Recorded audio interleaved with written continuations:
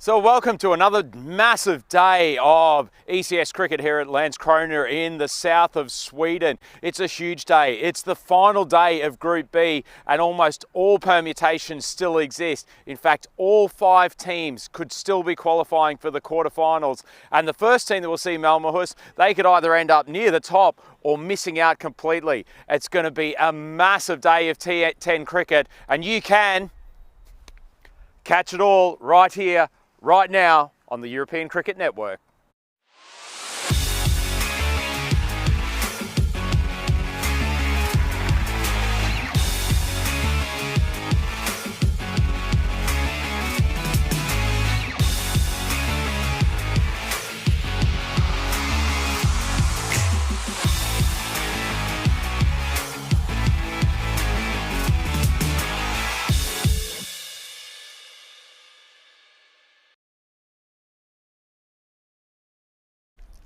Mine!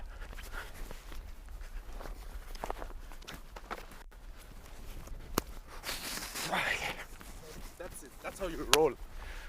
Catching has been critically important throughout this entire ECS Landskrona event, and the 2 teams we've got on show in these opening games, Malmöhus and Lomma, they are 2 of the best here. It's going to come down to solid hands in the outfield to determine who probably wins this game. We'll head over to Sir Rob Kemming for the toss. Beautiful. Heads. Heads is cool. It's tails. We'll boil first.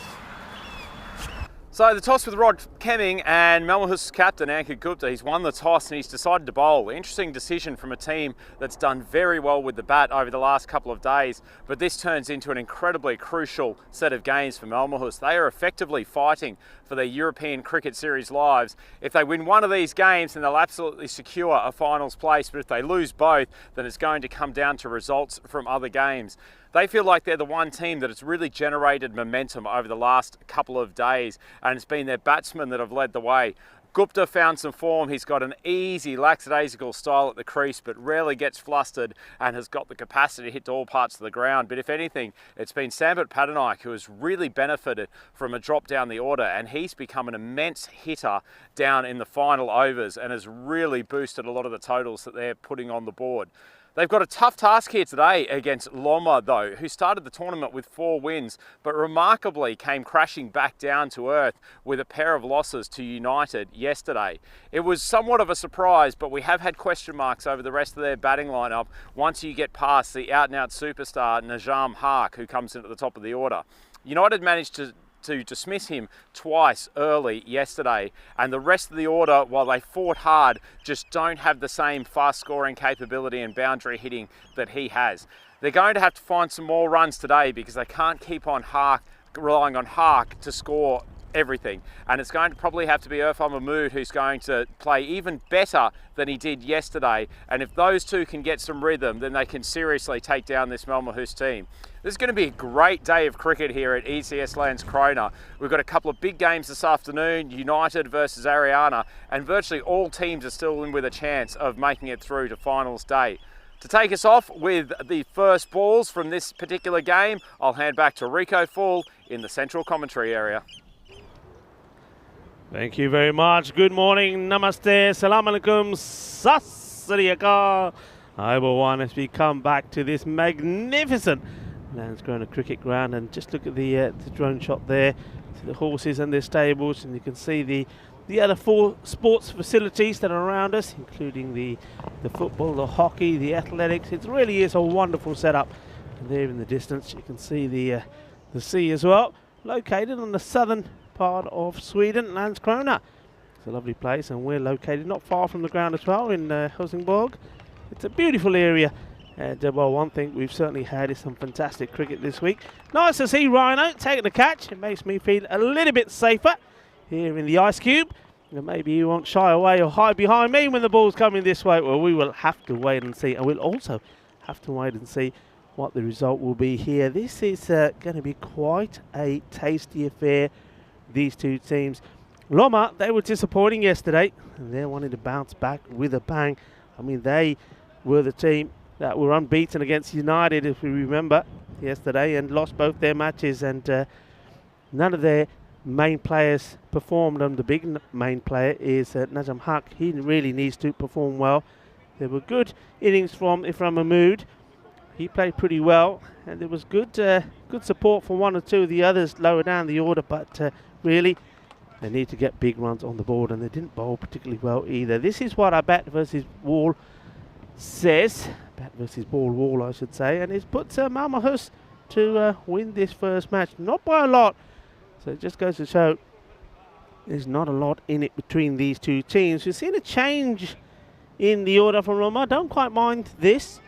From Mahmood is opening up with Rez Ahmed, so there's no Najam Haq, the captain, coming up in the order. He probably, after his two disappointing knocks yesterday, just scored 10 and 11 yesterday. It's 21, whereas the day before he scored 81 and 66. So he just decided to give himself the rest low down the order, and I'm pleased to see this man back into the attack for Malmahus. We saw him on the first day when they had a difficult day against Ariana, but in the second match against Ariana, after they were blown away in the first, this man, Naz Maddy, certainly bowled really well. He got the Sultan out cheaply, and that's why Maddy is opening up with the ball. Floats this right up, and no footwork from the batter.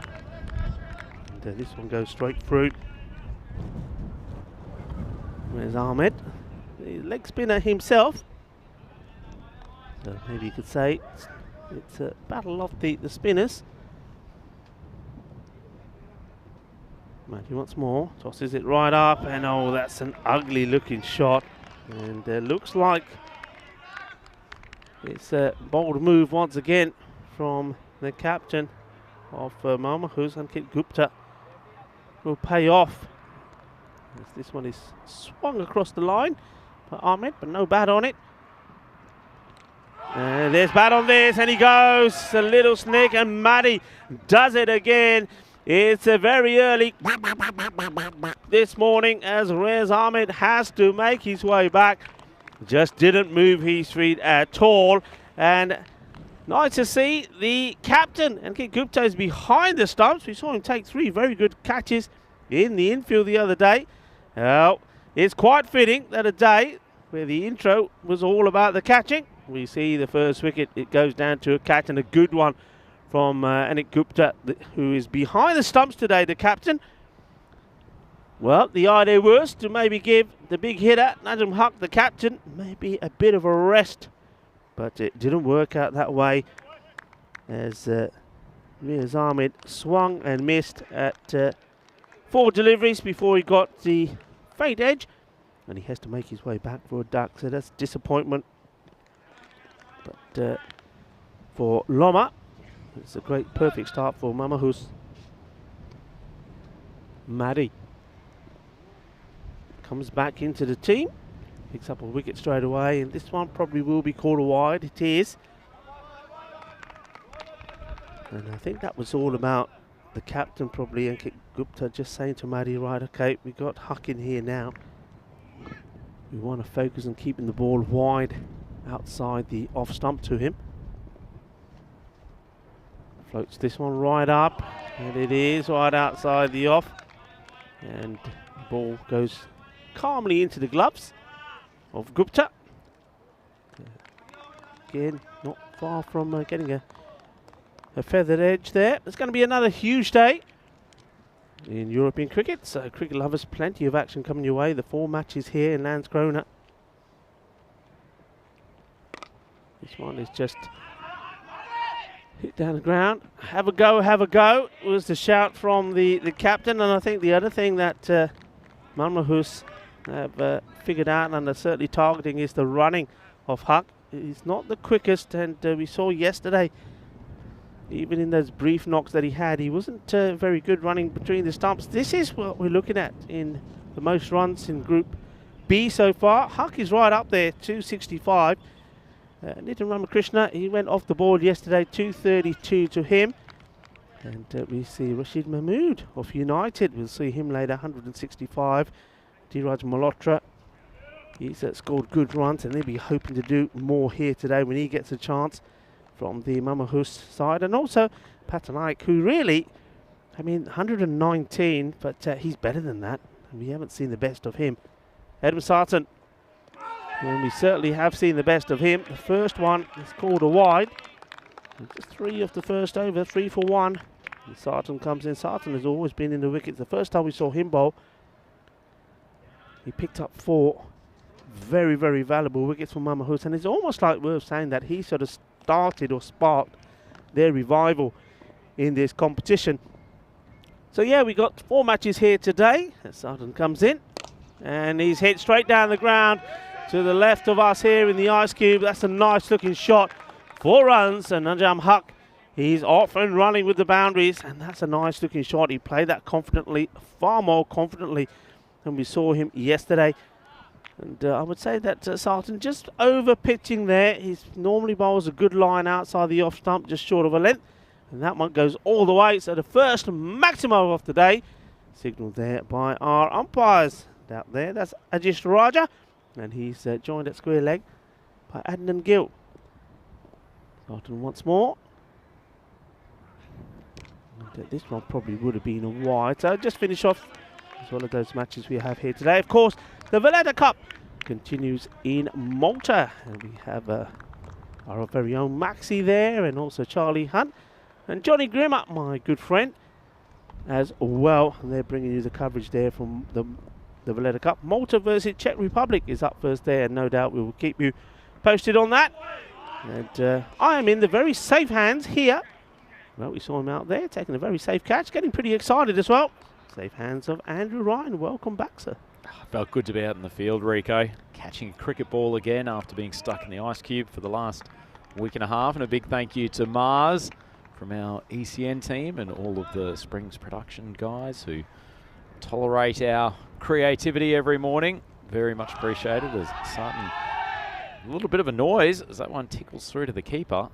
Umpire's decided it's just touched the pad. Yeah, good call from the umpire. It's a little shake of the head. And they're just letting the fielding side know that was just pad, nothing more than that. But it's certainly going for the pitched up deliveries to Mahmood. This one probably will be called a wide. It does, just losing his line slightly, just straying a little bit. Nice work once again from Gupta. What do you think of that? Gupta behind the stumps? Well, he's not bowling, so I have no issues in terms of them reducing their capacity with the ball. Already shown a safe pair of hands today, so clearly a good move for them. Gee, that one's ducked back in quite late. Looked like a pretty pedestrian ball, wide of off stump, and then just channeled back in. Yeah, well bowled, and Huck just going over to Mahmood and just having a chat. Worth letting our viewers know that yesterday, you probably caught most of it as we were saying our goodbyes. It rained pretty heavy, and it continued through the night and into the early hours. Sarton comes in once more, and this time it doesn't get the swing in. It's played away, and that's probably right on cue to finish off what I was, why I started talking about the weather really. And you'll find that the outfield will certainly be a lot slower. It's, I mean, the ground itself is amazing. It soaks the water so well. So walking along out there this morning, certainly didn't notice any of that, and the area where the wicketkeeper stands, that was well covered as well. So by no means should there be any major issues for the fielders, because the ground, well, like I say, it was exceptional in absorbing the water, but it will affect the speed of the ground. I think the outfield definitely will get slower. Here's the tables there. Rhino, an interesting day today. It's an incredible day of cricket up ahead, Rico, and on many, many fronts. So look at Malmahus' position at the moment. They're currently sitting 3-3. Still possible for them if they lose both games here today, that they will not make the quarterfinals. Certainly helped along in terms of that loss. I think that fielder Malides just had a foot outside as he's made contact with the ball. We'll review this one on the video. But while the umpire's looking at that, it's a good chance for us to have a check what the table looks like. Just have a momentary look. So Malidi puts the left foot on the boundary, and it's 4. So And he hasn't quite got hold of this, but luckily enough, it just drops just inside that 30-yard circle for the batter. And just a single, but he does mean that he gets the danger man on strike.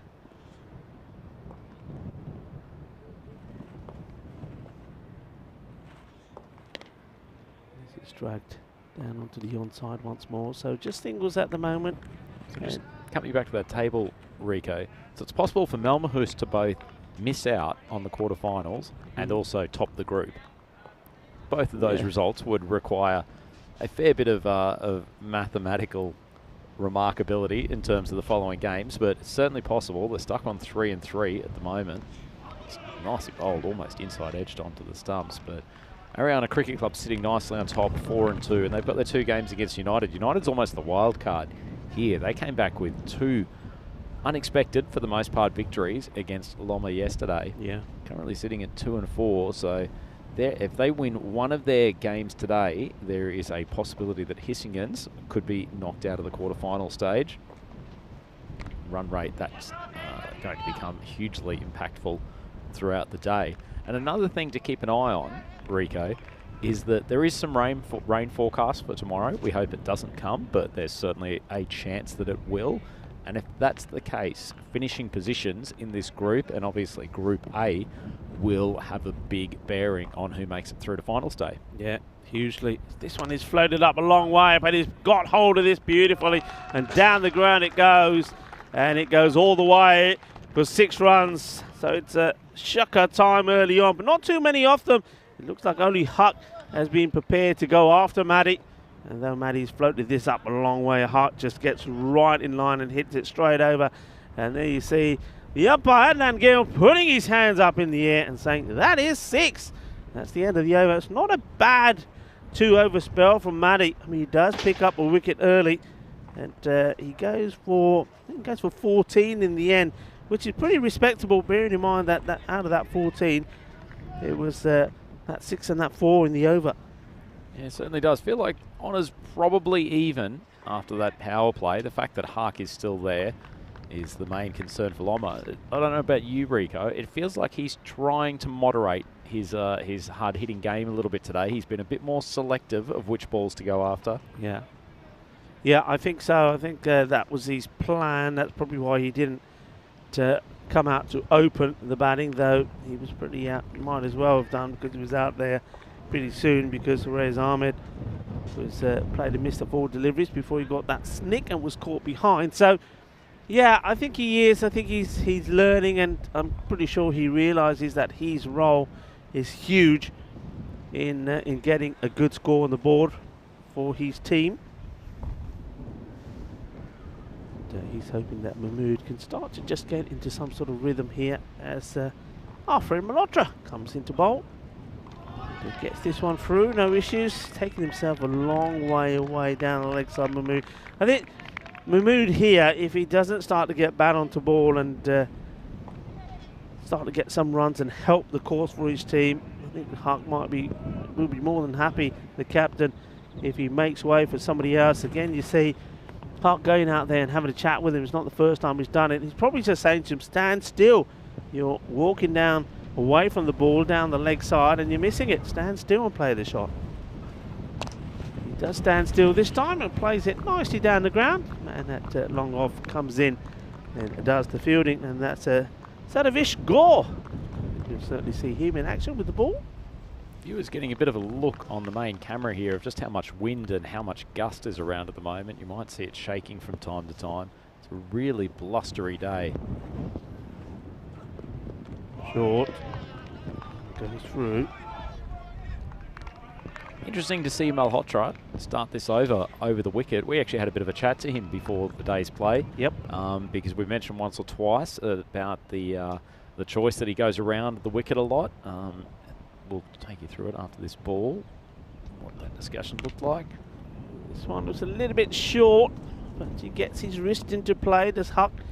But it only goes far as the fielder there. Interesting field that had been set to Huck here. You got the 3 men out on the boundary and Adam Sarton inside that 30-yard circle as well, sort of mid-wicket. I think it's a pretty good field to Malhotra. Swing and a miss, and I think that foot may have been up in the air here, you know. This is a very, very good shout. And then Gupta is absolutely 100% sure. I think he may have a case. Let's have a look. Keep an eye on the foot. And gone. That is a great bit of stumping. That is top draw. That is quality. Well, he was involved in the catch on the first wicket, but this is exceptional. Lovely bit of glove work. Well, you asked earlier today, Rico, why he's got the gloves for today. Just demonstrated in the first 4 overs of this game precisely why. That's a cracking bit of work behind the stumps and sends Mahmood back to the pavilion. He was the main man for them over the last 24 hours with the bat. They're giving some support to Hark. As it is, he's back in the pavilion, and Ibrahim Ahmad coming to the crease. Saw him earlier in the tournament. Capable player, but Hark has already lost 2 of his main men in support, and even more sits on his shoulders now. Yeah, I mean, one thing, well, before we go back to Malhotra, one thing I was saying yesterday with a lot of the wicket keepers was that I didn't see them standing up. They weren't putting pressure on the batters by standing up, and this is the reason I was talking about it. You got a keeper that's confident, that stands up. You've always got a chance of picking up a sneaky or cheeky wicket, and that's what Gupta has done there. Brilliant work from him. Laid out to point and no run there, and that is the end of the over. And it's 26 for 2. A fantastic start. Yeah, Ibrahim Ahmed comes out, and look, he's the man who made 28. Good morning, everybody. He made 28 and 19 when we last saw him. He was not out, so he hasn't been out in this series so far. So he's the perfect partner, really, to have out there at the moment with Hart. So this is a major partnership for me. Yeah, it certainly is. He was one of the reasons that they managed to start the tournament 2-0, and I'm sure Hark will have some comfort with him coming back into the team today. It's been a nice start for Malmahus. As we said, they're under some level of pressure for today on 2 fronts. If they drop both their games, they could conceivably miss out on finals day, and on the other hand, they'd love to win both of them and put themselves in one of those top 2 positions coming out of Group B. Yeah, they certainly would. So look, let's continue about Malhotra. So we talked about why, we had a chat with him saying why he was always bowls around the wicket, and he told us that it was very much when he's bowling to what, quote-unquote, he would call sloggers. So essentially players trying to hit big, particularly to mid-wicket, and Sarton drifts that one to leg stump. Nice bit of swing for him coming in the 5th. And so his plan with bowling around the wicket is to really try to push it across those right-handers and get them hitting essentially against the grain. It was an interesting discussion. He's a clever cricketer and very well thought one. Played a couple of years of good level cricket up in the UK in Hertfordshire for Stevenage. Got a lot of time for what he does with the bat and ball. My thinking on that was that could be, it's caught by that man Malhotra. Well, he knew we were talking about him on the commentary, and he's decided to inject himself in the field. Just popped up, got a little bit big on Ibrahim, and he's lost control of the shot. The extra bounce from Sarton making a difference, and Diraj has thrown himself to the left and taken an excellent grab. Yeah, it's a really good catch. I mean, it's not a bad-looking shot. You can see what Ibrahim's trying to do, get it in that gap. What a catch. And we were talking about, or you certainly mentioned it as well, that the catching in some occasions has been absolutely fantastic in this series. And that's another one there from Malhotra. Not easy at all. No, not at all. And you know, Rick, I'm very big on this Malmahus side. I think they've underperformed a little bit to start this tournament, but I think they're a really good fielding unit, and they've got batting depth. And now that Sarton has come into the bowling lineup the last few games, he's just given them an extra dimension. But coming back to that point about Malhotra, I guess maybe 2 or 3 years ago, that would have been part of my theory in T10 bowling as well. But I think both the quality of batsmen that you're having to do that to, so for instance, Najum Hark in this particular contest is a factor, but also, as we see Sarton continue, nice ball just tucked away, backward of square for 1. But also I think batters now are more capable of countering that line, and a lot of them you see when you start having a bowler come around the wicket will actually get their back foot outside off stump, and because you're coming around the wicket, two things. One, incredibly difficult to get an LBW, so you're taking one of the main forms of dismissal out. And secondly, you know precisely the angle that it's coming across. And as long as you get that back foot and your weight coming from around first or second slip area, it doesn't really make that much of a difference in terms of your ability to hit. You might hit a little bit straighter rather than going squarer. Yeah. But I think the batsmen of the level that we're seeing here in ECS Landskrona, I think they're more than capable of dealing with that. Yeah, that's a very comprehensive account there, and I think I'll just finishing off that is that batting and the styles of batting has changed so much as well. It's become so much more aggressive. The stance of batters have changed, and the shots, the array of shots that are deployed now have changed so much. So yeah, it does make it very difficult, especially if you're trying to come round the wicket. But he's done well here today. He gets a good over. He gets a very good catch in there, which was absolutely fantastic, and a good over as well. Good bit of pace from Sutton to finish that over. He ends up with figures of 1 for 12 off 2. Loma now in a much more difficult position. We thought honours were even after 3 overs. It's been a good last couple of overs for Malmahus. Diraj Malhotra going 1 wicket for 2 off the 4th, and Sarton replicating that in the 5th. Loma now 28 for 3. Finish off that discussion, Malhotra, one other point too is you can see with someone like Sarton, who does bowl relatively wicket to wicket, right arm over, he actually doesn't have to swing the ball that much to take it away from the straight hit trajectory of a batsman. And as opposed to Malhotra or anyone else who's coming right arm around the wicket, at best, if you're bowling an in-swinger, you'll get it to straighten up, which is not that much of a help if the batsman's already set themselves to hit straight on the leg side. Malhotra, the man that we're talking about, looks like he's set to bowl his second, staying over the wicket, which is what we like to see, and that's what we're talking about. And over the wicket to the left-hander, well, Bajwa has got to play a big innings here at the moment. He goes for the big shot, and well, I think that's well stopped. Once again, the fielder just need to check where the footing is of it. I think he does stay inside. Yeah, I had a good look at that one, Rico, in the live action. I think he's done an excellent job there, Behera. Yeah, it does really well, doesn't he? He's aware that he's close to that line, releases the ball early. And this is now, I think, the pressure that Hart didn't want on him is now back on him. With those wickets going early, the score as it is, he now knows that he's got to try and play shots straight away. You see, trying to be aggressive. But it's been a good field set to him as well. The bowlers have bowled pretty well to him. We haven't really seen any Gundy balls as such. It's been pretty tidy.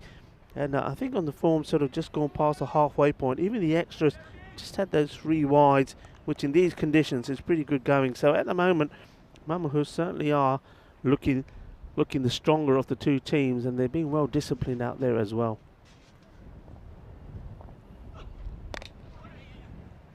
Bajwa goes on his back foot, pushes this out towards Sarton. Let's have a look at what Malhotra does on this next ball, Rico. Actually, we probably can't get a replay of it now, but that last ball, it only tailed in just a touch, but it was enough to take away the timing and the power stroke from Najam Haq. Once again, coming right arm over the wicket, you don't need to swing it that much. That's a Gundy ball, so it's not a great example for what I was just trying to say. It's the, as you would say, the Gundiest of Gundy balls.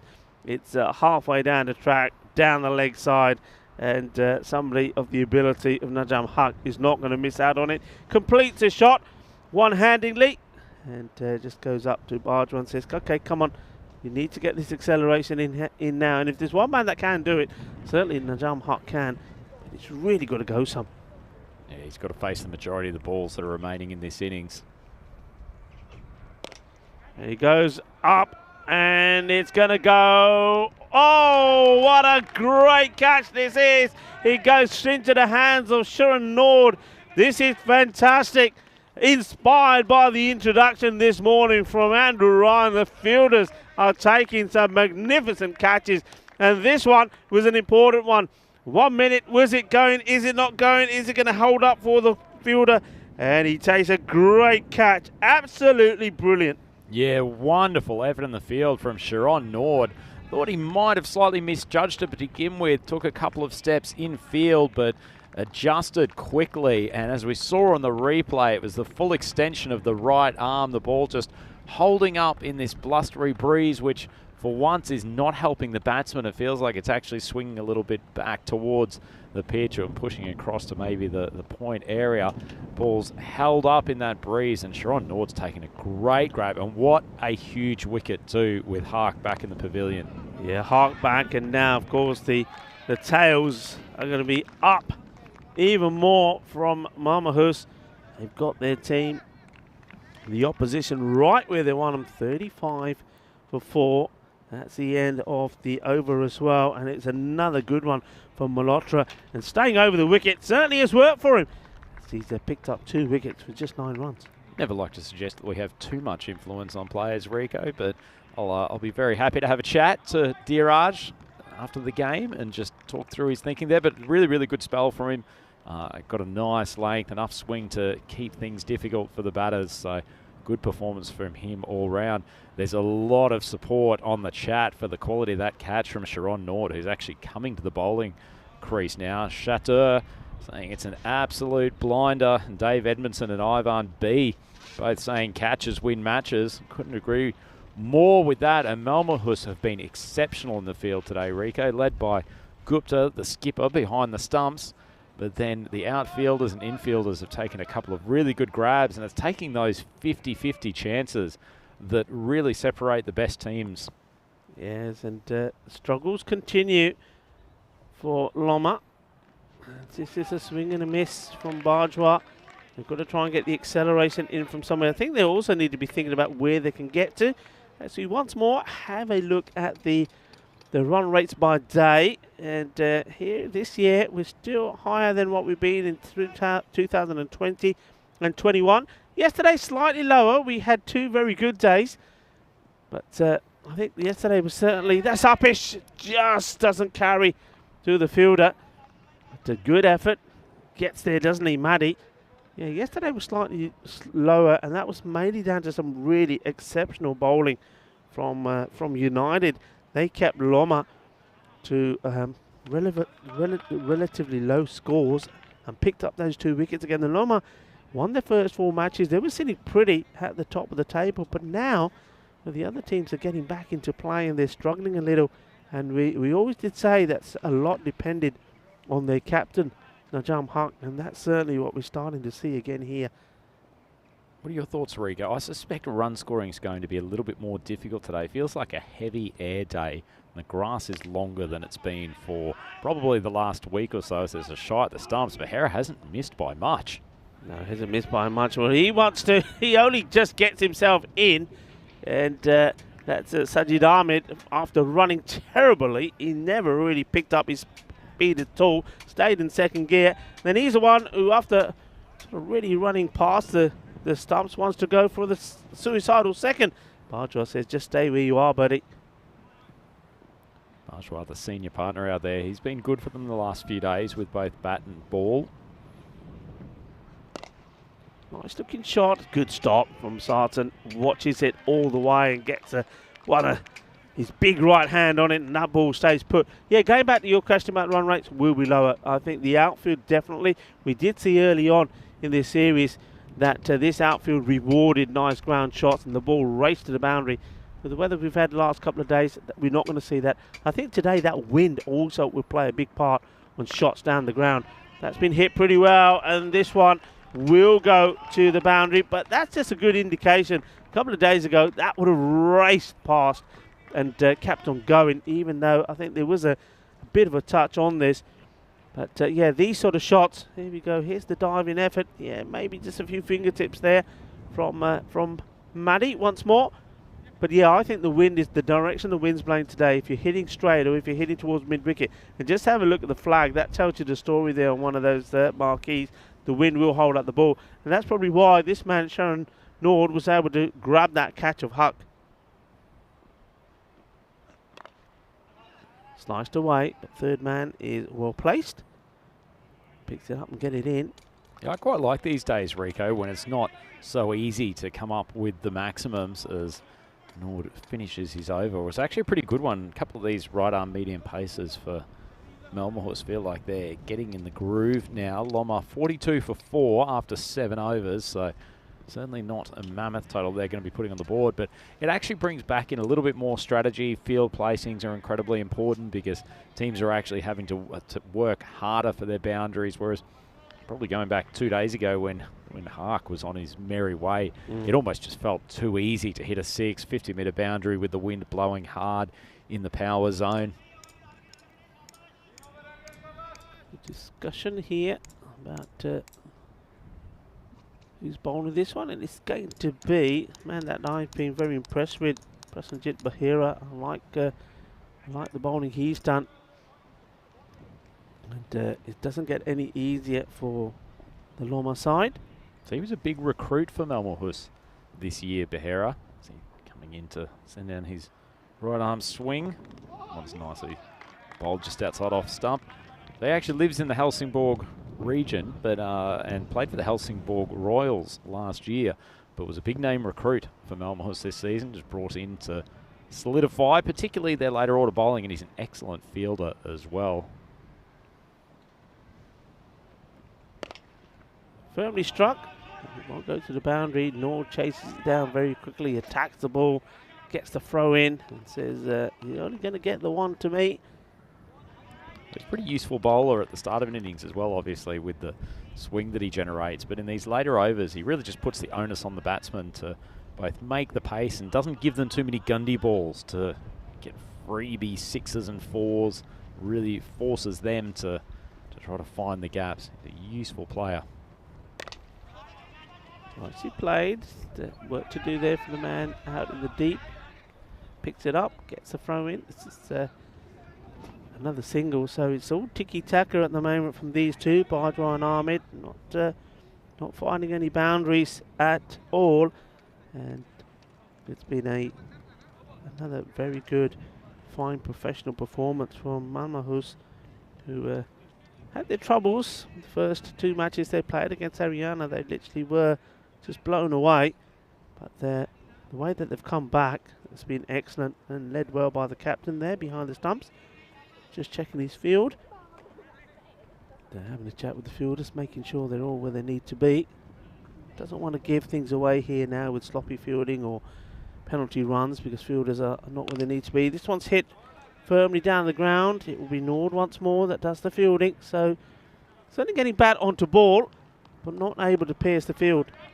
No, certainly not. It's good defensive bowling from Malmahus. They're actually playing the conditions very well, and it's hard to believe that they were the team that was 0-3 at one stage. They've really rebuilt their campaign in the last few matches.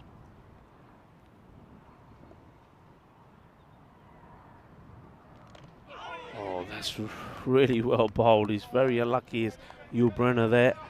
Bowls well, just missing the stumps. Might have to explain to some of our younger viewers that cultural reference, Rico. Well, I was saying yesterday when I'm looking at Bahira doing the bowling, he always reminded me of a character out of a western, and then it came to me, it's definitely Yul Brenner, that, isn't he? Yul Brenner, The King and I, with Deborah Kerr back in the day. It's a good bit of educational. Was he in the original Magnificent Seven? Wasn't he one of the Magnificent Seven, Yul Brenner? Certainly was in quite a few western movies. And he's bowled very well, though, isn't he? I think any one of these bowlers that we've seen so far, I mean, even bowling here, we just saw Nord, we've seen Bahira, could quite easily be right up there opening the bowling. They've just bowled such a good line, and I think that's why we're at Malmahus. They've certainly got a good team with a lot of depth there. We've seen it in the bowling, we've seen it in their batting as well. Certainly the case. It's a good over from Bahira. The end of his little stint at the bowling crease, only goes for 5 runs, and this task is getting no easier for Loma. They are 47 for 4 after 8 overs. I think probably just need to reassess what's a good total today as we have a quick look at the Malmahus card. Nice to see Naz Maddy. I know Rico's a very big fan of unleashing a leg spinner at the top. He bowled pretty well, 1 for 14, and Sarton picking up a wicket as well. But Diraj Malhotra, he's probably been the star in the field and with the ball today. Great catch at cover as well, but maybe just need to reassess what's a good total today. I suspect we might have a few wins with teams scoring 85 to 90 rather than needing to get to 3 figures. Yeah, I think it's sort of a 88 sort of day where you say, yeah, 88 is going to be a score that you'll be able to defend if you bowl well. And if you sort of bowl, if you've seen here what we've seen so far from Malmahus, you bowl this sort of line, if you field this way and you take your catches, I think the score in the 80s is going to be a good one. Slightly shorter, but only a single. And this field that's been deployed all the way through from sort of the fourth over onwards, where you've got the 3 man there well positioned on the leg side to the right hander and a 1 man inside the circle mid wicket. That's worked really well, and it's a similar sort of field that they'll then put for the left hander. Interesting how far behind square the fielder is there. It might be, I thought it was Adam Sarton, but it's not. It might be Patternike down there. Almost potentially trying to cover both deep square and fine leg, and maybe thinking that with the long grass today, you might get some inside edges that are going to pull up inside the boundary. So just noted, thanks for everyone contributing on the YouTube chat. Just a quick note for Rico from Jeffrey Maguire. Good morning, Rico, and everyone from a very sunny Northern Ireland, or Northern Ireland, which is where Jeffrey's based. So great to have you on the chat, Jeffrey. And from Ivan B, actually noting that Yul Brynner was in the Magnificent Seven and the sequel, and he also played the android cowboy in Westworld. That's correct, yeah, that's Westworld. This is hit pretty well, this will be 4. And finally, we see a little bit of aggression and hit. This is like a straight pull shot, isn't it? Gets his balance right, and he probably says, yep, I'll have this one.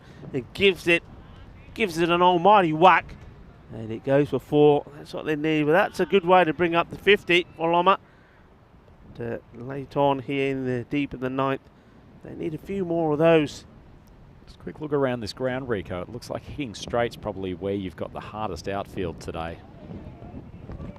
Come back from Nord. Yeah, hello to everybody on the chat. Thank you for your lovely messages, and thank you for the conversation. Hello to Jeffrey Maguire as well.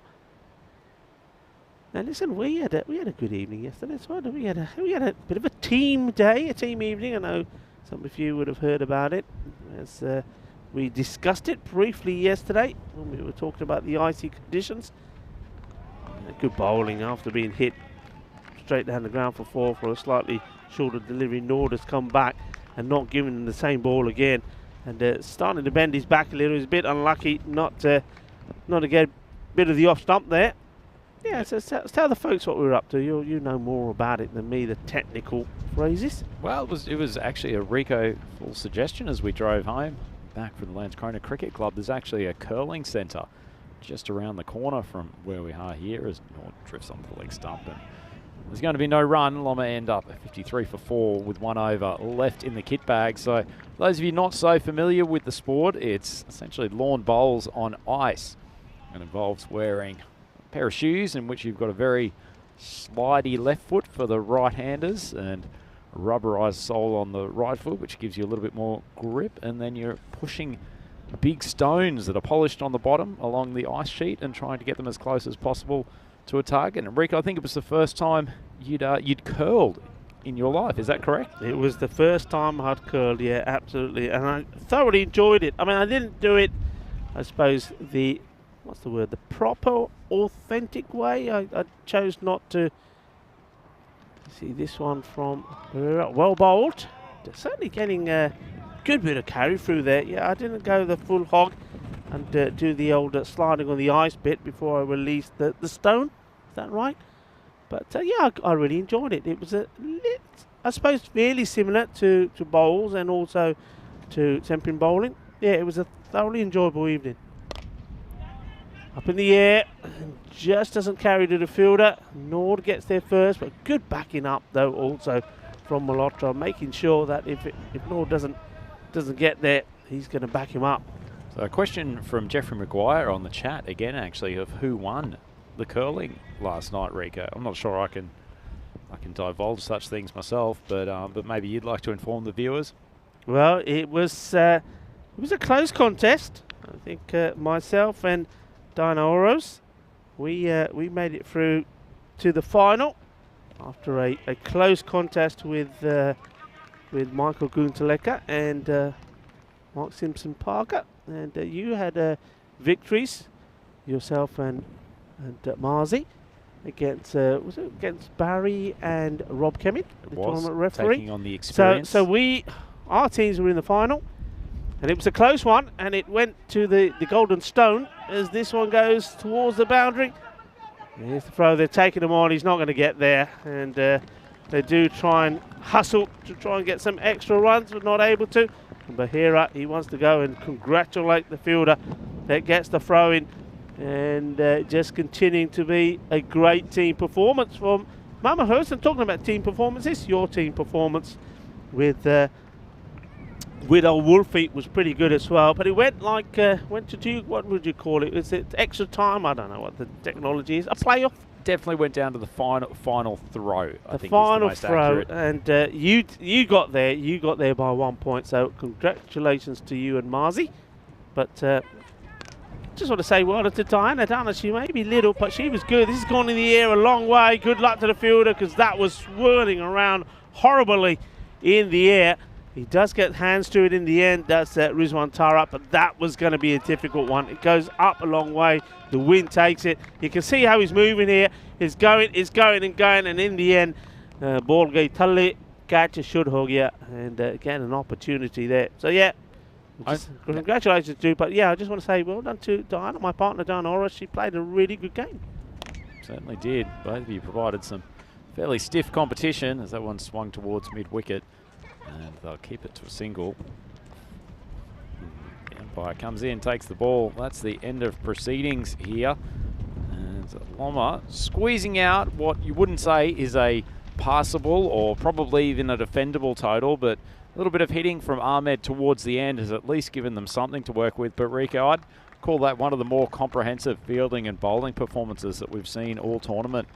This time from Malmahus' side, their catching was excellent. That last drop from Tara, the only blemish in their work. But other than that, they were tremendous. Superb performance. What can you say? They've come out this morning. They know what they've got to do. I saw them working and warming up and training together before the start. And it started really well with a fine catch there from Ankit Gupta, the captain, off the bowling of Maddy. And no real team has really got hold of Maddy. There was a couple of shots from this man, the captain, Najam Haq. He was the only one that was prepared to take on Maddy and send a few straight. But unfortunately, once more for him, there were a few boundaries. He fell short. He went in the 20s. And once he went, and nobody else really was able to get any acceleration going. It was all very much the same. But that there was top draw. This stumping was magnificent. That is the best piece of quality action in that innings, because we sometimes underestimate just how important a good wicketkeeper is. We were talking about it yesterday when we were saying that not enough keepers have been standing up to the stumps and putting pressure on batters that were walking freely outside of their crease and hitting the ball to all parts of the ground. That there you saw was why you need a good wicketkeeper, because they can get a wicket for you from nowhere. Huck continued to hit well. This wasn't a good ball. It was a Gandhi ball from, I think that was Malhotra there at the time. But then this was a great catch. And I know a lot of you on the chat got excited about that one. Noor taking the catch. It was never easy. And the captain, Huck, he'd be a little bit disappointed. He would have felt he's done enough to get that to the boundary. But as you've heard myself and Rhino say, that wind is pretty strong and is blowing from behind us into the field. So any hit that's in the air like that is always going to be difficult. And what was difficult for Loma was to get any rhythm in their batting. They just couldn't find a way to turn singles into twos. When they tried there, you see Bahira getting the run out. And yeah, Rizwan Tara, once again, finding how difficult it is to field out there. You wouldn't think it when you look at that shot there on your screens. It looks like a nice sunny day, but it's pretty chilly. But the wind is the factor, and that's the one that's going to cause issues for batters and fielders alike. There's our scorecard, 22 from Huck, the captain, but he needs to do a lot better than that. He knows it. He needs good support from somebody like Irfan Mahmood. He wasn't able to get that. Rez Ahmed was sent out to be the power hitter in the power play, but there was no power that came from his bat. And right towards the end there, I suppose there was a little partnership that developed between Bajwa and Ahmed, but not enough to get them to a score which they will feel they can defend with. The bowling, Maddie does well again, opening up with tossing the ball up and causing all sorts of problems. Sarton continues to bowl well, but 2 wickets for Dheeraj Malhotra. Coming over the wicket, well bowled, 2 for 9. And you saw tidy spells there from Nord and Bahira as well. I think it's going to be very difficult for teams to really rip into that bowling attack for Mamahus. And when the fielders are diving around and taking those magnificent catches as well, they certainly look to be a well-drilled team out there in the field. The win percentage here, well, Loma, they're not going to like looking at this, 7%, and that's all down to the number of runs that they put on the board. So we should see Mamahus continue the good run and form that they're in and knock off these runs. They need 59 to be victorious. Loma, well, after 2 defeats yesterday, following up from winning the first 4 matches, they wanted to put an end to that losing streak pretty quickly and get a win under the belt. But it doesn't look like it's going to come in this match unless they produce something magical.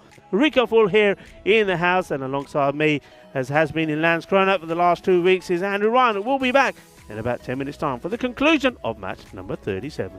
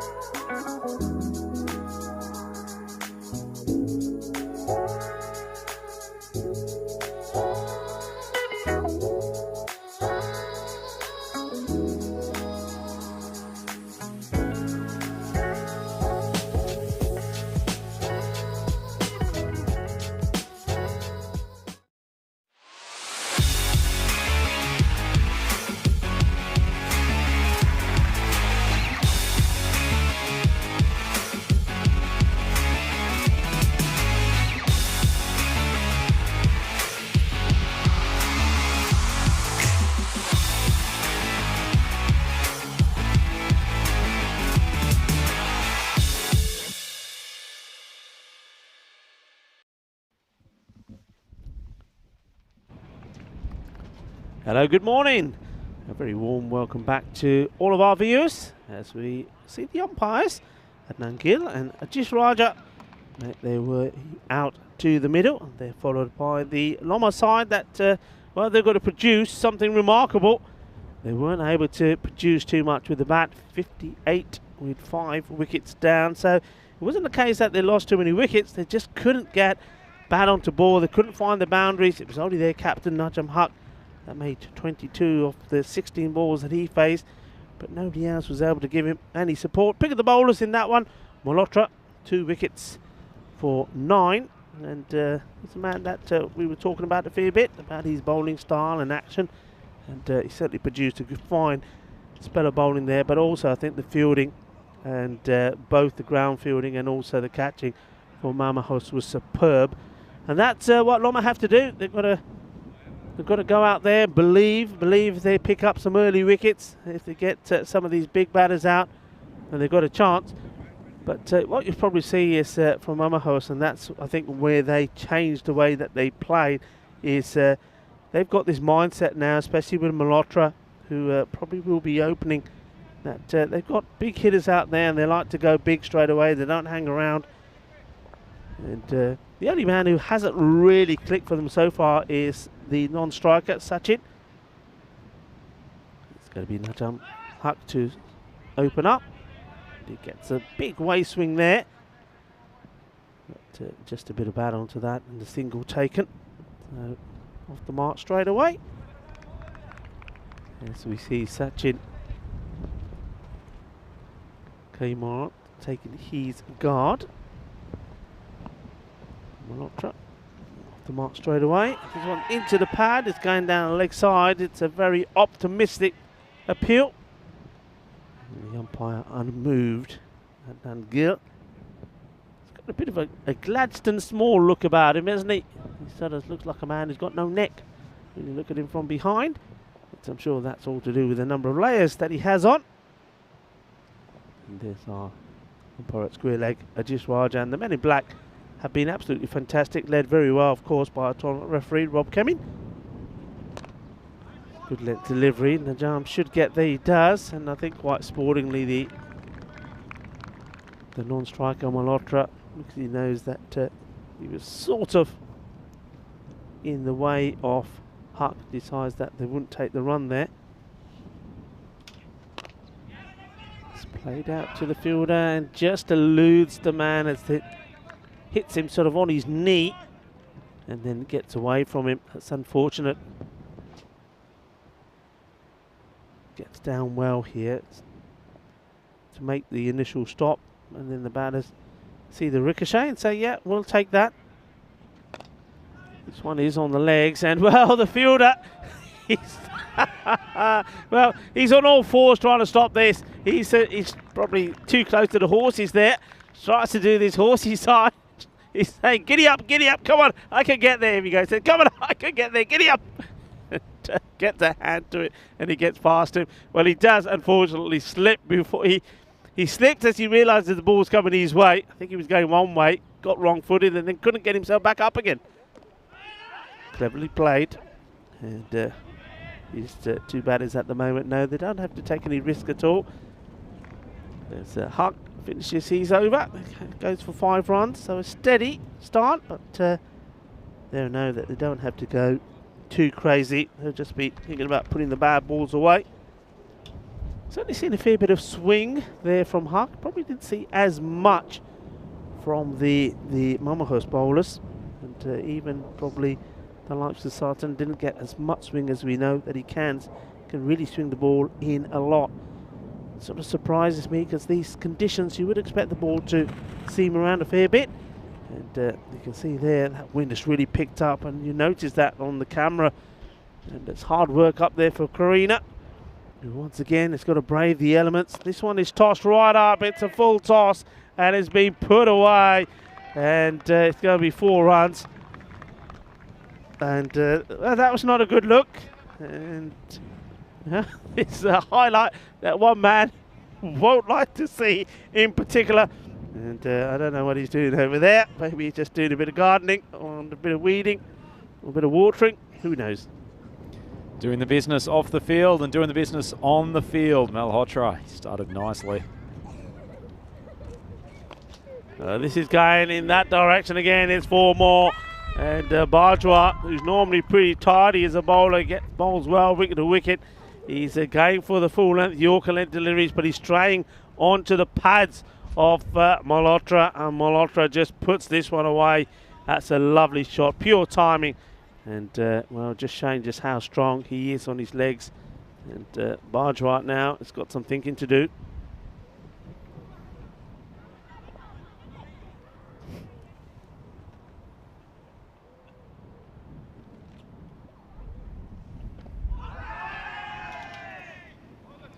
Gets an appeal in, gets slightly excited. He's disappointed to see the umpire's finger doesn't come up. This again, it's not a bad shout, I suppose, but just looking at the height of the delivery, it's on the way up here. Probably going to go over the stumps, and I think probably drifting on and over that leg stick as well.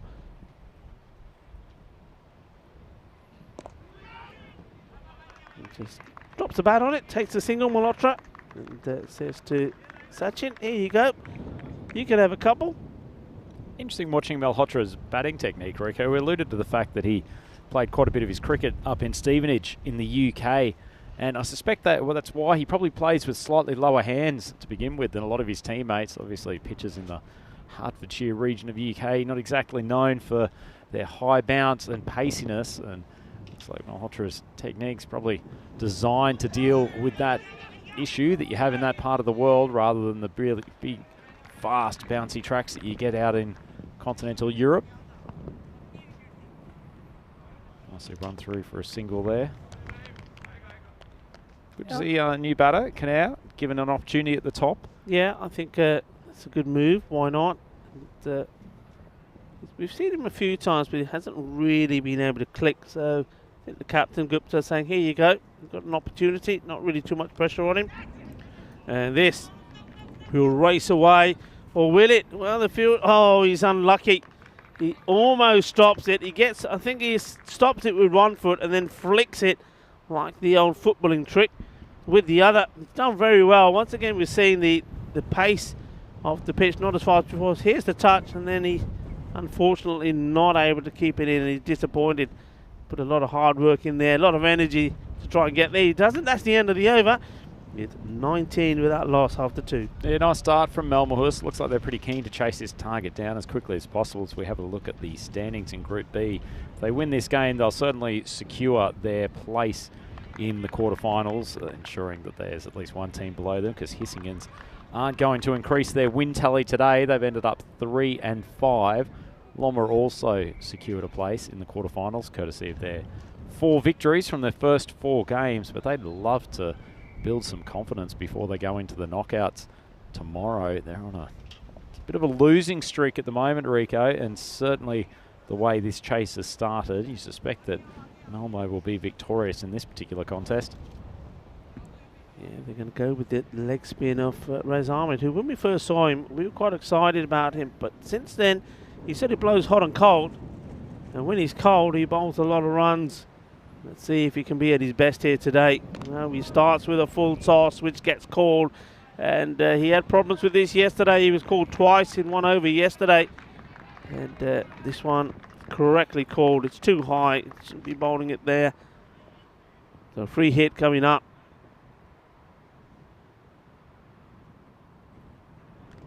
Better delivery. That's where he needs to be. And they get a single from it, despite the efforts of the fielder throwing that in hard towards Ibrahim Ahmed. Nice ball from Reyes. Started off nicely with that second ball. Won't say too much about the full toss, the first delivery, except that he was fortunate not to be pummeled to the boundary. It's not a huge amount of liveliness in this Loma fielding unit at the moment, Rico. No. Get the feeling they're resigned to the fact that this match is not a lost cause, but not far from it, certainly, unless they pick up a bunch of wickets in the coming overs. Malhotra just swings it to the mid-wicket man and takes off for a single. Yeah, it reminds me of the way they actually started the day yesterday, which really did surprise me. They were playing a team that had lost all 4 matches, and they were the team that had won all their for. But in the field, in that first match, opportunity taken. So, well, good call and bold there from Riaz Ahmed. That's the length he has to be bowling. That's just right. And then takes the catch himself. That's a good bit of cricket from him. And hopefully that will give him confidence to perform better in the second match as well. He wasn't able to get going with the bat, remember. He didn't score off the 3 deliveries he faced, but picks up a wicket there, so something really for them to be positive about. Yeah, nicely landed leg break, actually. Rico gave it some good air. Van Aert just trying to take it straight down the ground. Almost got to the pitch of it, maybe just a little bit overstepping and got it underneath his bat. Didn't get great contact, and sharply taken catch by Riaz, who now has Gupta walking to the crease. He's a pretty good player of spin, so I certainly don't think he'll mind the leg spinner being in operation at this stage. This is hit beautifully and cleanly. It goes all the way. Bolle, bolle, bolle, kinna, sona, shaka, lagao. Anil Gupta, he's not messing around. He hits the first ball cleanly and sweetly out of the ground. He's had a good game today. Took the gloves.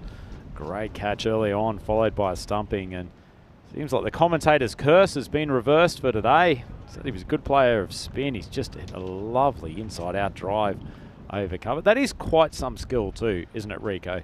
To come out, and that's your first ball, not even having a sighter against the bowler, and just swinging it nicely for a 6. It's easy to underestimate. Yeah. Look, it's one thing that you really take some getting used to, and I mean, us both, as we just see this delivery from Reese, and he's going after him in this one as well. Fielder is there, should make the stop. He does. It takes a single. Yeah, look, me and you, all the cricket that we played, and okay, so be it. It's always been the longer format. We're always being told when the batter goes in, you get yourself in, you play yourself. The first ball, you don't get out of the first ball because normally it's quite a big fine to play. You don't get a golden duck. You don't get a duck because it's still a fine to play. So you play cautiously. And one thing that's amazed me over the sort of 3 years that I've been involved in this T10 story is that batters just come out and just smash the ball big from the very first ball. And how many times have we seen the first ball go for 6? And that is reflected in these power plays. Because those batters just come out there and they go blazing. You have to say all of the teams that Haryana there, the highest 57, the lowest 19. I mean, the teams seem to be the lowest, so they've all done pretty well. But, well, Hissingens, United themselves as well, and Haryana, they've gone big. And Loma, not as big, which surprises me a little bit. But Malmahus, I think they're the team that have sort of been, if you like, Mr. Average, haven't they? Yeah, pretty consistent. I think they take a slightly different approach to some of the other teams, really not trying to blaze away in those first 3 overs. And they've got good, steady, but attacking batsmen, particularly like Malhotra up the top. But they now have to face Jamal Bajwa coming on for second over. And he's taken the off stump of Malhotra. That's just held up in the pitch a touch. Malhotra has tried to swing it over the leg side, and it's a nice delivery. What a surprise, Rico, because he looks so comfortable up to that point. Yeah, I mean, we were just saying that they bat slightly differently. And Malhotra here, I think he picks the wrong ball, doesn't he, put away. This is outside the off stump. If it was one that was middle and leg, that's the right shot to play. And he gets done by Bajwa. Bajwa, that's one thing he has done. I mean, he didn't start well, did he, in his first over? He strayed 2 balls down the leg side, and it was, in fact, Malhotra that put him away for 2 boundaries. So Bajwa gets his revenge. But he probably has been one of the most consistent bowlers for Loma. He does bowl a good line. He attacks the stumps. And more often than not, if you're a bowler that does that, you will get your reward. He's absolutely pumped to get that wicket. I think, though it looks like they're not going to get too much out of this match, but those little moments will be important going into the second match between these two teams. Yeah, it certainly will be. He's a fighter, Jamal Bajwa, and he's certainly not going to give up this game without a fair bit of back and forth. But unfortunately, it's probably just not enough runs on the board. Same stage, Loma, who didn't lose many wickets early. They were 25 for 1, but after Hark and the rest of the top order went. There wasn't a huge amount of resistance that came thereafter. Certainly not a huge amount of run scoring as Gupta just cuts gently behind point, and there'll be a single. See that main camera still blowing around quite a bit, Rico. This blustery breeze is not going to make things easy for the players today. Well, it's not just them being blown around. I just stepped back here at the moment for our cube, and the wind blew it, and all of a sudden it blew the other way and knocked me about 4 feet forward. It's going to be one of those days, and that just indicates that you hitting straight into this wind, that the ball is certainly going to hold up. That was close, and almost does one of two things. Almost catches the stumps, catches the edge, almost plays it back onto his stumps. Everything happens there. Good work there from Ibrahim Ahmed. Good stop. Yeah, nicely taken. Doesn't get a huge amount of bounce, does he, Bajwa, which makes him a challenging customer because he's always there or thereabouts at the top of the stumps. LBW candidate, clean bowled. Oh, this one hits him on the pad. This is... Oh, I'd like to have a look at this again. What's the signal from the umpire? Signal not out. I think this is tight. It comes back, gets his foot a long way across. Does he get bad onto that? Because it's not been given as leg buys. I haven't seen leg buys signalled. We'll have to have a look at our screen to see what this goes down on the... I mean, I don't see bad on it. And for me, I mean, Bajwa can't believe it. And unless there's bad on it, I can't believe it.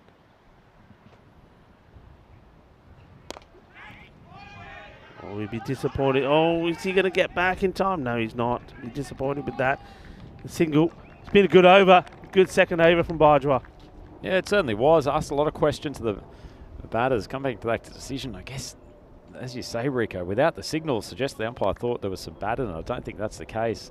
And speaking of wickets, we've just seen one in the coverage from Malta. Malta's actually a batting crease at the moment. This is the Czech Republic who are bowling, and a man who you've seen a fair bit of, Toma, there with the ball. Yeah. Let's have a look at the wicket. Oh, there you go, straight through, playing down the wrong line. So, nice to see this coverage. Loving this as well. The European Cricket Network being able to sort of go between here and Malta, liking the dual screens as well. So wicket goes down. Malta actually, they're doing really well. They've won all 3 of their matches so far, and looks like it probably, looking at the score here, maybe get to the 160 odd mark, which has been about the average score there. 160, maybe they can push on to 170. They've certainly got some good hitters in the side. Kane's still out there. He's not a big hitter. He's probably one who just supports the innings pretty well. As we go back to the live action here at Landskrona, and 2 runs taken. Nicely played shot out on through the covers. Yeah, nicely played. Right through the gap between the fielders that cover an extra cover, and hard running from Rizwan Tarar too. He sensed the opportunity for the 2 immediately and pushed back very, very resourcefully.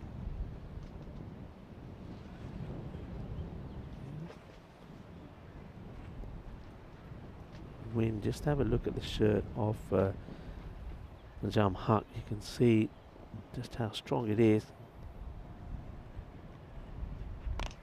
Just up in the air, and we'll go to the boundary. 4 runs. Nobody's going to stop this. Just gets a little bit of width. Gupta. Battle of the 2 captains. Haq versus Gupta. Gupta here gets into position so quickly and plays it nice. Gets right under the ball, doesn't he? Yeah, open the face well. A little bit of width from Najam Haq. He hasn't got any protection there, or certainly didn't have before that ball, so it's a nice area for Gupta to access. Just having a look at the YouTube chat, we've had a hello or good morning, Rico and Rhino, from Taranjeet Singh. Hello, Taranjeet. Taranjeet, you were in good form yesterday. I do apologise for not acknowledging your performance yesterday. I didn't mean to send you a little sneaky message, but it didn't quite happen. We were out quite late yesterday, sliding about on some ice, as you know. But look, you batted really well. I believe got yourself into the 60s in your knock against Romania. Unfortunately, I don't think it was enough to get the victory, but I think they'll be boosted knowing that you're in good form. And so, good morning, Taranjeet. And another man who's in very good form here is Gupta. He sort of chops his away. It's sort of a clever shot, isn't it? See here, he knows exactly what he's doing. You see that? Just follows it and onto the bat and plays it away. Nicely played, 4 more. Yeah, he's another one that's got an interesting technique, Ankit Gupta, actually. It's almost a little bit old style in a way, just in terms of the hand positioning on the bat. But it does allow him to sit in really relaxed style, the bat, and also just open the face with ease there. I think I've compared it before to a 1970s tennis player who's just capable of manipulating the racket face to use a bit of spin, to access areas of the ground that are a bit harder for other players. So it's a really, really stylish approach to batting. He's a great player to watch. What do you think of the backstop here? That fielder, I mean, where is he? What positions is in there? As this has been hit beautifully straight down the ground. What a lovely shot this. Fantastic pickup. And, well, when he's in this sort of form, he just looks so majestic and elegant. Lovely shot. Well, I'm not sure why you're worrying about a backstop at the moment, because Ankit Gupta is not finding anything else in the middle of the bat, so the keeper hasn't got too much work to do.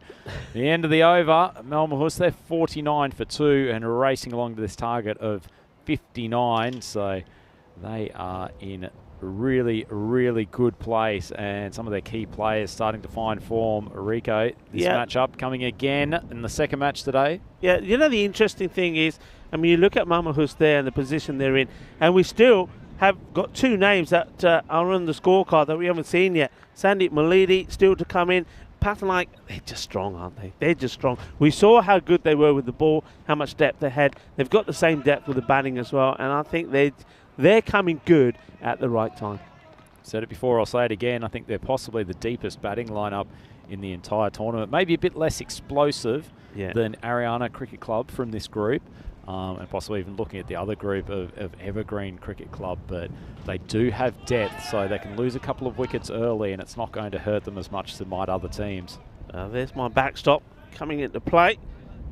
And he was the man that made an outstanding effort to try and stop the ball earlier when he chased it. Haroon Sadai down these. He's been very active in the field the last couple of days, Rico. In the air, this is an opportunity, and it's been well taken, and it's Bajwa that takes the catch in his usual Bajwa sort of fashion. Takes the catch and then just juggles it a little bit. And he's all smiles. Yeah, there you go. He says, I'm just doing a bit of juggling. Don't worry about that. It's safe. I have safe hands. And, you need safe hands. Gets the toe end of the bat, lifts his, the head goes up in the air as well. Yes, he does a little bit of the ice cream cone, as Vinny Sandy would like to say, but does keep it in his hand. So it's another wicket, so another positive really as Tara goes. Nice bit of bowling from Sajid Ahmed, getting the scalp, just tailing that ball away from the big hitting Tara.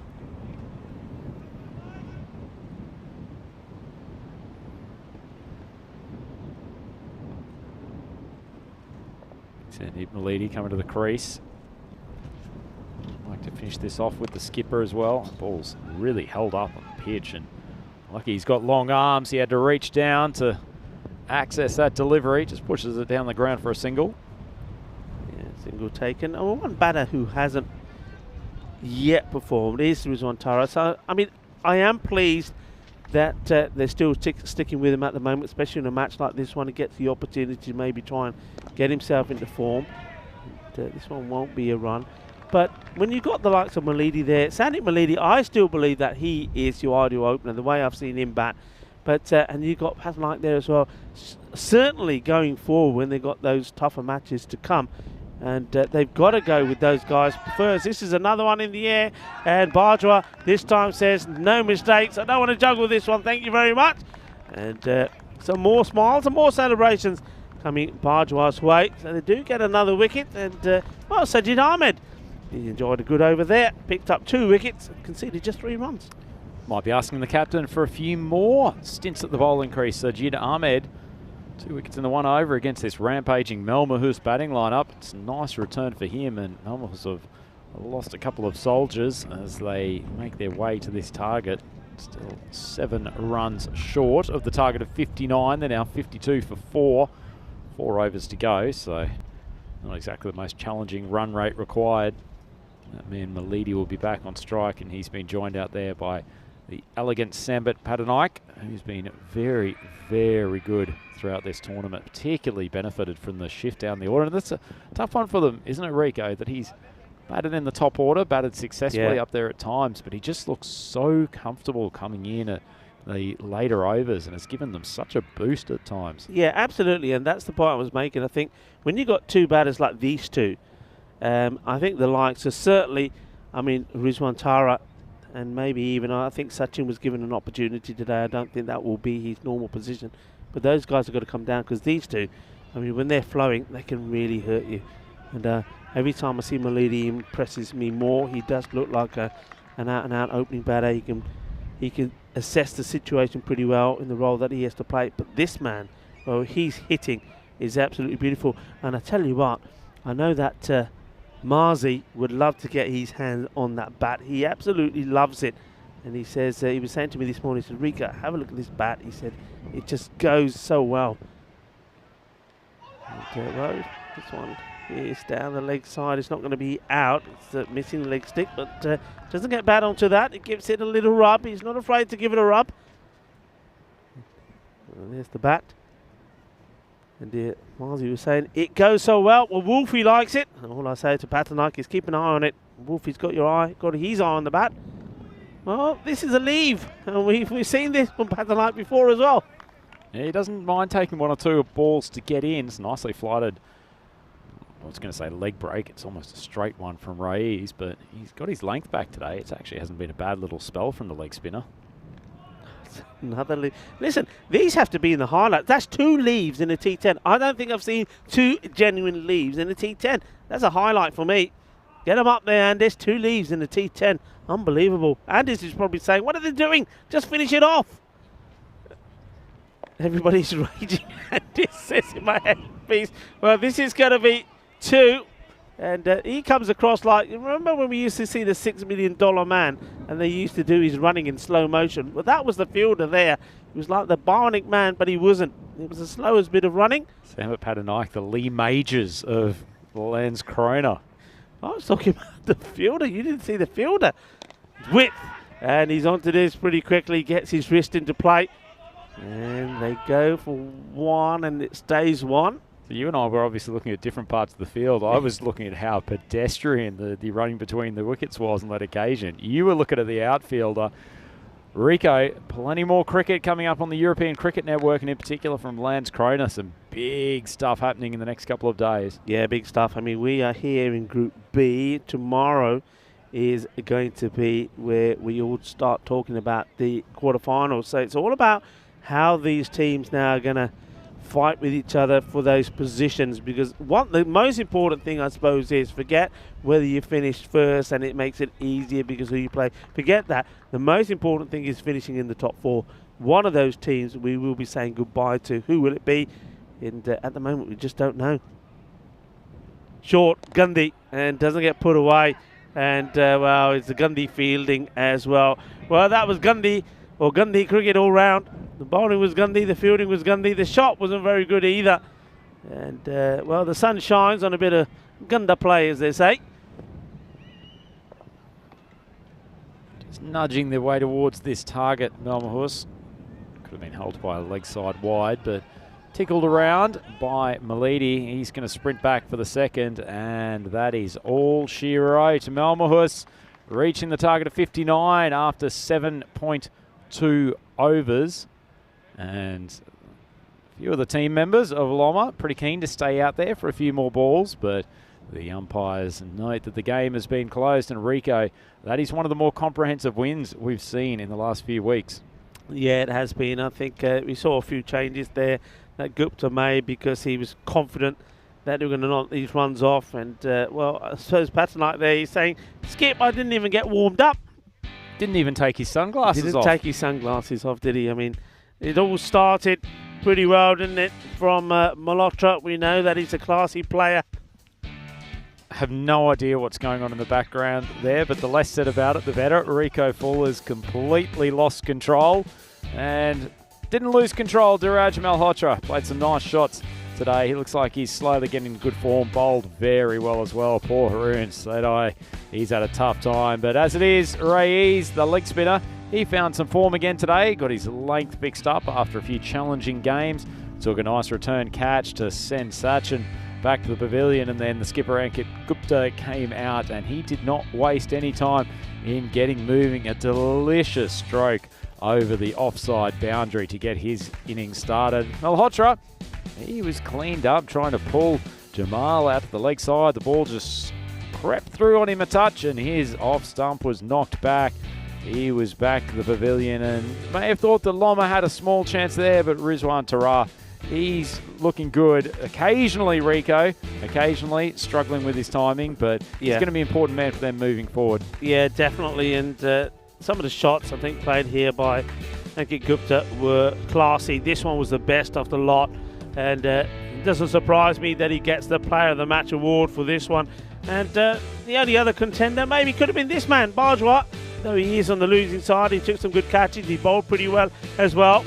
And one thing I like about him, and you know, Rico always likes a player that no matter what the situation, plays the game like he's having fun. And I like to see the smiles on the faces of the players, regardless of what the match situation was there. And Gupta, he got himself out there towards the end and made 25 of 13. But yeah, well worthy of the Player of the Match, bearing in mind that he took a great catch also behind the stumps to start things off. And as we just have a look at these two teams again, I haven't noticed any changes there at all. There's nothing highlighted for us to point out. But all you got to say is Loma have to find their form. I suppose when you say have to find their form, we're talking about one man, aren't we? Well, man, who's been negated the last 3 consecutive games, so we'll see which version of Hart comes out. So much pressure sits on his momentous shoulders, but if he doesn't fire, then Loma is going to find it very, very difficult against this Malmahus team. If they win this next match, Rico, it'll be 5 on the trot, and they'll finish 5 and 3. They probably won't top the group, but certainly put themselves in pole position to finish second. Yeah, the thing though with that is what will delight them, especially their captain Gupta, is that the way that they played. They have played so well, and sometimes we see teams that do superbly well and don't have a blip, and then the blip comes, and the blip comes at an important moment. Maybe Evergreen could be an example of that. They've won all their games so far in Group A, so in the back of their mind they'll be thinking, when is the blip going to come? And if it comes in a finals match, well, you're out of the competition. Malmahus, I think they've done it the better way. I don't think they've done it that way deliberately, but they had those earlier losses. They lost the first 3 matches, but then they found their form, they've got into the rhythm, and now they're looking really good. Yeah, certainly are. They're on the rise, whereas it feels like Loma have had the skids hit to their tournament after a very, very fast and very, very effective start. We'll have a look at the Malmahus batting lineup. Not a huge amount of work for this group to do, chasing down the target of 59. Malhotra, he's continued in good run scoring form, 18 off 12 before he was cleaned up by Bajwa. And Ankit Gupta, the captain, the wicket keeper, the number 3 batsman, the man who does it all. He even occasionally wins a toss through Sir Rob Kemming. He ended up as the high scorer in this innings. Another good innings from him. Jamhak, no wickets at the top, unfortunately, for the skipper. 1 each to Bajwa and Raiz Ahmed. I was impressed with his return to form today. And Sajid Ahmed, a surprise packet at the bowling crease, taking 2 for 6. Yeah, 2 wickets in 8 balls. That's not bad, is it? So there is some highlights there for Loma. I think one thing Loma will be able to say to themselves is, look, in the field they didn't let themselves down. When they did have the opportunities, they did more or less take them. So they've been better in the field. That sometimes has been an issue with them. But with the batting, Najman Haq, 22 of 16, he got in this one, but he's got to do better than that. I think for them to get to a score which is going to help them win a match, he's got to be in the sort of form we saw him a couple of days ago when he was scored 81 and 86, 147 in the day he scored. We need to see that side, and each team, Loma, need to see that side of Najman Haq if they are to pull off a win in this next match. Yeah, certainly do. There's so much rest with that man. So much pressure on the one batter. As it is, it's a pretty comprehensive win for Malmahus. They have some excellent momentum, some great form going into the rest of the tournament. They win this game by 6 wickets. It's match 37. Coming to a conclusion at the Landskrona Cricket Club for the ECS Landskrona event, brought to you by FanCode. I'm Andrew Ryan, and joined all day here today on the European Cricket Network by the magnificent Rico Full. It has been a pleasure to bring this game to you. We'll be back with the next match in just a touch over half an hour. A little bit of a break given the early conclusion to this contest, please come back and join us on European Cricket Network for more T10 action then.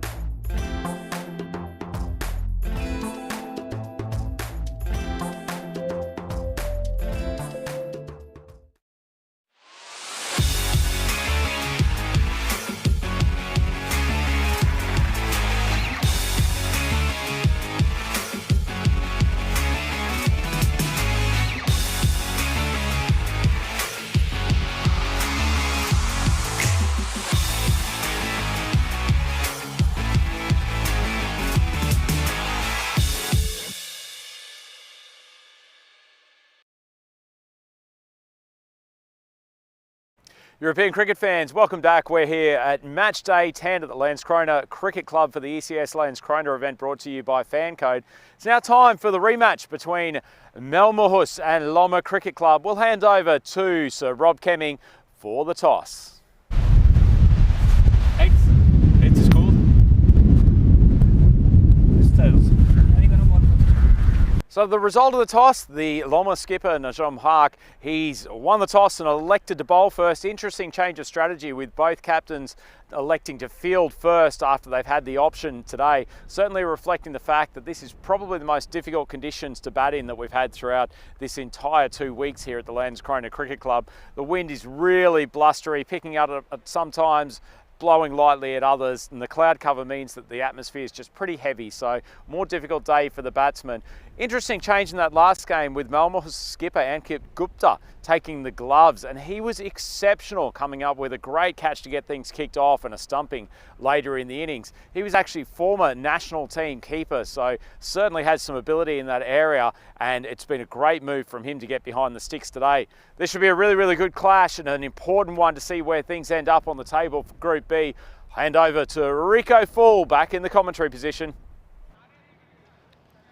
Thank you very much to Andrew Ryan there, the smooth operator, giving us some of the details about this match. Yeah, it is interesting that the captains are not wanting to bat first. Certainly is a big change in strategy. Maybe they've been having a look at some of the stats provided by Ravi, our stats gun, on the Winds batting first and batting second. Certainly batting second here has been fruitful.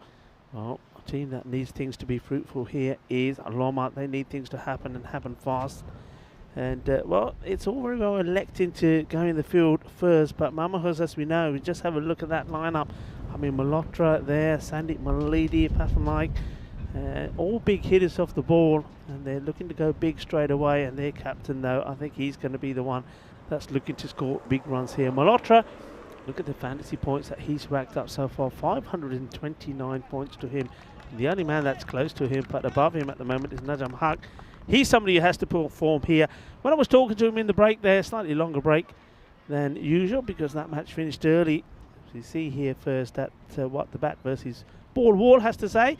He's expecting Malmöhus to go and win this one 105 to 96.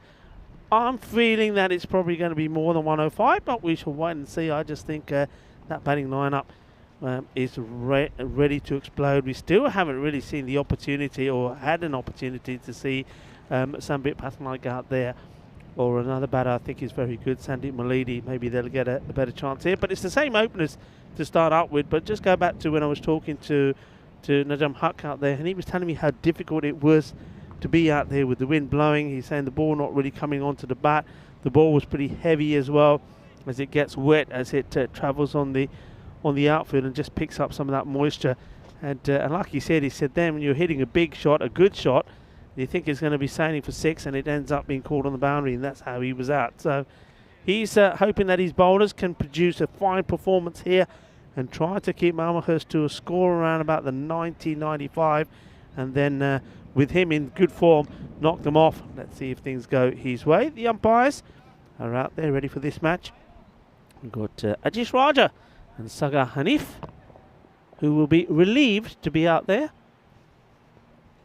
Let's see, he's going to be the man at square leg. So we just wait for the clock to tick down for the start of this one, and gives me an opportunity to welcome everybody who's watching from wherever you are around the world. Thank you to everyone on the YouTube chat as well for staying with us, and feel free, as I say, as this one is played out onto the onside for a single, feel free to stream over to what's happening in Malta as well. The latest update I can give you there is Malta, who were batting first. They finished on 164 for 8. And we'll no doubt will give you how that match against the Czech Republic is progressing. So it's on the pads, a big appeal from the captain, Najam Haq. Not being entertained at all by the umpire. I think this is going way down the leg side, and I think Haq is begging, but our men in black are not falling for that. And not out the decision from Ajish Raja.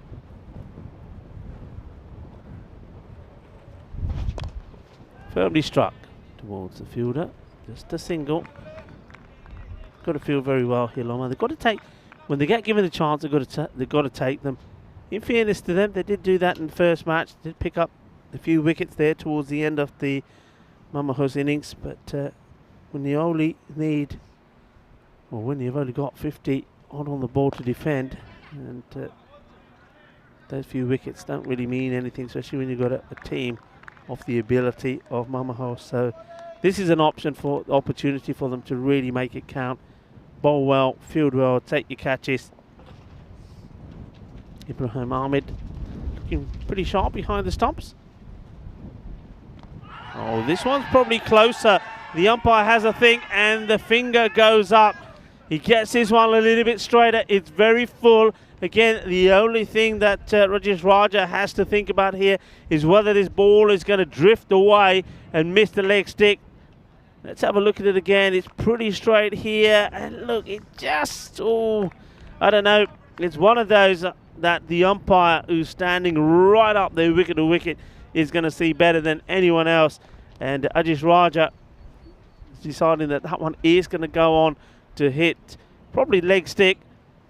And I think that for me is very much the umpire's call. So that's a good wicket to get. And Malhotra, he struggled with that one, pitched right up to him. It goes. There's 2 on the board from the 3 deliveries that he faced. Really good bowling. And one thing perhaps where some bowlers were guilty yesterday, not getting the ball right up there. It's a close call, isn't it, when we look at it from this angle. It'll be interesting to see what the views are of everybody in the chat on that one. I think it probably will be around 50-50. I really do believe that that's umpire's call when you're standing right up there and looking at it perhaps the second time. I think the ball probably would have just gone on to give the leg stump a little bit off a kiss. First over stats here. Let's just concentrate, focus on the 2 teams that we've got there at the moment. So Mamahus batting first. The high they've scored is 16, the low is 3. And they've only just got to 4 in this one and lost a wicket. So that's not going to do their average much good. Loma, their low's been 3 as well, averaging around 8. So very similar in those first 2 columns, aren't they? It's the starts where it's been lower, and I think that's one thing that, again, that Huck was saying to me that he really needs, or their team really needs to do much better in the power play. And then the batters that are coming in just have a bit more confidence with runs on the board. Bajwa, can he be at his best as well? 5 for 1. Short, not a good delivery, and I think he lets himself down with that ball, and also he's captain after a good tied over where you pick up a wicket. That is a terrible delivery for a man you'd expect a lot more from. He's been one of their best bowlers, and that was a very short delivery down the leg side, which a batter in the form and of the ability of Gupta is just going to put away. So a loosener to start off with from Bajwa.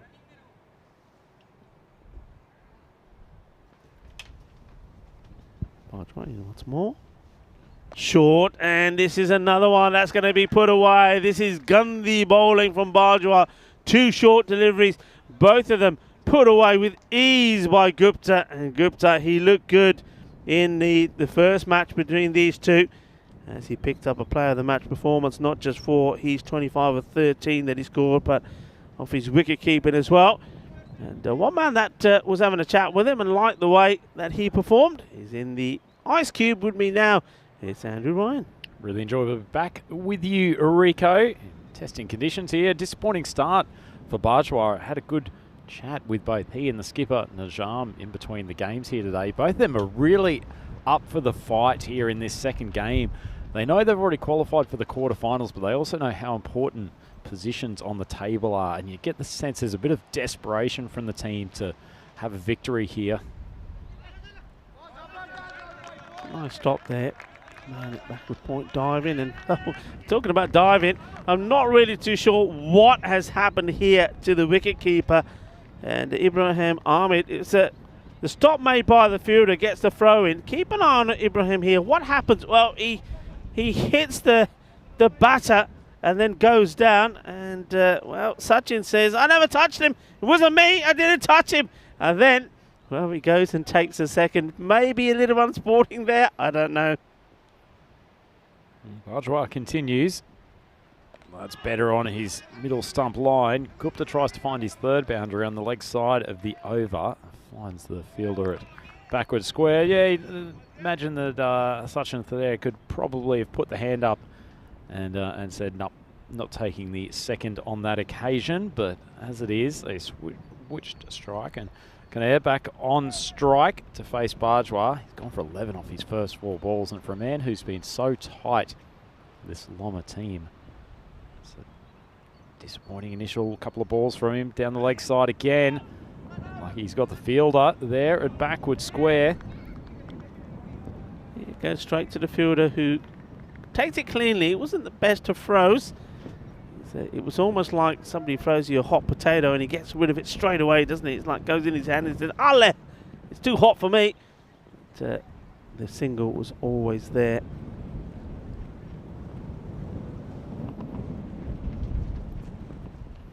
Nice shot from Gupta. Rocks on to the back peg. He's got the mid-wicket space open. Bajwa, not a bad ball, but that's class batting from Gupta. Third boundary of the over.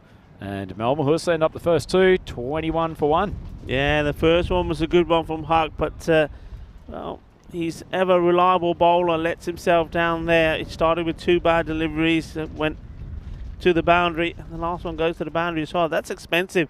16 Bajwa goes for, and all of a sudden, looking pretty well. It's nice when the sun is out, I have to say. I had a chance to turn my arm over there during that break, bowled a few, hit a few, feel much better for it, I have to say. But yeah, it's much nicer out there in the sun than it is here. We've got the shade over us.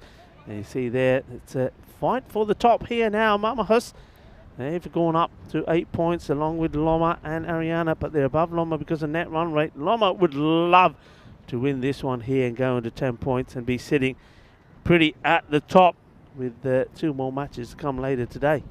Suspect this game will decide who finishes in the top 2 out of these 2 teams, Eureka. Obviously still mathematically possible for both of them to do so, but I suspect Ariana will probably at least win one of those 2 games this afternoon against United, as the ball from Mahmood just floats outside off stump. A little bit of late swing away causes it to be called wide.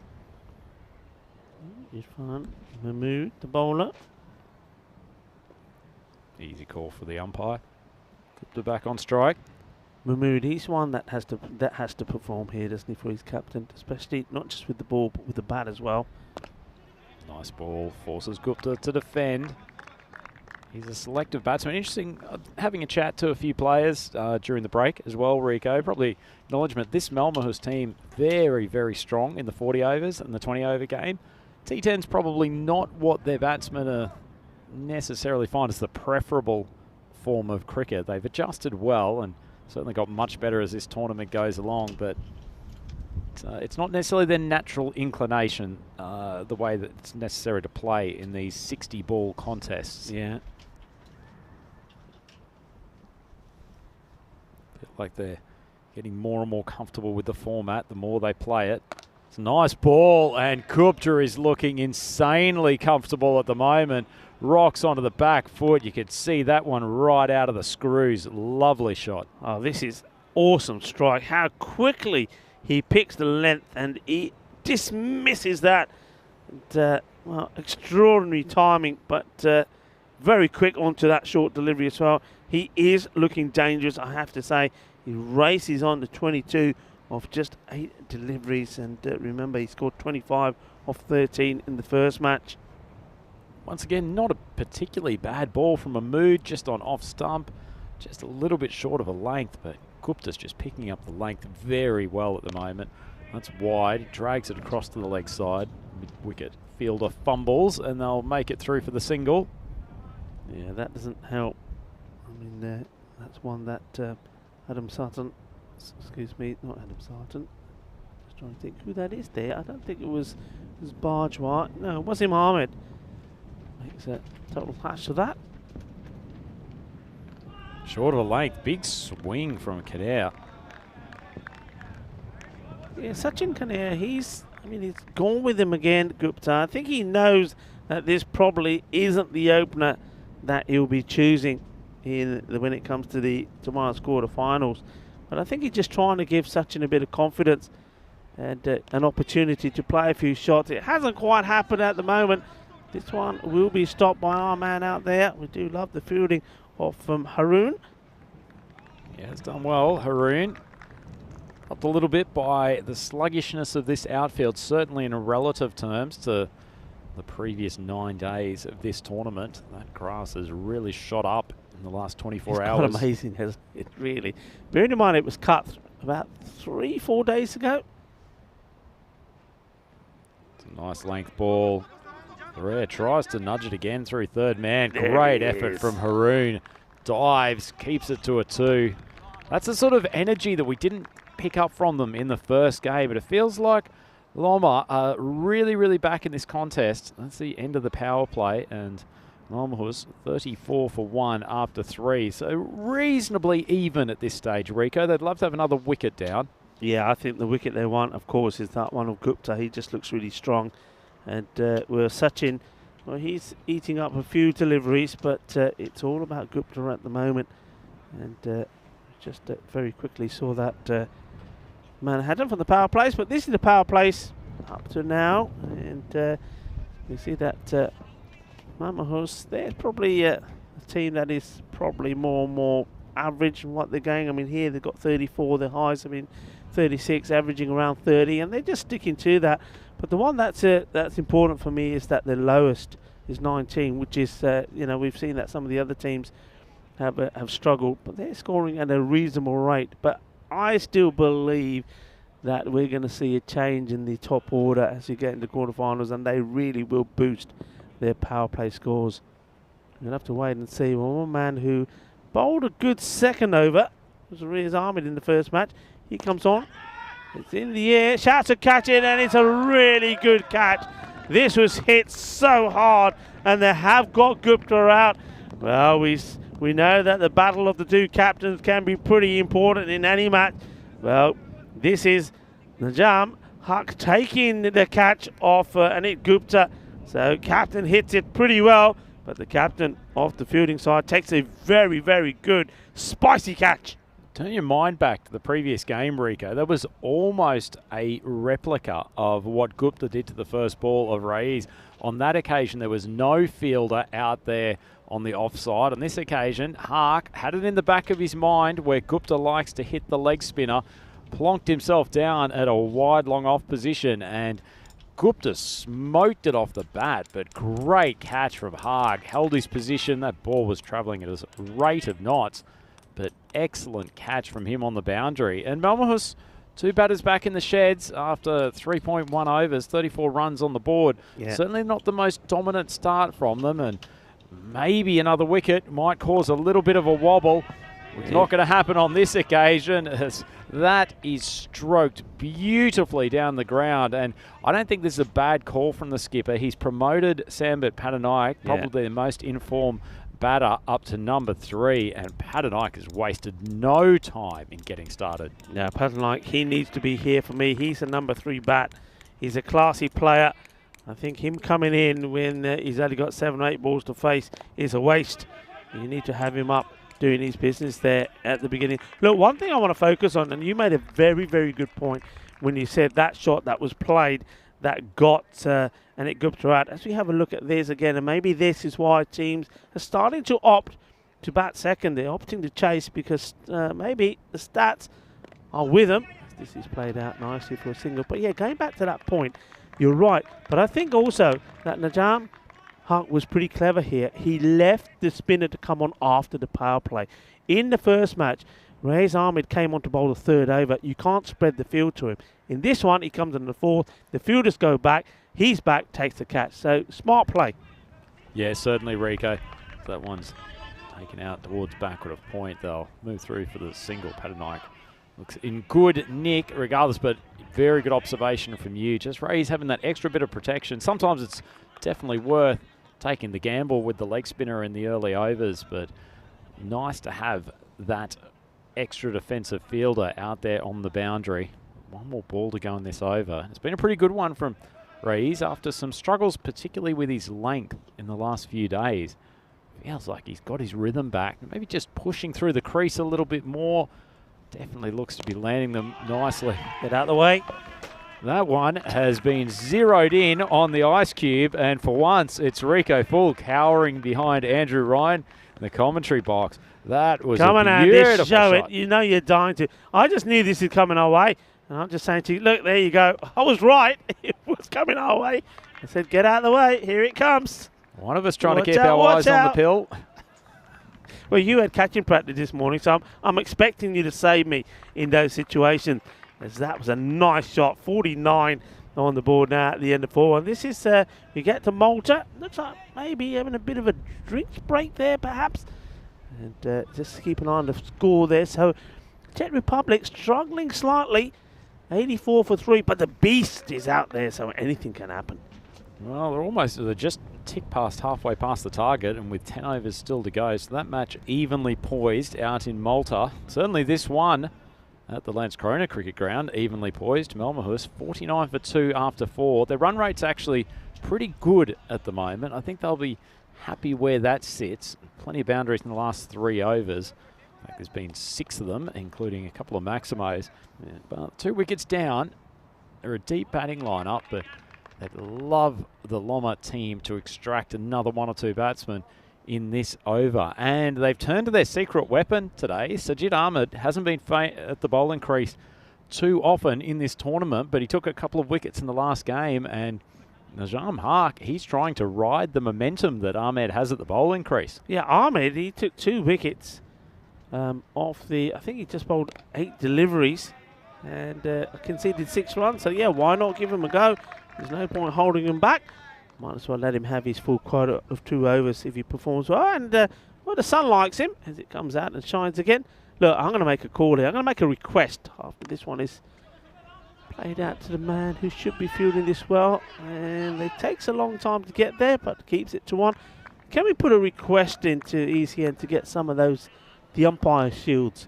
I think it would look far better than us sort of, well, in that case it was me, carrying when the ball was coming, not having no idea where. Be far happier just getting the shield and say, there you go, I'm ready.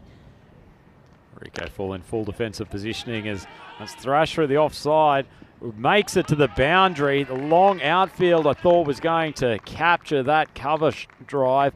As it was, Thoreau hit it with enough power. It's a nice stroke. Yeah, it's a good shot, but I think Bajwa has to go down there. He's got to get a slide in. He's elected to put a foot on the ball. He's probably lucky he doesn't, because he could have injured himself in the process.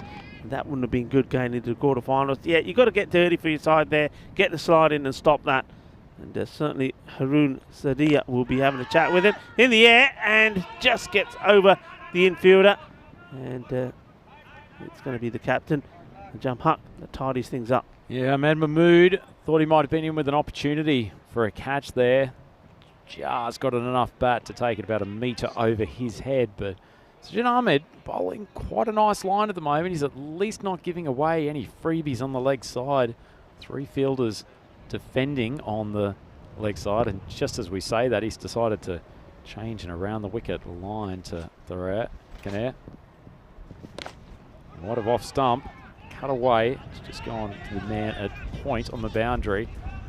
Tonight looked like he was trying to push the second. Might have been a token effort. I think it's probably better that he gets onto strike to finish the concluding stages of this over.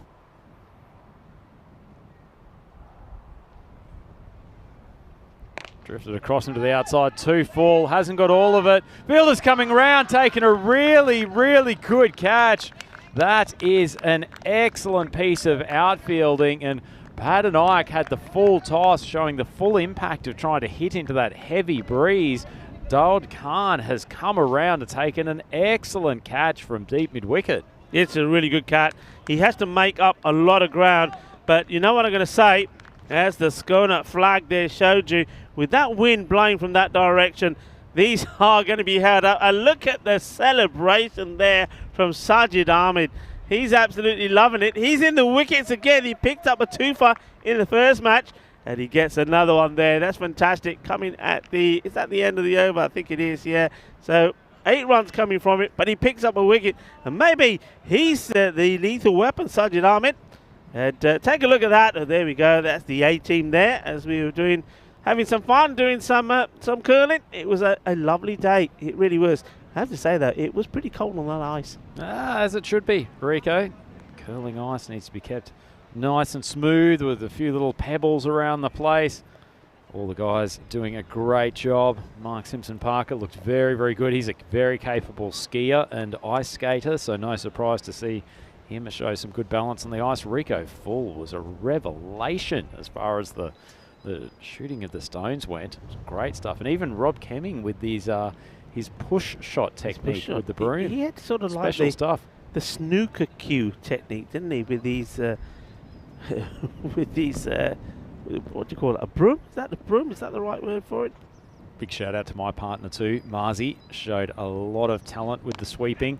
As Jamal comes on for his second over, he's cut out to just forward of point, and they'll take the single. That was Sachin Kanau who faced that first ball, and now Sandeep Milidi. We've talked a bit about the depth within this Malmahus batting lineup. Well, Rico, they're 3 down after 5 overs. This is the opportunity for the lower order to step up. They've still got Rizwan Tarare to come in, so there's some hitting down there.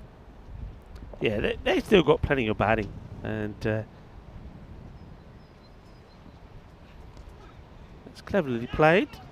But it's not going to get past our man there. He's been on top one. We've had some good fielders down there. I mean, we got Haroon Sadaya there at the moment. Remember, we've had Shazad there as well. And that's becoming quite a key part of the play, really. Key position out there, the third man, just sort of ducking and diving, and we've seen a lot of catches taken there. Some good stops being made as well. He's just struggling with his shoulder there a bit, Haroon. He's keeping himself warmed up. Talking about warming up, going back to that picture, this one's played out to the captain at long off. Doing the old sweeping there, you certainly break a bit of a sweat. I mean, I was saying it was cold on the ice, but once you got sweeping away, you soon warmed up. Certainly do, Rico. If you're playing in a normal curling competition, as we just see Bajwa coming in, his next delivery. It's on a decent length, swung across to the leg side. Pressed the first one very hard. Sachin was pretty keen to come back for the second, but Milidi not interested. Probably a good decision. So back to the curling. Yeah. If you're playing in a normal curling league and you're not the skipper, so you actually have to do some work, then you're sweeping six shots for an end, and you'll play 8 ends generally. So that's 48 shots where you are doing intensive housework on the ice, and after you do that for an evening, it's a very good workout. One's onto leg stump, swung across the line. Dodd's come in, can't repeat his catch of Patton Ike. They might regret that he hasn't secured the catch there, because they would have loved to have Sachin back in the pavilion. He's starting to find some form. Didn't get a hold of that particular shot. Difficult one. It was dropping on Dowd as he came in. He made good ground. He made good ground. He was probably moving too much. Never really got himself balanced and set to take the catch. That's why he's not able to hold on to it. Would have been a magnificent catch if he did. Does stop the ball going to the boundary, though. Full toss on leg stump. Didn't put it away. Just ended up with a single. He'd be disappointed, Sachin. He started to find his range recently, and that was a gimme ball. In fact, it's been called no ball, and rightly so. Full toss above the waist. Yeah, it's not. Bajwa had this issue in the first match, and having it again here as well. So, who's normally been pretty reliable, and just being given a warning there by Sagar Hanif, and saying, look, we can't be having any of those, so he's got to bowl that one again. So it's over, it's not complete yet. There we go, 24 with the ball to go off the spell. He swung hard, hit it straight to the skip. Oh, I think he might have had his heel on the boundary rope, Rico. It's happened about 40 metres from us, but have a look at the replay here. I think that back foot goes on. It certainly does. So that's a boundary to end the over, and off the free hit, nicely put away by Milidi. Is he touching the ball when his foot goes back? That's what we have to watch. No, he's not. And then does he come? There you go. 4 runs. He picked it up with foot on the boundary. So that needs to be 4 runs. And I think it has to be, I mean, The one thing sometimes when that happens so quickly, I think the umpire just need to say, right, let's just pause before the next ball is bowled so we can have a look at that. And I think we may find that a 4 will be given for that one. It's clearly seen on the screen. So, look, while they're debating this, I'm going to have a chat with you. I mean, I know you were the winners, you and Wolfie there, but you did let Wolfie down a little bit, didn't you, in one particular play, I seem to remember, where, well, you're not the best of sweepers, are you? Wolfie, who was struggling to get the ball in the you call it the target, I'm going to call it the target. He got one that went, that was heading right for the bullseye. In fact, it ended up in the bullseye, but it didn't count. What happened? Well, it only ended up in the bullseye because I deflected it and stopped its pace after Wolfie I attempted don't to think so. throw his 10th consecutive stone into the foul area. But no, it was disappointing. It actually was probably Wolfie's best throw of the evening. It had a nice little bit of curl on it, and unfortunately, in my desperation to sweep it hard into the target, got a bit of a touch on the end of the stone as that's gone past the keeper. Once again, Haroon turning that third man position to a specialist position. It's called no ball. No ball. Sajid coming in off a couple of steps. It's pretty disappointing. That's a tough call given it's where the batter has swung from. Yeah, that one for me is 50-50. Okay, a lot of people will say, well, the bowler shouldn't be bowling them. I agree with that. But the batter has come down a fair bit. But I suppose the umpires have to be consistent. Called a no ball, and this one has been pumped out of here. That goes a long way. Balle, Ginna Bada Shaka. I don't think it would have mattered whether this was a free hit or not. Malidi's gotten a ball just short of a length on the outside of the leg stump. It was essentially a free hit no matter which way you look at it. Disappointing ball from Ahmed, and Malidi's on his way. Better ball. Gets him driving. Squeezes it past the cover fielder. And they managed to scamper back from 2. Good running from Malmahus. And when I was talking to the skippers earlier today, did reference the fact that in these conditions, actually catching and running between the wickets becomes so much more important. And you'd have to say that's 2 areas that Malmahus is a better team than Loma. Short ball thrashed across to the offside. Not well timed. Fielder a little bit pedestrian coming in from deep point, but he'll keep it to the 1. Yeah, moving along nicely, so they get the score up to the 80. So, predicted score on the screen there showing 121 at the moment. Full ball drilled straight down the ground. That's nicely placed. It's well played. Good stroke, and no fielders down there who had a chance of cutting it off. Both the straight men fairly wide. And Sachin Kanea, after a few disappointing innings for him over the last 2 days, is starting to find his range, and he's actually looking pretty good. Yeah, he's rewarding his captain for sticking with him and having faith with him. And he's got himself into the 20s. Okay, didn't start very well again, but now he is starting to find the boundary. He drags this one across there, wanting 2. There's the pick up, in comes the throw. It's not a good arm, and I think the 2 definitely was on. They'll certainly have a look at that the next time. If that ball goes to that man there deep on the mid-wicket boundary. He's taking some good catches out there, but just showing there that he's probably not got the best of arms, Daud Khan. Ahmed trying to get through without too much more damage. 1 for 23 off his 1.5 overs. Nice finish. That was the line that he was bowling earlier today. Shame he hasn't found it a little bit more in this innings. And that's the end of the 7th over. Malmahus, they are 85 for 3 and just starting to threaten a bigger total. And Rico, if you're a European cricket fan sitting at home wishing you were out there in Landskrona, but you can't be, how can you find us on social? Well, listen, there's plenty of ways to do it. And you can go, of course, on the Facebook. There's also on Twitter. I'm doing a bit of, well, you can go on our Telegram channel as well. That's a good one for you to check out. But look, there's plenty of stuff up there. Go check it out. We've got some of our own posts as well. I mean, you're spot on with some of your stuff, which is about action and comedy as well. I like to get in there as well. I like to do a little bit with music. I'll put that catch up from Kadir Sadat yesterday. This is tight work from the wicketkeeper. In fact, it's been given out straight away by the umpires, so no need to go to the third. And no, it's starting to be a better day for the spinner. And Riaz Ahmed, yeah, look, he's doing the splits there, and he couldn't do them any more than that. And a fairly easy decision to be given there, so that's nicely done. Well bowled again. So Riaz Ahmed, he's had his problems, but he is picking up wickets again. Yeah, certainly, and good to see Ibrahim Ahmed back behind the stumps as well. He's a pretty sharp wicket keeper. They've had Mohsin take the gloves the last couple of days, but this was a nifty bit of work, well taken, and gets the bails off quickly. Sachin played pretty well, ended up 28 off 19. Nice innings from him at the top, holding it together as they lost quite a few wickets in those middle overs. But Riaz Ahmed, could this be the over that changes things for Loma? Nice ball, gets it to drop just outside off stump, and a little bit of kick off the deck. I mean, have we not been, I'm not going to say the words unkind, but have we not taken the conditions into account when it comes to leg spinner? I mean, when it's really cold, this could be another, and oh, just out of reach from Haq. It will be 6. He hits it pretty well and gets enough on it.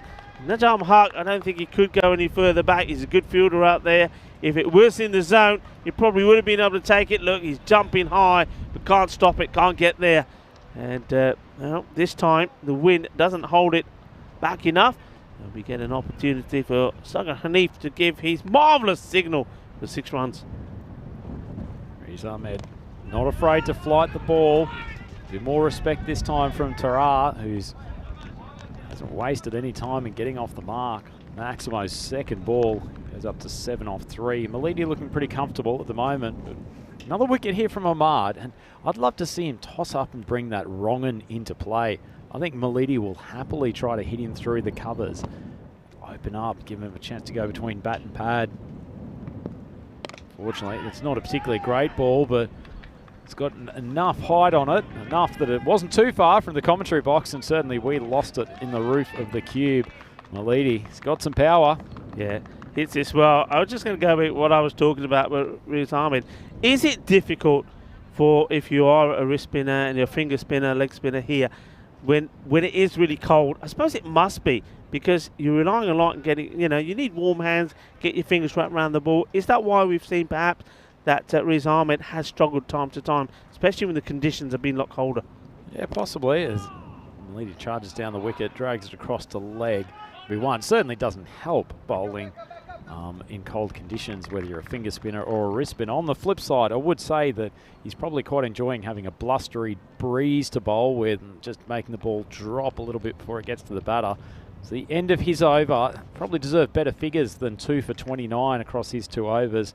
Malmahus up to 99 for 4, and with still 2 overs to go, Rico, hasn't been a bad bowling effort from Loma. No, it hasn't. I mean, look, Sajid Ahmed, his first over went for 8. They tried him with the second. It was more expensive, so it was 1 for 8, and then he came back. Maybe the captain could have thought, all right, I'll just go with 1 or 2 of my experienced guys back first to see if he can just get another wicket. And so just little moments like that which has cost him. It hasn't been a bad performance. In general, I'm just going to go through the over by over scores. So it was 5 of the first, then 16, 13 and 15. So that's when they were really getting away. And I'm going to stop right there because we see another wicket. And it's Mahmood that comes into the attack, gets this one right on the money. And Mahmood says, how about this, Rico? This is what I say, it's right up there. And that's a good time to get another wicket. So look, I mean, no, the bat versus wall was predicting about 105, and I was saying, well, I think it may be a few more than that. I thought the 120 mark would be about right, but that wicket there is just going to slow things down a little bit. Yes, certainly a big wicket. They've only got 1 power hitter at the crease now in the form of Rizwan Tara. Leedy was looking pretty good, but Irfan Ahmed just has this capacity to occasionally bowl an absolute seed. We saw him get through the defences of one of the top batsmen for Hissingens earlier in the tournament, and that was an absolute cracker. Pitched outside, or at least started outside off stump, came back in markedly. Behera, he's saying, don't count me out as a power hitter. Swings onto the back foot. Have a look at that on the replay. Timed it beautifully. Not sure whether or not it's crept over the boundary for a maximum or not. We'll see it on the replay. May have just come inside. It's probably about the furthest that we are from any part of the ground, so relying completely on the replays. I'm just waiting to get the all clear to move forward. Rico, what are your thoughts on this one? I think looking at that they may call this a 6. I think that could have been right on the line. Difficult to tell. Well, they've gone for a 4. They've not 100% convinced. I mean, with that grass growing, it's quite hard actually to see the rope anymore. Good ball up in the block hole. Played well from Behera. He will be scooting through looking for the second. He's a whippet between the wickets. A great man to have out to come through these later overs. Yeah, good bit of running, good bit of hustle. So the score that the bat versus wall was predicted is on the board now with those 2 runs.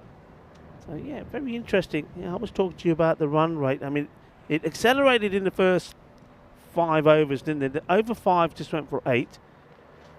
This is a big swing and a miss, and he's going to have to stop this, and he can't. And if that man Harun said he can't, then nobody can. And it goes for, I think that would be 4 by. So the runs come in, or the boundaries certainly come in at the wrong times. And it doesn't matter if they come with the bat or not. And then the acceleration came in again. Over number 6 went for 12, number 7, 16, the 8th, 14. Then we saw, I think that takes us to the 9th, which was a pretty good one there as well. So it's been a bit up and down, but we haven't really seen a really massive over. You know, we haven't seen a magical over as yet. It's sort of the highs, as we said, we've seen like the 15, 16s. Certainly Behera has brought some energy to the running between the wickets here. Mahmood got to be pretty frustrated that some of his outfielders haven't been able to stop the 2s. Behera hustling with great vigour. Just adjusting his gloves. Disappointing effort on that ball before from the keeper. Ibrahim Ahmed giving him a rap before with the gloves. Just didn't move to his left quick enough. Mahmood, last ball of the over. Goes the in-swinger, sits outside off stump. Behera pops it up like an iron.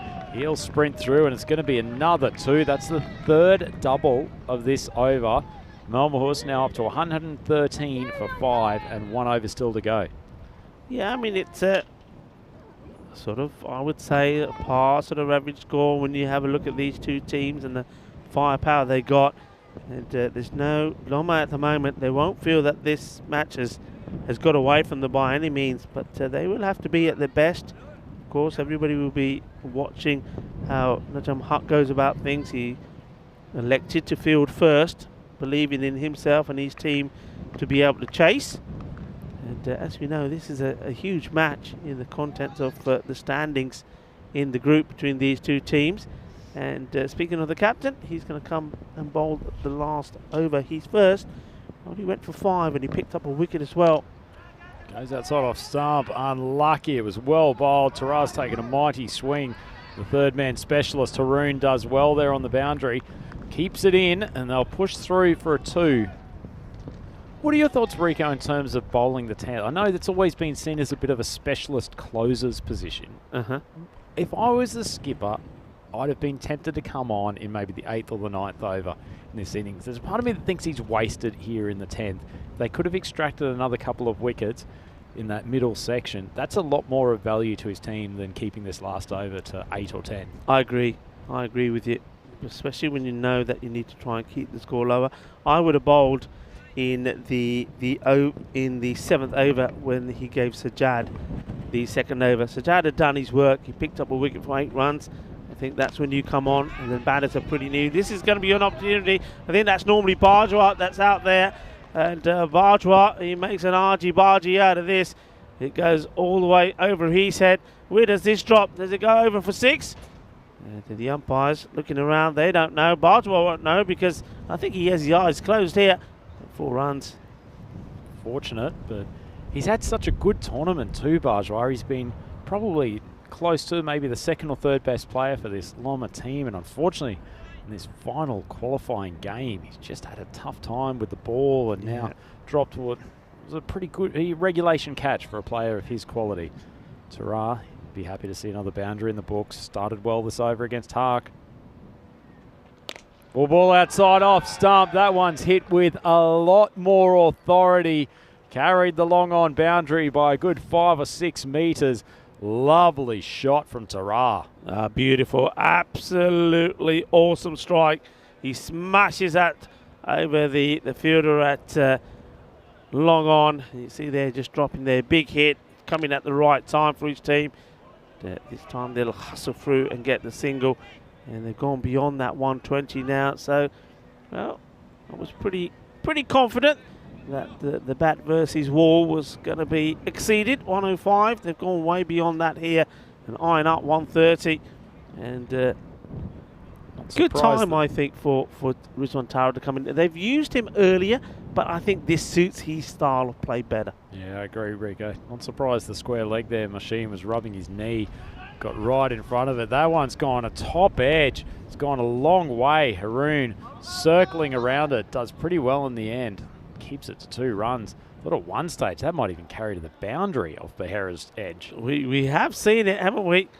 And well, Behera, your brainer, gets out the old Winchester. Doesn't quite go all the way. But I'm pretty sure he'll be throwing everything at this one.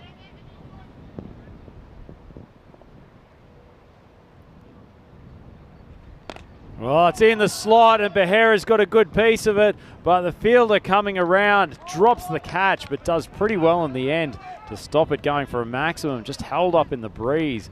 Nice shot from Behera. Pretty good cricket all round there to end this innings. No shortage of entertainment from both the Malmahusa and Loma teams. We'll just see this. Daud Khan flies through the air. It was a pretty good effort and then tiptoes around the boundary.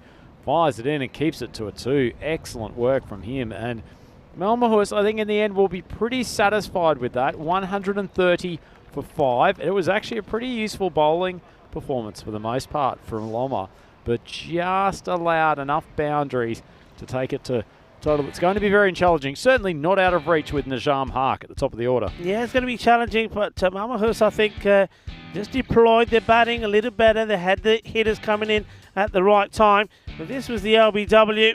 It was going to always be a close one. But the finger went up from the umpire, Ajit Rajam. 57 coming off in the first 5 overs. But they did get the acceleration in the second, 73. And I think that was helped by some of those hitters coming in and playing their shots aggressively and freely. And one man who played these shots very aggressively and freely again was their captain. Anit Gupta played some really nice shots before he hit a pretty firm shot going towards the boundary. You see he's watching there saying, is it going to go over the mat? No, it isn't. So that was a good moment for the captain of Loma to catch out the captain of Malmahusa. But the runs kept coming. There were some really clean hits. That one was coming our way. Take cover, Rico. Watch out, watch out. There's a kookaburra about. And, well, this one was sort of the day that Bajwa had. He did start well with his first over to get a wicket, but then went for too many in the second. Then he had some errors out there in the field as well. There was no mistakes with that one from our man Daud Khan, but he did have a few issues with 2 others. There was a couple that one was very, very difficult, and then one there right at the end, which he dropped. And this was, unfortunately, the captain, Najam Hark, just putting his foot on the line as he picks the ball up, which was signalled correctly as 4. There was some big hitting there as well. This was a something. That was a great bit of work, actually, to get rid of Sachin Kinar, who batted really well, 28 of his 18 deliveries. First time he's really rewarded his captain's faith with some runs at the top of the order. And though the wickets did fall, and that was a nice bit of bowling there from Mahmood as he came in and took a very important wicket at the key time, because these guys can go on and hurt you. And that was Malidi going. He did score quick fire 22. That's one thing that Malmahusa did do well. Those batters, the likes of Patanite coming in and Malidi as well. Rizwan Tara there towards the end. They come in and their score runs quickly for you. And I think it's very important to get them out there. This was the opportunity right at the end. Though he does do well, the catch does go down. He does make sure the ball doesn't go to the boundary. But 2 were completed. 130 on the board, And they'll be pretty satisfied, Mama Hoos, with that. And based on their bowling performance in the first match, I think this is they're going to be pretty comfortable where they stand. Mama Hoos Loma, they're going to find it hard going. Their captain has to perform as we have a look at that scorecard. Pretty healthy. Malhotra, he's normally pretty reliable. He has a fail in this one, but then he saw Sachin and Kit batted really well there. Patanite came out, didn't waste too many balls. I think you're going to get that from him.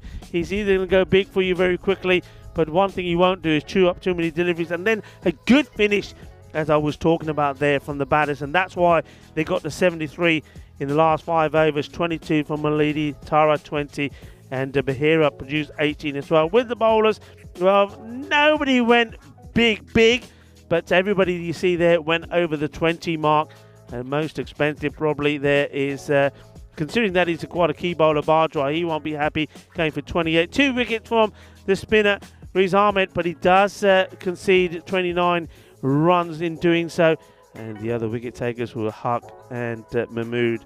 And then Sajid Ahmed, I think, bowled a very good first over, picked up 1 wicket for 8, but the second one was expensive. And that's maybe where the captain could have just changed things up a little bit. The win probability on this one, well, Mama Hoos, after putting 130 on the board, are always going to be the favourites, 87% to 13. And so much will be dependent, of course, on the captain of Loma. Be interesting to see who he goes up there at the top of the order. I'd like to see maybe something like Ibrahim Ahmed go up there. He's somebody who's come back into the side after we saw him the first time round. He's had a bit of a break, and maybe he just needed a bit of match practice in the first one. Perhaps he's going to go out there and score big. As we have a look once more at the mid-inning summaries, key highlights there. Sachin Kanair, 28 from him. He says supported and shown his captain Anik Gupta some faith. Gupta himself, 23. 22 from Malidi. On the bowling front, well, like I say, there were some expensive figures there, but Raiz Ahmed probably just to pick at the bowlers. Unlucky, really, to go for 29. He certainly bowled a lot better there, and the captain, Hart, will always be in the wicket. And maybe the newfound star with the ball is going to be Sajid Ahmed. He certainly does get some good deliveries sizzling in there as well.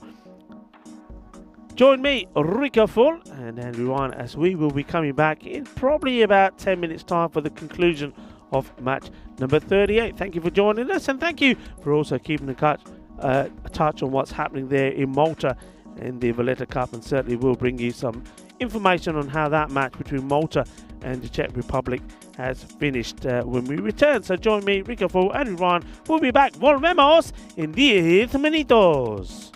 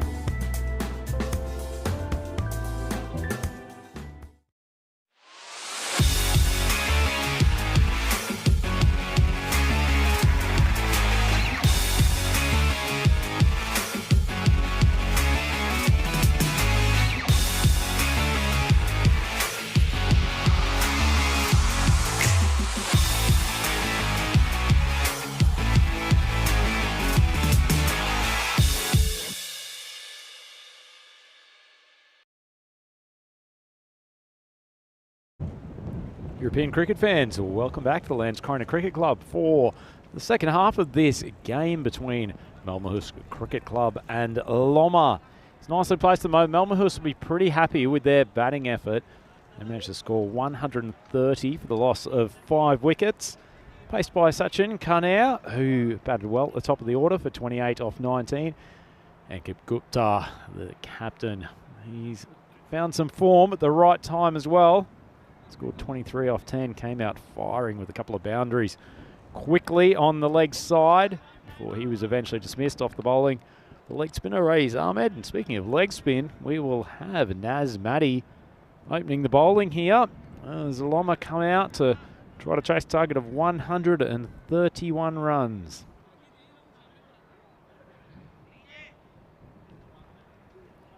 See the skipper, Najam Hark, standing at the non-striker's end. Never likes to face the first ball. Hark, he dropped himself down to number 3 in the previous game, but he's looking to try to face as many balls as possible. Ultimately, he's got to bat for a large part of this innings to successfully chase this target.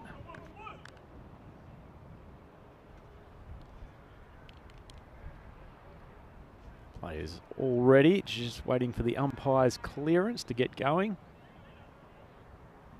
Going to need a fast start here from Lomma. Big game for these two as well. Winner of this likely end up in the top 2. Well flighted. Wrongin, but it is dispatched, and dispatched with some authority. Ibrahim Ahmad, welcome back to the crease, young man. Sits on that short ball and pumps it for a maximum. Great shot.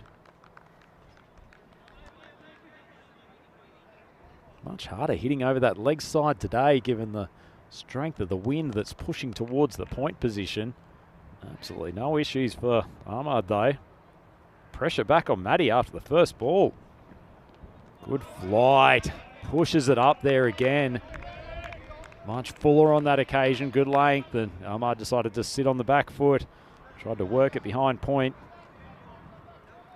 And Gupta, the captain, taking the gloves again for this game. It was immense in that first contest. This is swung over again. Hasn't he got some power on that leg side? Ahmad, 2 maximums in the first 3 balls, and all of a sudden the skipper Gupta's having to make some changes. Brought in the fielder from deep cover and pushing out, it looks like Sadashiv Gore out to deep mid wicket. Doesn't want to allow Ahmed a free hit over that side. 2 beautiful strikes in this over so far. Wasn't a bad ball there from Maddy, but just sat back and got the wrist through with great power. Short and wide. Big swing from Ahmad. Was trying to this time take it over the offside where that fielder had just moved from. Certainly the start that Lomma was after.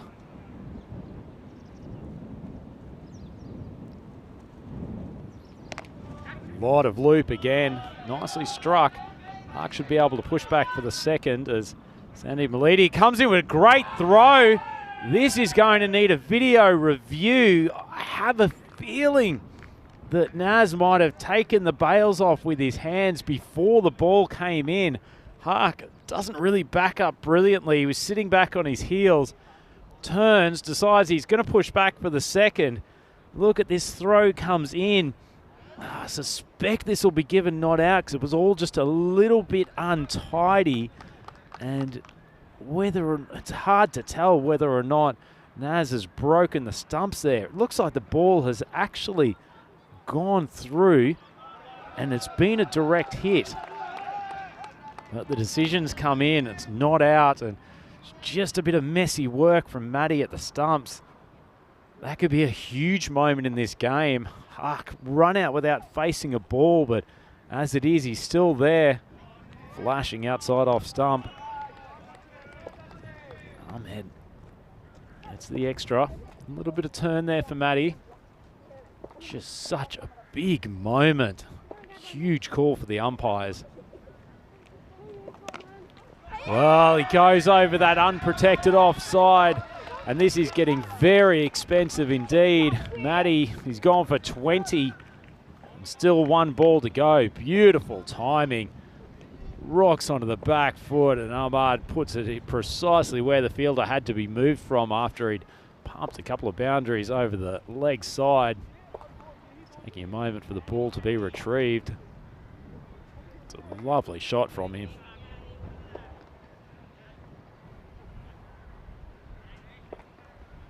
It's the danger of starting with the leg spinner.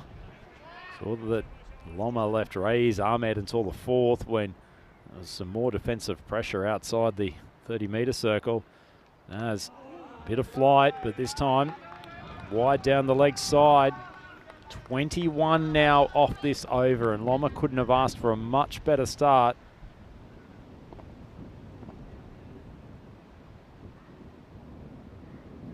Well flighted, drop kicked over the leg side. It's running down to the boundary, and it's another 4. What a start. What batting from Ibrahim Ahmed.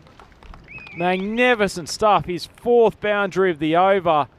Just worked it with the wrist, and it's kicked off the turf.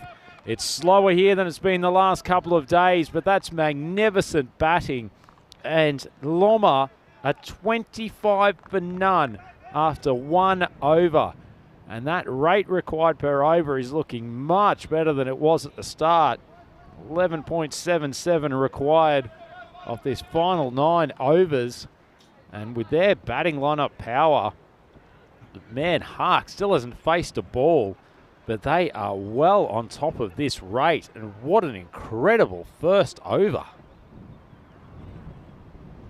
Adam Sarton coming on to try to bring some element of control. All of a sudden, see a little bit of urgency. The Malmahus lineup, skipper Ankit Gupta ringing the changes in the fielding setup. Sarton's been good this tournament since he's come into the side. Big matchup this one. Wide of off stumps, come on the outside edge of the bat, rolling away to 3rd man boundary. Much slower down there than the last couple of days, and Padanayak hustles after it and will just be kept to 1. This is a good matchup though for Malmahus. Sarton, very tall paceman, and it was actually the tall pace bowler yesterday from United that was giving Hark a lot of problems. Suspect he'll be happy to just get through this over, and particularly if Ahmad continues on his merry way. Short ball, pulled straight. Be a chance if he hits. A little bit of a sluggish throw coming in from Ashish Rajput there at mid-on. Ahmad took off for the single immediately. Probably would have taken an absolute rocket to have him at the top end, but as it is, they scampered through for the single.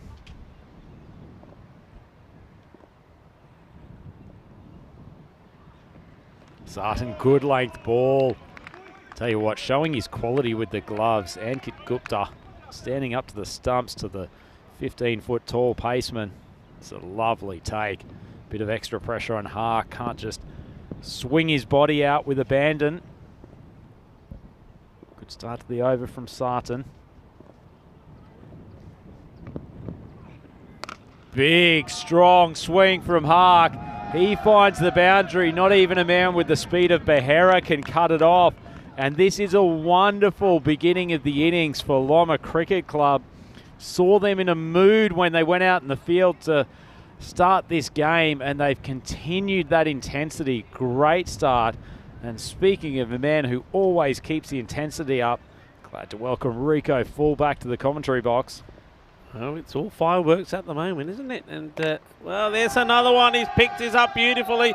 It goes all the way. Manos arriba, Vitro. Eso es 6 carreras. Well, I get the feeling that the Mount Vesuvius of Loma Cricket Club, Najam Hark, he is ready to explode in this innings after 3 consecutive failures, at least by his lofty standards. He is feeling it out there today. Cracked 10 off the last 2 balls. He's in a mood. Certainly he's in the mood. He's in the mood to party, and he's in the mood to get a victory, a well-needed victory for Loma. It was a team that started with 4 victories out of 4, making their debut in the ECS series, and this is another one that's been hit, and it was almost going to reach. I mean, it still would have been an absolutely fantastic catch. Does really well, doesn't he? I mean, he doesn't complete the catch here, but stops the ball from going past him to the boundary. Yeah, good bit of fielding. Sadashiv Gore out there in the hot seat. Hark would have had his heart in his mouth there for a moment. Didn't quite get that off the middle of the bat.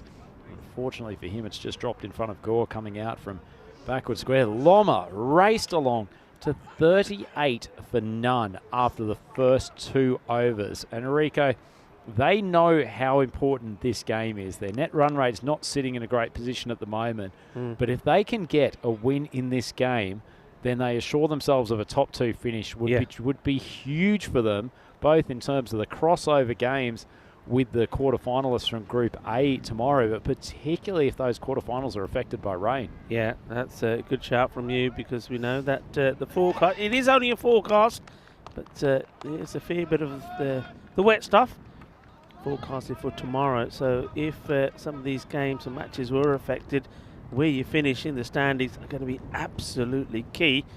And well, Malmahus will be hoping the key man for them to try and get a wicket here will be Malhotra. Malhotra steaming in. 3rd over of the power play. Drops short. Hark swings it around. Fortunately for him, finds the fielder that's a few metres backward of square. Would have had visions of that racing to the boundary, but nicely done by square leg fielder. Malhotra's got to get it a bit more outside of off stump to Hark. Yeah, good bit of fielding. That's 2 good stops that have been made there in that area, and on both occasions the ball would have gone to the boundary. So, and they only took the singles, so he's saved, I think, for his team already 6 runs. Short of a length, rocks onto the back foot. It's high, it's pretty long, and it's a Maximo. Ahmed continues on his merry way. He's now up to 29 off 8, and we've been waiting for someone to give support to Hark, and he is doing it in spades. Well, what a hit this is, and this is a man that I spoke about at the beginning of the day, saying that he hasn't been out in the 2 matches that he played earlier, and now, well, he's turning on the style. Ibrahim Ahmed, this is another one he sends smashing out of the ground. Well, he's timing it sweet, he's hitting it hard, he's hitting it big, and he's certainly getting the fireworks started here at the Landskrona cricket ground early in the day. And well, Bazza there, even he's thinking, I can't do anything about this, being hit too hard and too well. Oh, we've talked often about how hard the ball rockets off Hark's bat. Hasn't Ahmed hit it a long way into the wind, and in his slot again. Great effort. I think that was Malidi coming across at mid-on, dives full stretch to his left. That would have been the catch of the tournament. Oh, this was a superb effort. You see a man flying through the air here. Look at that, diving. And if he catches this, what a catch it would have been. That would have been absolutely sensational, because that was a hit with a fair bit of power. Ibrahim Ahmed. Wow. Check out this fielding position we've got here, Rico. One at mid-on, another one probably about 10 metres to his right-hand side. They're trying to protect that straight hit, although Sutton's been moved a little bit squarer now. He's actually pushed Malidi to the boundary line, but they were trying to protect that straightish hit to the leg side, just with fielders in the interior. Tough times for Ankit Gupta trying to defend his target of 131. Malhotra drops short, and Ahmed sends it flying to the boundary. MSP has taken a great grab down there at very, very long on. It's his moment of the tournament, but this could be Ibrahim Ahmed's moment of the tournament. Well, what a cracking shot it is. Well, Bali with the shot, and Shaba for MSP, who takes a fine catch. And it's all action here, and this is more like what we've seen from Loma when they marched up to the top of the table in their first 4 matches. Just relentless hitting and sheer power, and we're seeing it now. But well, we're used to seeing it from Najam Haq, but Ibrahim Ahmed, what a knock from him so far. 36 of just 10 deliveries, Just have a look at the win probability here. Not sure what happened about partway through the 4th over of the first innings, but there's been some sort of heart attack principle applied there. That's an incredible change in win probability. Anyway, we'll ask our data scientists back at ECN HQ what the story is there, but the story here at Landskrona, Lomma have breathed life into their campaign. And what a time to come on for your first over of the tournament. Ashish Rajput coming to the bowling crease, possibly trying to give the Lomma batsmen something they haven't seen before. Rico's a massive call. It's a big call. I mean, at least he's got the field set for him, Rajput. Starts with a quite a teasing away swinging, you can say full toss, the batter just stuck in his crease. So it's going to go down as a bye. It's unlucky for Gupta, just stuck the pads out, couldn't quite grab in the gloves. Maybe Gupta's just thinking, let's take the pace off this ball. They don't really have a spinner outside Matty who's been pumped in that first over. At least Gupta's got the 5-man defensive outfit. Inside edge onto the foot, and Hark must have once again had a few nerves, cracked it onto the inside, and that ball wasn't far off, ricocheting back to the stumps. Yeah, he had no idea where it was as well. And just to recap on something there, you saw Malhotra, we saw him say that sometimes he comes around the wicket when he's being attacked by the batters. It just didn't work for him there, and it just goes to show from around the wicket, he was just putting it in the slot. That one was in the slot as well, but fortunately for Malmahus, it's been driven along the ground, and Malidi does a good bit of work. It's been a good over so far from Rajput. Gupta, actually savvy bit of captaincy, just, yeah, as I said, just trying to take the pace off the ball, not allowing Lomma batsmen to have a free swing at a ball that's coming into their area nicely. A lot of conversation here between the umpire, the bowler and the captain. And what it's all to do with, the umpire is saying to him, you're running in front of me all the time into the protected area. You've got to run off. And he may have been given a warning about it. That's a nice ball from Rajput. A bit of late swing, taunting Ahmed. Looked like it within his hitting zone to begin with. But that late tail away, it's a nice piece of bowling. Just kept things calm here in this 4th over. Rajput done a good job. Only 1 run off his 4 balls so far.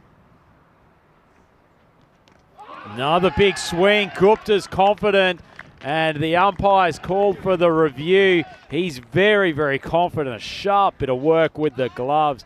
Another cracking delivery from Rajput. We'll see this from side on. Ahmed takes a big swing down the track. He's nowhere near it. What wicket keeping, Rico. Oh, absolutely superb. What can you say about this? This is just class. It really is. We saw him do it in the first innings, and he's done it again here. We saw him stump Ifran Mahmood in very similar circumstances in the first innings. When you need something special to happen as a captain, well, sometimes you got to stand up. He stands up on 2 accounts for me. One is a bowling change. You get somebody coming on to bowl that hasn't bowled before in a situation where 58 runs have been scored off 18 balls. So you're under the cosh. Well, first, the bowling has been good, but this is world class. It's top draw. And you told me something earlier that I wasn't aware of, that in fact that Anik Gupta did actually keep wicket for the national team. Yeah, he's a superb gloveman. We've seen elements of it on display today. The fact that he's standing up to most of these pacemen, just an exhibition of the technical skills he does have behind the wicket. But full credit to Ashish Rajput, who has come in at an incredibly difficult time. He's gone for 1 run in his first 5 balls and now got a wicket. Looks like that one's just hit off the pad. And so that concludes a superb over from him. 1 for 1 at a time in which his team was being obliterated.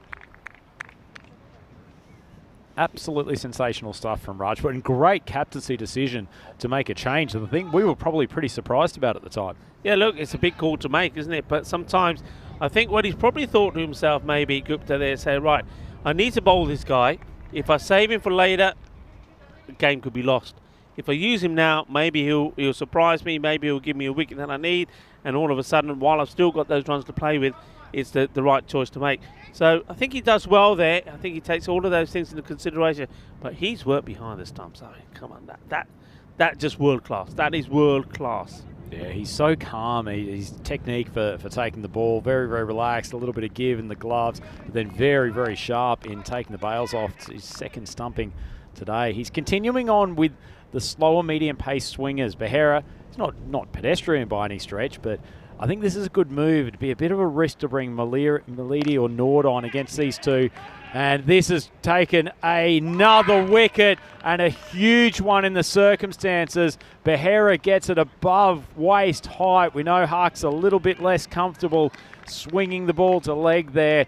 Can't do any more than pop it up, and Sutton, very safe pair of hands. Huge dismissal, Rico. Hark back in the pavilion. Massive. 2 wickets going just within a few deliveries of each other, with the score not moving at all.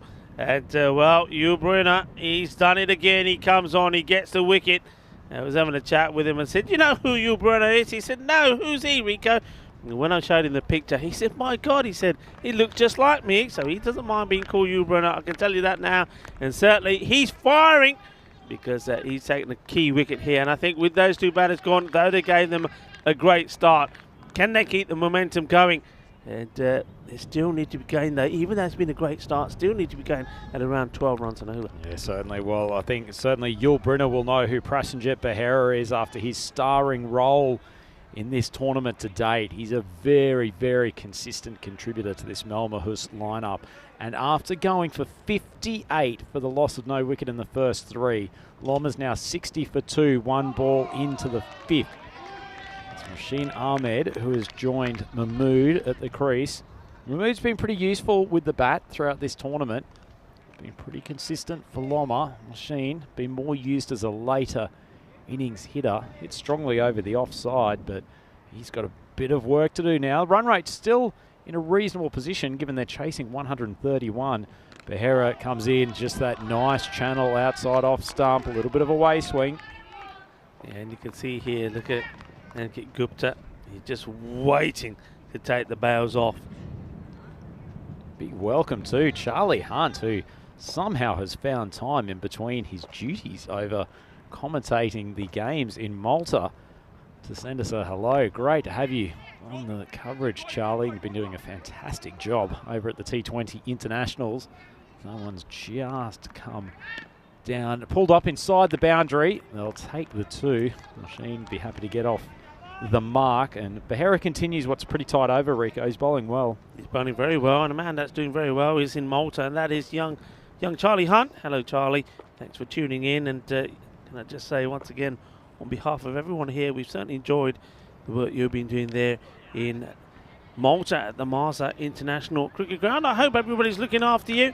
I'm sure my friend Johnny Grimmer is looking after you very well indeed. And yes, say hi to all the crowd there, especially to some of my friends in the Federation as well, to Indigo Pereira, who's a key man there, and Lee Tuck as well.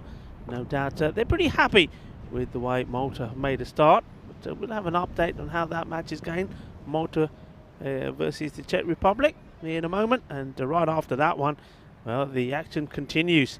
The action continues. Bulgaria then take on the Czech Republic as well. So big day for the Czech Republic. As this one just sort of carved out to behind square. The fielder comes in from the boundary. Just 1 run, but you've got to try and keep the momentum going here. Look how quickly things change in this. I mean, all of a sudden, I think Loma had put themselves as favourites, and then within the space of probably 8 deliveries, everything changes. Well, Rico, put it in perspective for you. They hit a 6 off Nazmati, first ball of the innings. It was Ibrahim Ahmed, lovely strike. That's as many shots in 1 ball as they've scored in the last 2 overs. Yeah. So Rajput went for 2 for the 4th over, and then Behera 4 off the 5th over. Tremendous defensive bowling under pressure from the Malmahus lineup, and that man Ashish Rajput is justified a second over by his skipper. Rajput got a smile on his face, and had a few issues with the umpire, but adjusted himself well as he continues to bowl his second. Full ball. Wasn't a great one, and it's been called no ball. So for a man who was so accurate in his first over, it's not a great start. It's going to be a free hit to Machine Ahmed. Looked like a fairly clear call for the umpires. Yeah, good call. I like that. It's, I think they've been very consistent on that, and that's nice to see. Remember, there was a change a while back with the ECN saying the no ball rule. You call them waist or above, and if you're unsure as an umpire, we like to see him called, and that's what they've been doing. And this will probably be a wide. It is, so the free hit stays in place. But one thing the change is, if you're wondering what the change is that the bowler will be given a first warning, a final warning, and the third high delivery is when they'll be taken off. So if you like, it's how the law was probably a couple of years ago before it changed. Big outswinger. That's what he was doing in the first over. Loma batsman trying to heave him over to the leg side. They've got to read what's coming out of Rajput's hand. He's keeping that line on around middle and off and curving the ball away from the batsman quite significantly. It's being helped by this breeze, and I think that's probably also why Gupta's keen to have him at the bowling crease, because he is one of the bowlers who focuses on outswingers and doing a good job of it so far. They are halfway to the total though, Rico, at the moment. So as far as run rate goes, Loma's not in a bad position. Just got their two biggest hitters back in the sheds. Another nice ball, just enough curvature to take it out of the swing zone of Machine. I don't think there's any surprises coming out of the Rajput hands, Rico. The batsman just not adjusting. Yeah, I mean, the thing is here, I mean, we've seen both batters, they're certainly trying. It's not through a lack of trying, but they're just not getting bat onto ball, not finding the boundaries. And you'll see that rate. The last time I mentioned it, it was 12. Now it's approaching 14. No one's on off stump. It swung high in the air. Malidi's under it. He's a safe pair of hands out in the outfield. That's a good catch. And after a couple of swings and misses, Machine Ahmed finally makes contact. But unfortunately, he can't send it over the boundary. He's out for 3 off 7. And Loma lose their third with 67 on the board. Yeah, and Rajput's great introduction continues. He picks up his second wicket and has only conceded just 4 runs. And what a change round. I mean, the first 3 overs, we remind you, went for 58. No wickets were lost. And, well, once this over is complete, we'll tell you what the next 3 went for.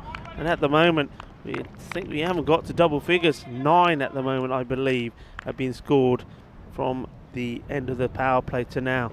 Yeah, magnificent stuff from Rajput. He's currently got figures of 2 for 5. And in the context of a run rate that was almost at 20 per over after the power play, that's an outstanding return. Yeah. You see, one man is taking a long time to get out there. I mean, I reckon here, I'm going to call this, I reckon if you appeal now, he's out. I mean, he's got about 90 seconds to get himself in. I reckon he's used that up, and you've got to take your guard. So that clock is still ticking. He hasn't taken his guard. It's still ticking. He's now deciding he wants to adjust. I mean, this is ridiculous. Come on. You should do all of this before you get out there. So he's going to take his guard. He still hasn't taken his guard. He's not now. That's when the clock would stop. Somebody appeals, he's gone. Well, another nice ball after all that preparation, fixing of the gloves. Dawud Khan, big swing and a miss. He batted pretty well yesterday, though. We saw him smoke a couple of boundaries in the latter part of an innings. Boy, could they do with a few of those at the moment. Rajput continuing to dance through this batting lineup. Maya on the chat, she's very pleased to hear you trying to enforce that 90-second rule, Rico. Another big swing. Gupta, he thinks there's an opportunity here, and they've gone for the review. Certainly his confidence inspires confidence in me that there's a stumping here. Dawud might have just lifted the foot and has it grounded at the right time. Sharp work again, though, from Gupta. Yeah, you see it goes up briefly, doesn't it? But he manages to get it back down before those stumps have been dislodged. Quick hands again, though, from Gupta. And he's just, I don't mind seeing that. He's just letting Khan know that he's there. That will play on the back of his mind. And Gupta really, I think one thing I'm going to thank Gupta for afterwards is what I was talking about yesterday about keepers not standing up and the difference it makes. Well, he's shown it there. The proof is in the pudding. And it Gupta, fine work. He's a good all-round cricketer. And that's almost a return catch just over the head of Rajput. Didn't have the opportunity to stick the left mitt out. And they take a run off his final ball. Spoils his figures a touch, but it's 2 for 5 off his 2 overs. And that's a cracking return, Rico. Great bowling from him. And great call from the skipper, bringing him on in that situation. Yeah, fantastic work. 3 wickets down. So, yeah, we can confirm now. So the first 3 overs went for 58, no wickets. The next 3 have gone for 10 and 3 wickets have fallen. And that's why that win probability has changed so dramatically. Hello to Maya. I thought Maya was supporting Loma the other day, wasn't she? I'm sure she won't be pleased to hear me say nasty things about Loma. But anyway, hello Maya, it's always nice to have you with us. And everybody else that's in the chat as well. Yeah, we've got Helix there, we've got Rakib Hassan, we've got Asmain Mahan, Devil 247 just chimed in. Great to have all of the gang there, and the gang from Malmahus is really tightening the noose around this Loma team. Behera coming on, bowling his outswingers, and Gupta's gone to the outswing bowlers for this now a 4th consecutive over. I think it's great captaincy from him. Yeah, he's, as we know, an experienced and knowledgeable player, and he applies that very well from behind the stumps, the captain. Oh, Behera's gone straight through him. Dawud Khan trying to swing through to the leg side. That one's just stayed straight and has taken the top of off stump. Behera getting a nice shoulder massage from Naz, who's saying to the rest of the bowling lineup, thank you for rescuing me after that tough first over from him. That's a great bit of bowling. Yeah, good bowling. This was pretty quick as well. And it reminds me a little bit of the way that Bajwa bowls, in terms of the ball doesn't really come up too much. It skids through, but quite a pacey delivery. Just really just gets the ball in the right areas and knocks them over as the new batter has to go. And well, here we go. In he comes. It skids through pretty quick and knocks them over. Chuck the fatte style. Thank you very much, says Behera. And well, the man from the Spaghetti Westerns is out there and he's doing the job, and well, he's hitting the target as well. Start to call him Yul Grinner if he keeps on bowling and smiling like that. Could be a hat-trick opportunity here as that one squeezes off the outside edge of the bat. That man Naz takes a nice catch at backward point. Super bowling from Behera, and after a very difficult start to this innings for their bowling lineup, all of a sudden Malmahus right on top. Loma now 68 for 5, and Sajid Ahmed, he had a bit of a tougher day with the ball in this second game, and he goes for a golden duck. Well, Behera, is he going to be the man with the golden head? Who knows? Because this could be a hat-trick opportunity. It is a hat-trick opportunity. Will he pull it off? We have not had a hat-trick in this series so far. We've had a century. We've seen plenty of good knocks as well from batters getting up in the runs. We've seen 4 wickets a few times, but not a hat-trick. And the catch from Maddy, who went for a few, went for 25 of his first over. He'd be happy to have his name in the book for something different. Naz on the back. So hat-trick ball, Behera. And he'll be looking to get through the defences of the new batter. Here we go. Wide of off stump, flashing blade of Raiz. It's fumbled by Gupta. I don't think there was an outside edge there. We'll look for the umpire signal. No, it's signalled as buys, so no need for Passenger Behera to throw a few abusive words at his skipper for dropping the hat-trick catch. New batter is Ahmed. And well, he's had a change in his batting position. We saw him opening the batting earlier in the last match, and now he's coming in way down the picking list. Behera's got his tail up. Another nice ball, but it's swung down the ground by Mahmood, fielded by Sartan coming around. So we talked about Ashish Rajput. He had figures of 2 for 5. Behera has now got figures of 3 for 5. It just feels like he is really got his confidence up today, Rico. It's probably the best he's bowled all tournament. Yeah, I'm sensing 4 maybe. Oh, and, well, almost. Good work from the fielder. Just really well, very alert. So the batters think about maybe taking another, decide not to. Well bowled, Bahira. It really is quality stuff, but what a change around in this match. I mean, it was looking like the ideal start. It was the ideal start. They were blazing away all over the place, and then, well, the last 4 overs, it just all gone to pot. As we have a look at what we've got coming up later. Yeah, big clash. Ariana Cricket Club versus United. Ariana already qualified for the quarterfinals, but particularly if Malmahus win this game and end up with 5 wins, Ariana currently sitting 4-2.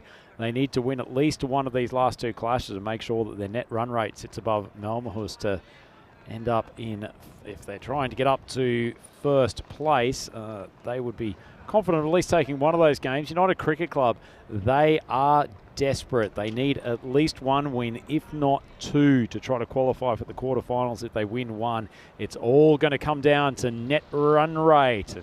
Malhotra continues, hit very high, not particularly long, and Melidi's buckets. There's nothing that's going to leak through those. He's excellent in the field, and after a challenging first over, Malhotra comes back against the lower order, helps his figures look a bit better. He's got 1 for 20, and Loma Luce 6th with 71 on the board. Yeah, Malhotra coming back over the wicket and gets the wicket. What a safe pair of hands that is from Sandeep Melidi. If you ever needed to see how you need to get yourself in the perfect position to take a catch, well, just have a look at the 2 catches that Melidi took. And I don't know if here we go. We've got a chance to see it again. Look, gets himself in perfect position, gets himself balanced, takes the catch, says thank you very much. Makes it look easy. Certainly does make it look easy. Those 2 catches have been far easier than the one that he threw himself to his left to almost take off Ibrahim earlier in the game. That would have been the catch of the year possibly if he had have held on to that, although there's been some fair challenges that have probably been the bedrock of the big shot content that's been pumped out of the European Cricket Network content factory over the last month or so. Great to see all the highlights action there as Malhotra was about to continue, but stranger than non-striker puts his hand up. Yeah, it says, "Oi, Pichija, ready ni halle." Says, "Okay, I'll go back. I got no problems." Bajwa, he's not had a good day so far. Maybe he can change things with the bat. Swings it across to the leg side. Scamper through. The single is once again your boy Naz in the action, Rico. Yeah, Naz the man. I'd like to see him get an over. I think it is very important, and maybe the captain, Gupta's thinking about it, just to get his confidence up. I mean, having a look at this rate, it's going to be probably way beyond him, as this one has been hit up in the air. Fielders come in, it doesn't carry to them. And Malhotra, he seems disappointed that Adam Sartan couldn't get to it. He's saying, come on, yard. Catch Harla. That was never a catch. Malhotra just getting greedy now here. He wants to make his figures look a little better, perhaps. Yeah, Sutton doing the only appropriate thing and turning his back on the bowler at that time. Malhotra gets dragged to the leg side. It's beaten Naz there coming in from square, but it's just going to be a single. I know Adam Sartan's got long legs, but I think Malhotra is probably asking a little bit much of his outfielder to have successfully taken that catch. But either way, he'll continue. It's been a pretty successful over so far. Right on the button is dragged around, and Liddy gets in front of Sartan, who probably can't be bothered after copping a bit of lip from the bowler. Sartan is probably thinking, okay, I'll get my own back when I'm doing the bowling. Don't you worry about it. Much easier time for Malhotra in this over. There's a Bajwa. Well, he says, I'm going to give you a bit of bother to finish. Just smacks it for a 4. Nice strike from him. I'd love to see him score a few runs here. He's had a tough time in this game, but he's actually really tried hard for Loma over the last couple of days. So I'd love to see him get a few runs. And it's the end of the over. Loma reached 79 for 6. 3 overs to go. Certainly not impossible from this point, but you'd have to imagine with the Malmahus bowling attack and So many wickets being lost already that it's going to be an uphill climb. The story of this game, those two bowlers down the bottom, Rajput and Behera, combined for 5 wickets for 11. Magnificent stuff. Yeah, I mean, that's absolutely taken the match away from Loma. And it's all about how well they can finish here. I mean, if they can get to 100, that'll be a positive, I suppose. I mean, the match is already away from you. I mean, they're needing something incredible. What's it, 52 runs in 12 balls? Well, Sadashiv Gur brought to the bowling crease. He might have a wicket first ball. It's ended up in the very safe hands of that man Malhotra, and that means Mahmood is on his way for 5 off 7. Sadashiv Gur, he's enjoyed his return to the bowling crease. Wicket first ball. Yeah, well done to Gore. He's another one that when his team didn't perhaps have the full availability of all their key players, he bowled well for them and played well for them. So that's a nice one for Gore. Nice to see him in the action. Certainly also nice to see these jerseys of Malmahus when the sun is shining. They look absolutely brilliant. We were saying that we do like the colours and the colour schemes of Loma as well. The only thing is their numbers sometimes are quite difficult to read. I think the colour coordination there, it could have been probably done a little better. But there's Malhotra there in the action once more. This time taking the catch. He says, well, you may have hit me for a boundary with my last ball, but I'm going to have a say still in this match. And he does. Takes a good catch. So 7 wickets down. You're a very fashionable man, Rico, and I always appreciate your thoughts on the team uniforms. In fact, I'd suspect that would you be giving the vote for Malmahus as the best dressed team in Group B, and then your thoughts for the wider tournament involving the Group A teams as well? Yeah, I mean, I do like. I've always liked the orange. I like the orange and this blue look, and especially the back of the shirts as well. There with the black numbers, and I like the white border around them as well. They're looking pretty sharp, I have to say.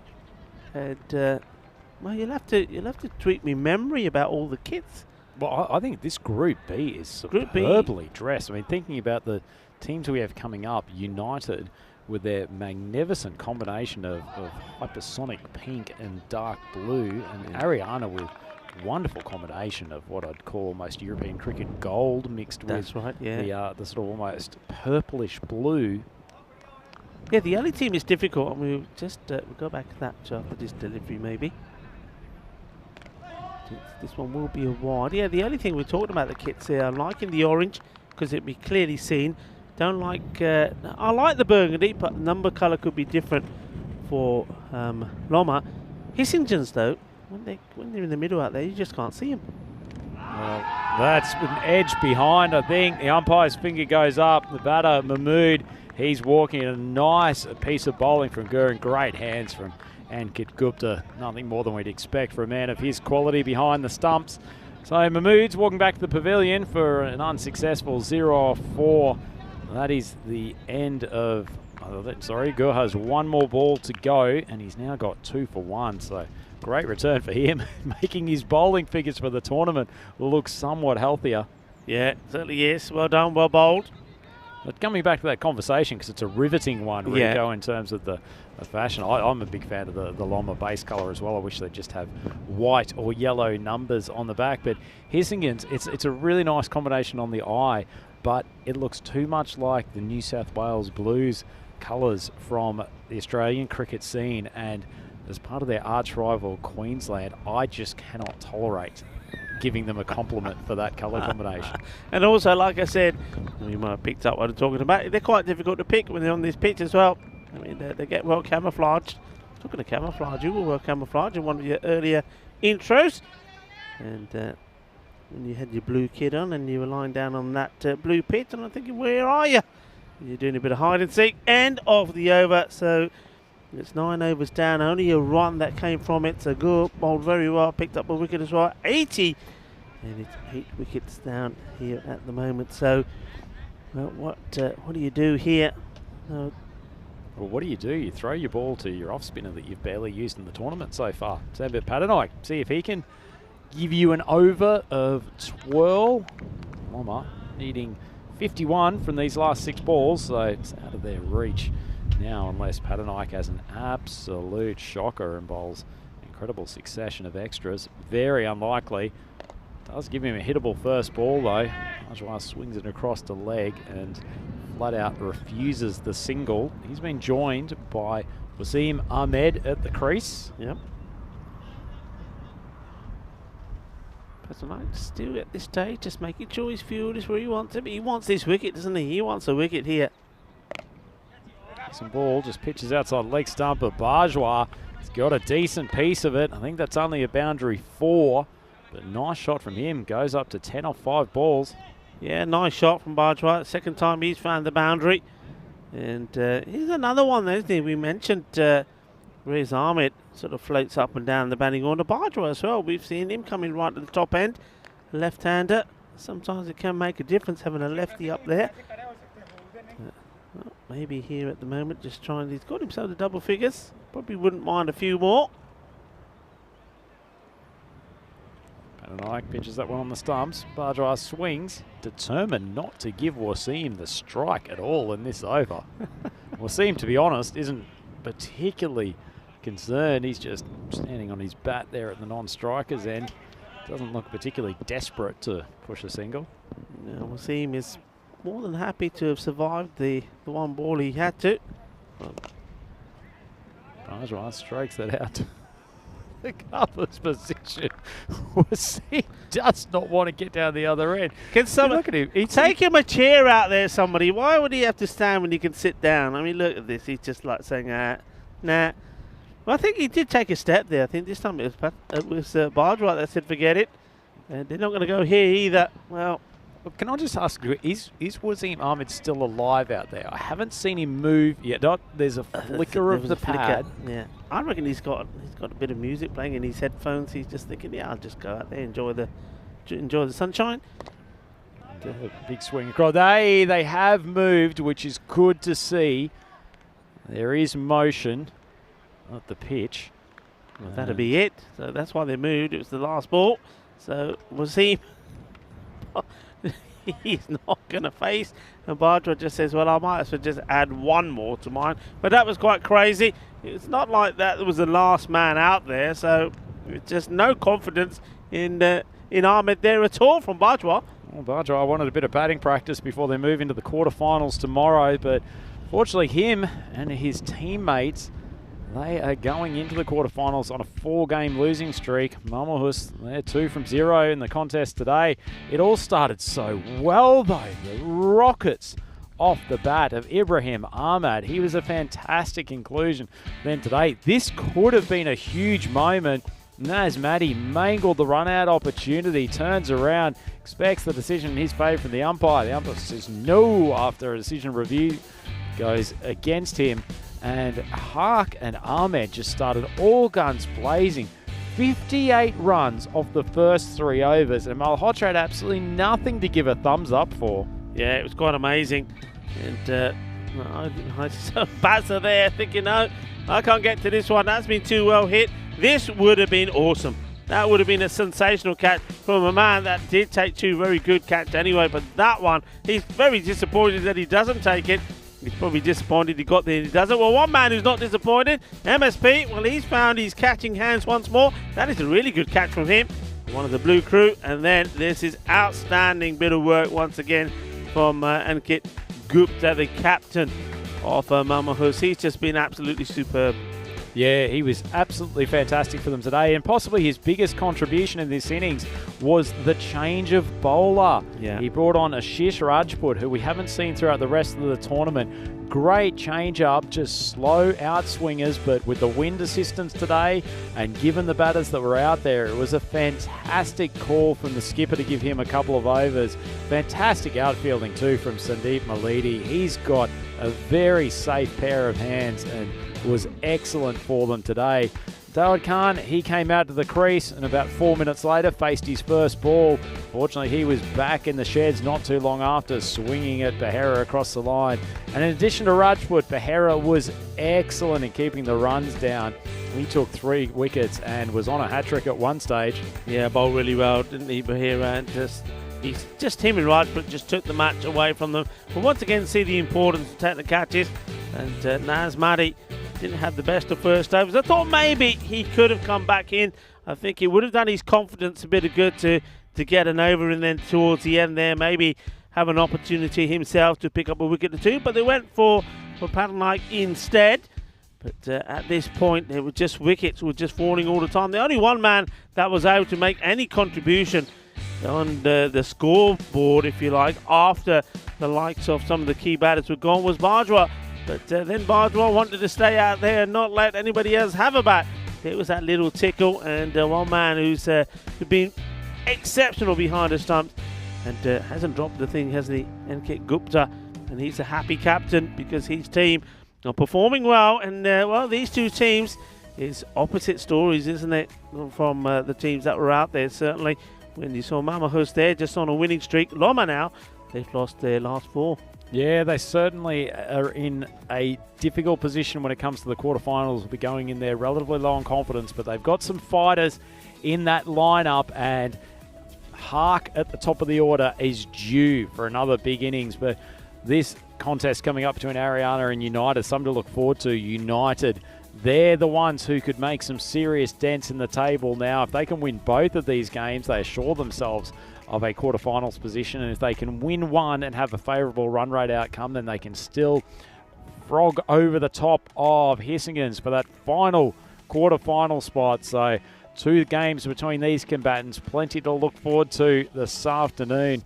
But that's a comprehensive pair of wins from Malmahus today. And just having a look at the over-by-over analysis, Rico. Yeah.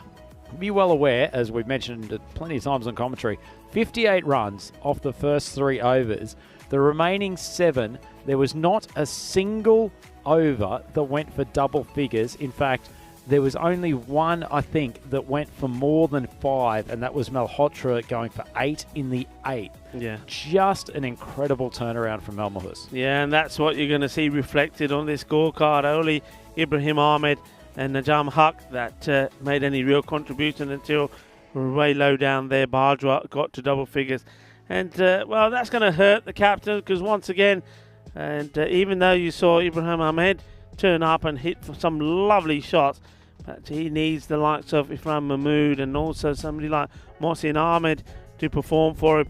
And Rez Ahmed hasn't been able to do it. Bajwa did show a bit of fight there, but certainly he's going to be having a long, hard talk with his team. They've got to come together. They've got to forget about the last 4 matches and be saying to themselves, come on, let's get back to the way that we were in the first 4. 7 bowlers used in total, and the key ones, of course, is going to be when Ashish Rajput came on to bowl. He changed everything. 2 wickets for just 5 runs from his spell, and then, well, Prasenjit Bahira, he just continues to impress me. A good bowler, pretty lively, gets the ball right up there and gets reward as well for him and for his captain. He picked up 3 for 6 and he was on a hat-trick one point as well. And Gore, well, nice to see him being given an opportunity. He's always been there for his team, always been there for his captain, picked up 2 wickets as well. Malmahus, it was the Hus of pain for the first 3 games of their tournament, but they are riding high. 5 wins on the trot from them. They are finding form at the right time and getting contributions all over the place. Unfortunately, it's the opposite story for Loma. They've lost their last 4 games. They are really, really struggling as they enter the quarterfinals. They'll end up 4 from 4, and they'll have to wait to see what happens as far as Ariana go in these next 2 games to work out where they finish for the quarterfinals. That's it for match 38. The Landskrona Cricket Club, a comprehensive win by Malmahus over Loma by 45 runs. We'll be back with a further 2 games today. It's Ariana Cricket Club up against United. That next match will be starting in just under 10 minutes or just over 10 minutes time.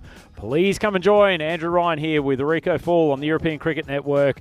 Please come and join us for the 3rd match today in the not too distant future.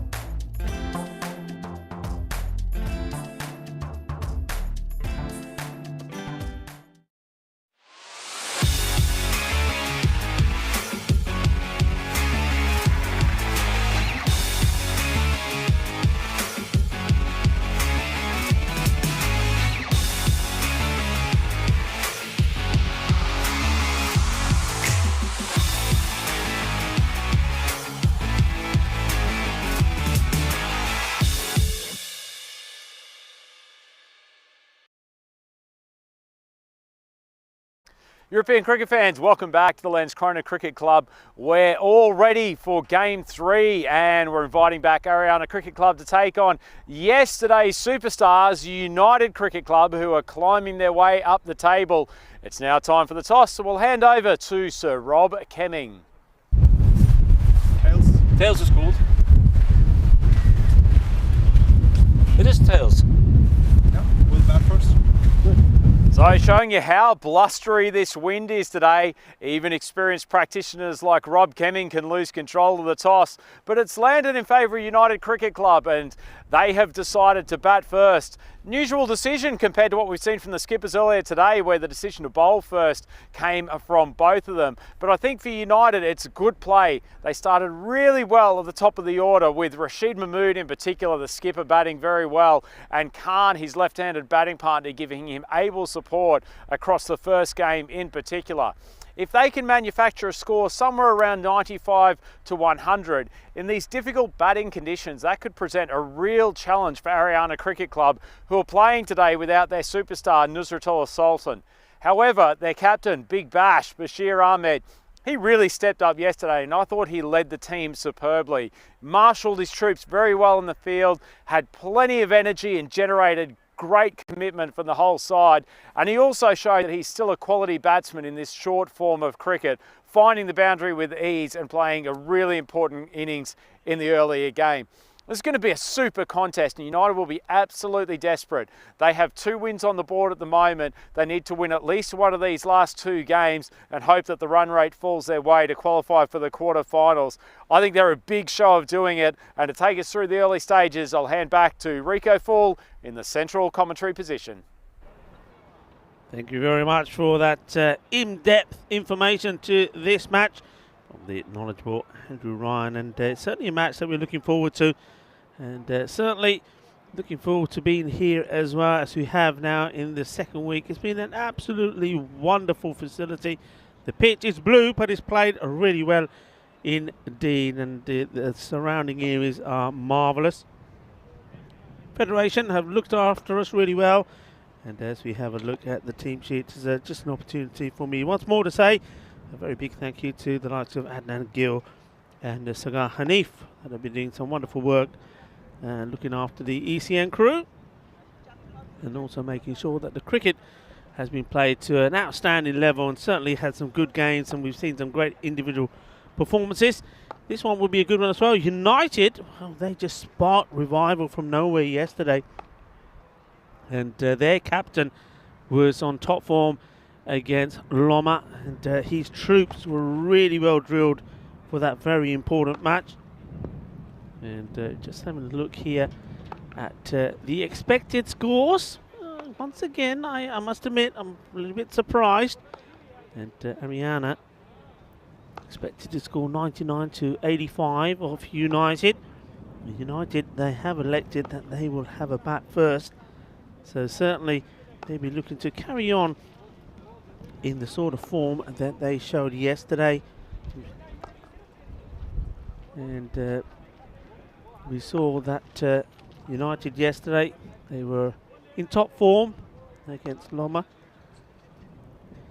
when they scored 126 for 1 and Loma 88 for 3. And then in the next match, Loma batting first, 99 for 7, and United 103 for 3.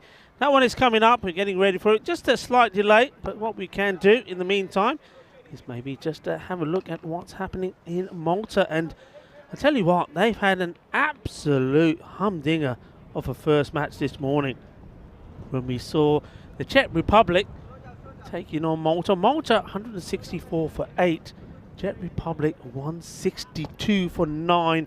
Malta winning just by 2 runs, and you know that the Czech Republic then have to come back with a bang, and it looks like they are here, having a bat first in this match against Bulgaria, and they're going pretty well. You see there, the 100 partnership has come up just inside, not even 10 overs completed there, so looking to put on a big score there. And you see the batters there, Davisi and Stern going well. Again, shout out to all the crew there in Malta. to our very own Maxi, who's out there with Charlie Hunt doing the commentary. And of course, my good friend is there as well, Johnny Grimmer. As we just watch some of the action coming from there as we get prepared for the start of the match here. Just going to be delayed by a few moments. And well, while you watch that, I'll just give you some more details there of those matches yesterday with the United. United, they needed to perform. Israel Khan made a fantastic 50 of just 34 deliveries. And he was well supported by the captain, Rashid Mahmood, 49 of 28 in the first. But it was always going to be about the two captains. And it was the captain, Rashid, that performed. And once again, similar today, it was Najam Haq who wasn't quite able to get to the same sort of mark that we've seen him in previous matches. He wasn't able to perform. And it was good bowling also from that Ittisham Zazi. He took 1 for 19, and Saga Correa also bowled really well, 1 for 15. So they're going to be the key ones to watch with the ball. In the second match, it was Roma batting first. We thought they were going to get a big score on the board, but once again, the captain not getting the runs on the board, and they were restricted to 99, and they were knocked off pretty easily again because it was good batting from Rashid Mahmood. The captain, 53, did get his 50 there, so he scored 102 runs in the day, not out, because he was not out again there, but supported really well by Sagar Correa. So they're starting to just find their form, and certainly they'll be coming into this match with a lot of confidence, and I think that's why their captain, Mahmood, has elected to bat first. Ariana, look, they're going to be missing their star bat, the man, well, I say star bat, I mean, of course, we're talking about Nusratullah Sultan. Well, yesterday he scored 24 of 10 deliveries and then 27 of 16. So didn't really go big, but he was good in the field. Took a number of key catches down in that long on position. We just have a look at this scorecard there, and going really well at the moment. The Czech Republic side, of course, they want to hit bag after that disappointment in that first match. Well, that certainly highlights that I'll be certainly going back and looking at tonight. That first match between them and Malta. Malta winning by 2 runs. What a match that was. And to see there, that is a very good friend of mine. It's Prashant Mishra doing the bowling. The vice president of the Bulgarian Cricket Board as well. The key player for Bulgaria, and at the moment he's finding it hard to get the ball in the right places because it's all about hitting the boundaries. And there's man Shub Navjot Singh as well. He's out there as one of the umpires. We've seen him doing the rounds, and Shub doing what he does best. Puts his hands up in the air, but this time he says, oh, this is coming my way. And Shub, there's not much of Shub. And when the ball is coming his way, he does have to take a bit of evasive action. That's one that I'll certainly be talking to him about later.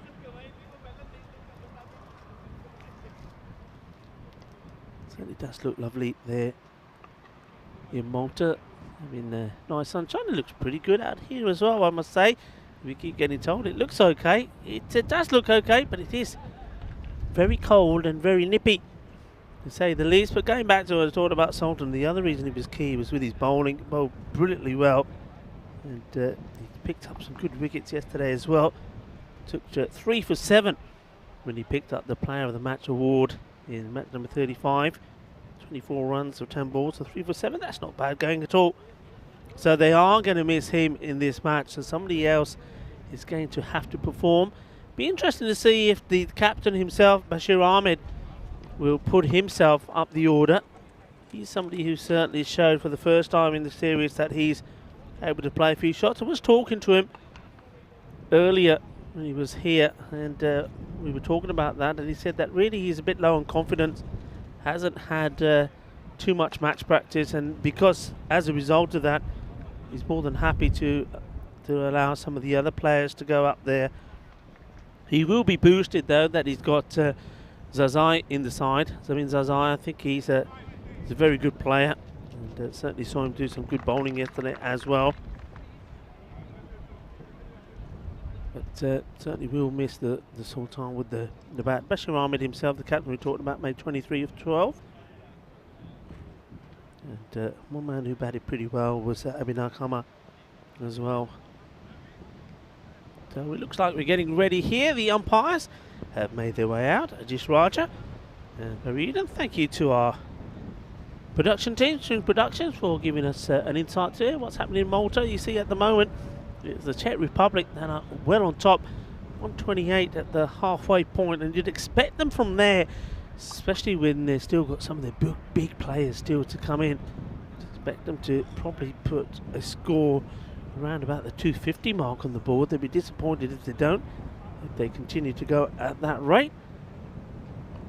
And for now, it's well, all about that man who's we see out there from United. He's very confident, winning the toss, and deciding that he's going to have a bat first. Looks like with the ball we're going to have Atif Mohammed.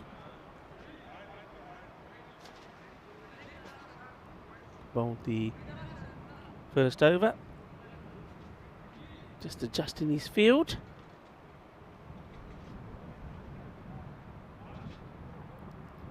Nice bright day. The clouds seem to be very low, but they don't seem to look to be too threatening. But there is that wind around. You see the first ball being bowled. It's nicely bowled right up there.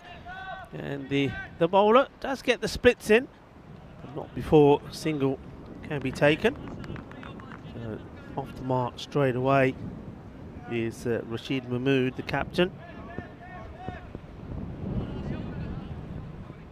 He will know, and his team will know the importance of him batting well.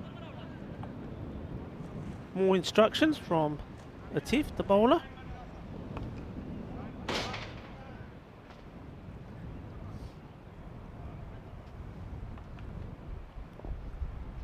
This man, the left-hander, batted very well yesterday. And this one he's totally missed out on, and I think he just gets lucky. It's like he's lost this. And I think the angle of the ball is going to certainly go past the leg stick, but he's well inside his crease and totally loses this one. And afterwards says, nah, we'll just stay there, Isra Khan.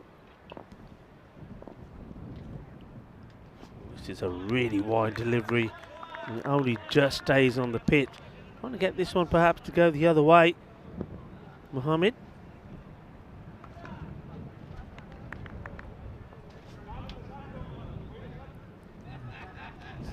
A bit of conversation between the, looks like the umpire on field, Ajish Raja, and the third umpire, which is Hanif. Might again have something to do with the bowler running in front of the umpire. It's hit pretty well down the ground, but will be fielded there by the captain. Really nice guy, Big Bash, captain of Ariana, Bashir Ahmed. Field now changes to the right-hander. Just having a look at this, we've got to the right-hander, the two men allowed out in the power play are at long on and mid-wicket. This is well played actually by the batter. It's quite a sharp delivery from Atif Mahmood, bangs it in, and sort of trying to cut the batter in half. It's the terminology we use, but he does well, plays that well, and I like that there. It's been stopped by the fielder. He has no idea that somebody backing him up, and he's no idea that he slipped and ends up on his jacksie. Just a single though. He's dragged out to the fielder. Quick throw, and had to be quick, Mahmood. I think if the throw was better, it would have been interesting. Here comes the throw, and yeah, better throw at the stumps. A direct hit certainly would have. They would have been asking the question.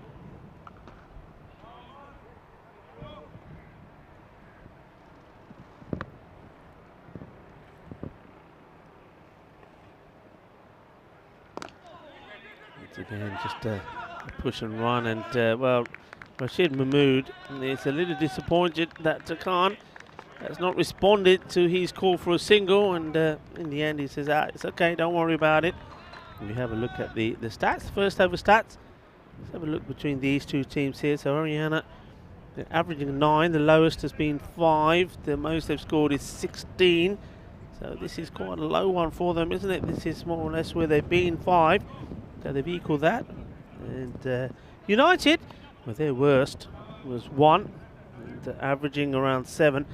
The best 14, but they've started doing some good things last, certainly since yesterday. So they're on the up, so to speak. You'll probably see that reflected when we have a look at how they've performed in the power plays.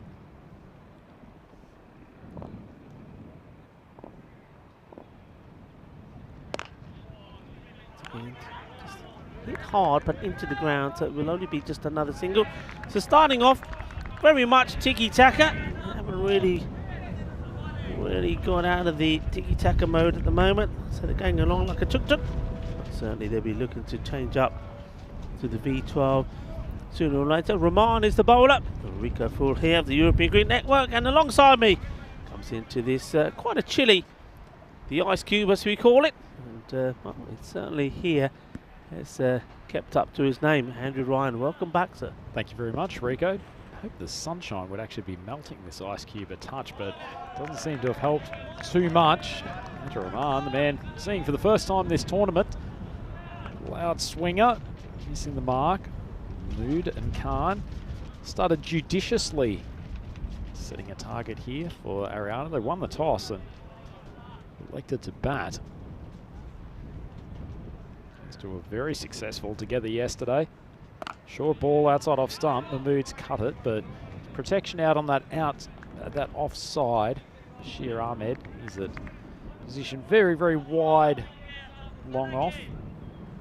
Aside from that, Zazai patrolling that position at point to the right-hander. They're going to retain a lot of that same structure for the left-handed Khan. We know he likes to hit to mid-wicket. Short ball, pulled a little bit high on the bat. Zazai charging in. Only going to be a single. Rahman not bowling a bat over here.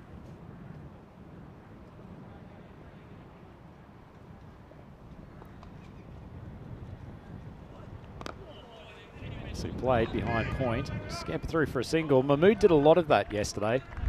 It's probably one of the features of this partnership, and particularly in the first game, that they were patient in their build-up. These two set a platform. Khan was probably more the aggressor in the first game. Mahmood talking to the bowlers in the second game. I'm certainly pretty keen not to expose the middle order to these early overs. Decent ball from Rahman. Swinging back violently to the left-hander. He's got the breeze helping a lot with that in-swinger to the left-hand, outswing to the right-hander. The breeze probably pushing down towards backward of point at the moment.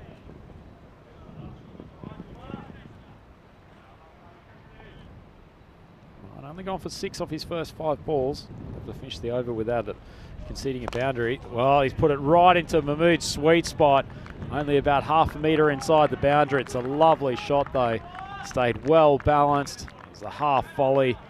He's in the zone and he struck it nicely down the ground. He keeps up his form from yesterday. It's a much needed boundary from United too. They're 15 for none after the conclusion of the second over. Mahmood up to 8 off 5, and Isra Khan a little bit more sedate, 5 off 6. We'll have a look the standings table for Group B, and as you can see it's becoming very congested around that midsection. Malmö have put themselves exclusively out in front at the top of the table with 10 points at the moment, but keep in mind they've completed their games. These two teams playing the final 2 matches of the group stage. Looks like Atif Mohammed's going to bowl his second over. Third of the power play. Swung that straight. Sahak hustles in. Would have been close there. Khan was not particularly alert to the fact that there was a run-out opportunity, just ambling down the pitch. Looks like he might still be a little inconvenienced from yesterday. Sort of took a big tumble and landed on his left shoulder. Not sure whether that's going to interfere with his bowling at all today. See that in the fielding innings as Mahmood surveying the field. Bit of an adjustment here. They've left Big Bash out of the wide long off position. In fact, he's actually coming in now, and they've shifted out a deep square in addition to Zadran here at the wide long on position.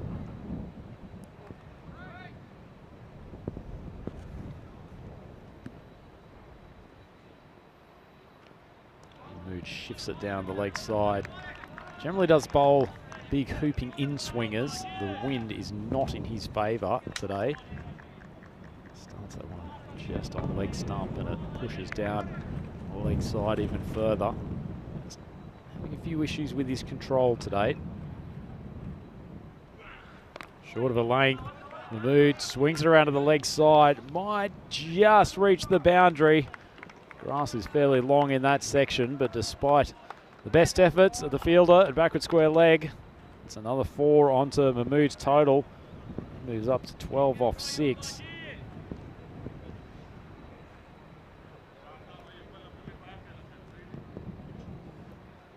Good start from the skipper. He's so crucial to them with the bat. Plays it nicely, wide of mid-wicket, and they'll just take the one.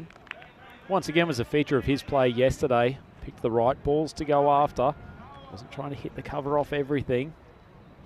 Very selective deliveries that he tried to power down the ground. Hit very, very well straight down the ground. A number of boundaries in that region and also over the covers. Big swing across the line. That's not a great shot from Khan. Lost his balance completely. Mahmood finally finds middle stump. Castle's the left-hander. That's a good early breakthrough for Ariana Cricket Club. United lose their first wicket, 22 on the board. Still a couple of balls to go in the power play. It's the area that he likes to hit. In fact, it's actually rocketed off his thigh and come back onto the stumps. Mahmood actually drifting far more onto the leg, something he would have liked, but not well balanced when he played the pull shot.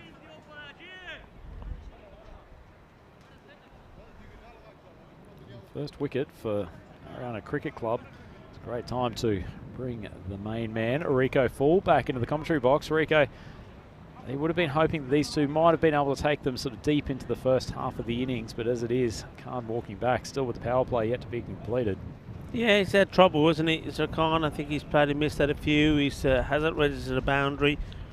6 of the 8 balls he faced. So, I mean, if it's not his day, I think the important thing is that he doesn't chew up too many deliveries. So Rashid Mahmood is still there. He's hit 2 4s in the 13 that he's made so far. So he's you won't mind that too much. It may just not have been an innings for Israel Khan this time round. So he's got another batter that comes out to join him. And he'll be hoping that between them they can put some very important partnership together here.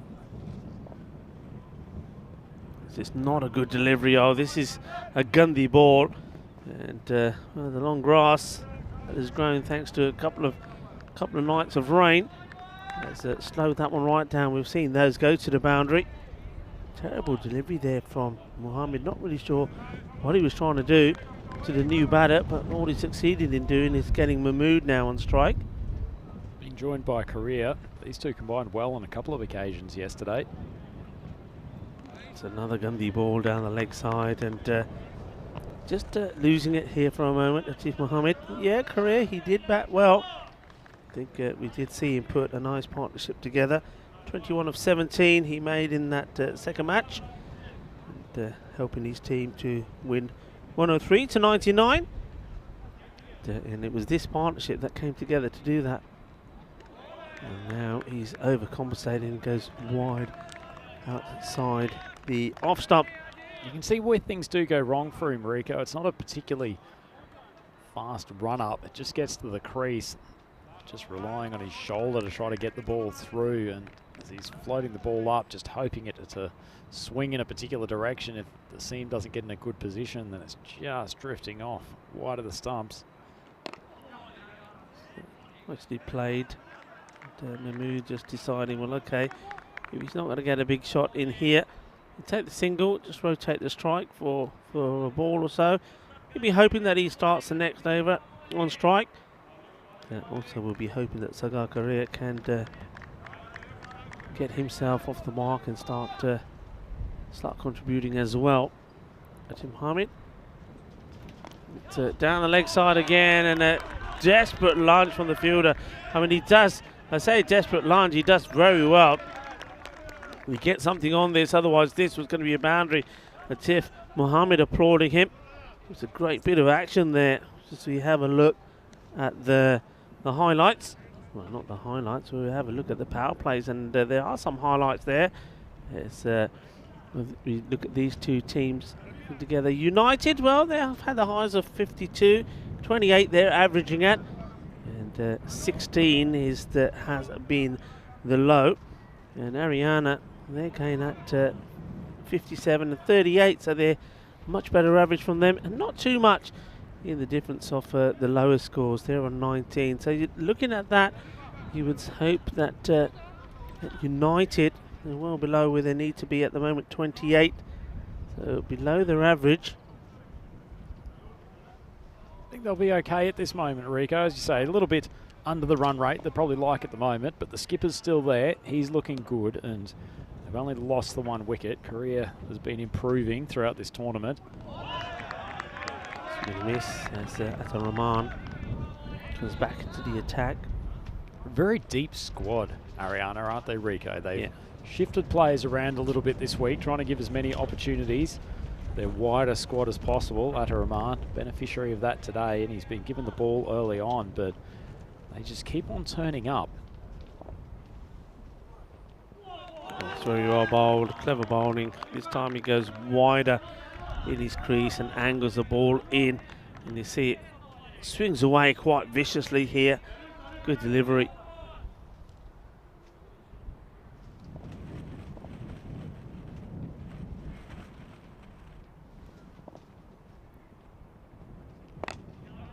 It's nicely played. Nice contact on the bat. He'll take a single. That's what he needs to do, just play it, stroke a few balls around and get himself in the groove like he was yesterday.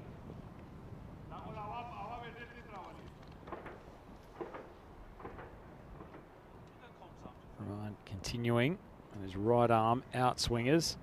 Nice ball, super seed, and has beaten Mahmood. All ends up, and Mahmood has been in excellent form last day. Look at the seam position there, angling into middle and leg stump, and just takes off on a great length. That's a cracking delivery, isn't it? Absolute beauty, and Mahmood knows it as well. This one hits the toe end of the bat, it goes up in the air a long way, but there's nobody there. Gets fielded on the boundary, so just a single. It's been a very good over so far. There's been a good spell. Ball to go. It's gone for 12. What do you think United are aiming here for, Rico? They know the Sultans not in the Ariana batting lineup, so there's a bit less power in that team than there might be in the normal scheme of things. Pretty well bowled, a good way to finish the over. Yeah, I mean, going to be interesting. I think they're probably wanting to restrict the score here. Hello to everybody. How are you? Hope you're enjoying the coverage from here, Landskrona, and also I know that you're flicking backwards and forwards to Malta just like we are. Hope you're enjoying what's happening there in Malta as well from the Valletta Cup there. You can see behind us, it is quite windy here. It doesn't look it on your screens, but it is, trust us. Look, what they're trying to get to here, I think if they can get to a score around 100, 110, they'd be satisfied with that, knowing, like you said, with some of those key players missing from the Ariana side, particularly, of course, Sultan. I think they'll believe that, even though it won't be easy, and they know they've got to pick up at least 1 or 2 wickets quite early. But once they get those 1 or 2 wickets, they'll feel that they're into, if you like, the more ordinary standard batters. It gives them a chance to get a victory. Yep. We're talking about team outfits earlier today, Rico. May I take this opportunity to compliment for you on your outfit choice today? As I come on for his first ball. But it's Thank you very much. That's very kind of you. Sartorial choice. Can you talk us through that one a little bit? The history of it. Well, I mean, I do like these sort of the tops, as you know, and every time that a few times I've ventured over to India over the years, I've always liked to pick up a few and got a few contacts over there. So every so often, a few are sent my way. The sizes are getting larger as we go through the years. No, I think they're very comfortable and easy to wear, and well appreciated by the likes of people with good taste, like yourself and one or two of the players as well. So yeah, thank you very much. I like that you've dropped in that a couple of players have been complimentary about your outfit choices as well. Very, very nice. So it continues. Great nut. Beaten the mood with a super ball. Well, let's, speaking of clothing choices, just turn to the YouTube chat, Rico. I've had a friendly reminder from Helix to not forget that tomorrow is Fun Day Friday. That our choices of outfit should reflect that. Have you got something particular that you'll bring to the party for the quarterfinals day? Look, why not? Now that I've been reminded, and look, well, I think we're expected to do this. Yeah, let's keep up the tradition. So it's Fun Day Friday. Yeah, I think I got a little number in mind. What about you? Well, I think we unleashed the big fashion choices Saturday last week, but if the crowd wants Friday, happy to go for it as Korea pushes through for a single. It's been a good over from Zazai so far, but no, one or two choices that are a little bit more circus rather than office that I can pull out tomorrow. I'd call it from the Maximo section of my wardrobe as not far from affecting a run out. In fact, it might be a touch unhappy that he didn't take the stumps out there. If they had been able to send Korea back to the pavilion, that would have been a great second wicket to pick up. Well, they've got it anyway because they may not have done it via the run out method, but the bowling wise has been absolutely brilliant. And this guy, when I was talking about him earlier, I thought he had a really good day yesterday, Zamin Zazir, and there he is again. He's just he's a pacey little character, and there's a bit of a team huddle there, instigated by the captain, the Big Bash. And, good ball, this really is. It's quick, the line is right, it's knocking the stumps over, and notice that the fielders right on the boundary were screaming with delight as they ran in to congratulate the bowler. That's one thing that they did well yesterday, and we commented on it a lot, is they're very much a team, aren't they? They always huddle together. The captain always goes to the players, whether they do a good bit of work or bad. He's trying to encourage them all the time, and that was reflected in their performances yesterday, and I'm sure he's trying to do exactly the same here today. Yeah, and I'm sure Big Bash will be pretty happy with that over from Zamin Zazai. He looks a really useful customer, Rico. Yeah. Sometimes when I'm watching the bowlers out here, I try to think through who I would least like to face in T10 formats, of the T10 format of the game. He would be probably one of my top 5 from this tournament. Just not particularly tall, so the ball skids through, but he gets the odd one to pop off a good length, but really spearing it in at off stump and middle stump from wide of the crease. It's a difficult form of bowling to combat, particularly at the pace that he sends it down at. And he's got one of those actions where you always feel like he's just got that extra little pace ball that he can bring in, and particularly when he pitches it full. Yeah, I agree with that. He certainly is. He's been good. He's sort of got better, if you like, and there's somebody else who's also done the same. We were watching the bowling, I think, of some of the bowlers yesterday, Ayubi as well. And that was very good. And I'm liking this as well. This is a man that we mentioned earlier when we were talking about some of the key fielders in that third man position. It's Shazad, our man. Showing that he's not just a specialist third man fielder, driven that nicely down the ground as Ryan does the fielding. And it's just going to be a single, but great to see him get a promotion up the order. Yeah, I like it. I do like it. Like what I'm seeing. And certainly Shazad is keen to show the captain what he can do with the bat. The captain just trying to work this away down the legs, and he's guilty of ball watching here. Rashid Mahmood not concentrating on what he should be, and that's getting to the other end. Have a look at this. He's just look how where he ends up, and that's all to do with him looking over his shoulder to see where the ball is. he ends up running wider and wider, only just gets there. And Shazad, he's got quite a flamboyant approach to playing his shots. That sort of starts from way high up, sort of almost from above his head as he brings it in, and almost looks like he's trying to helicopter every ball over the boundary. This has been hit very well. The fielder's going to have to do well to stop it, Zidane, and he's unlucky.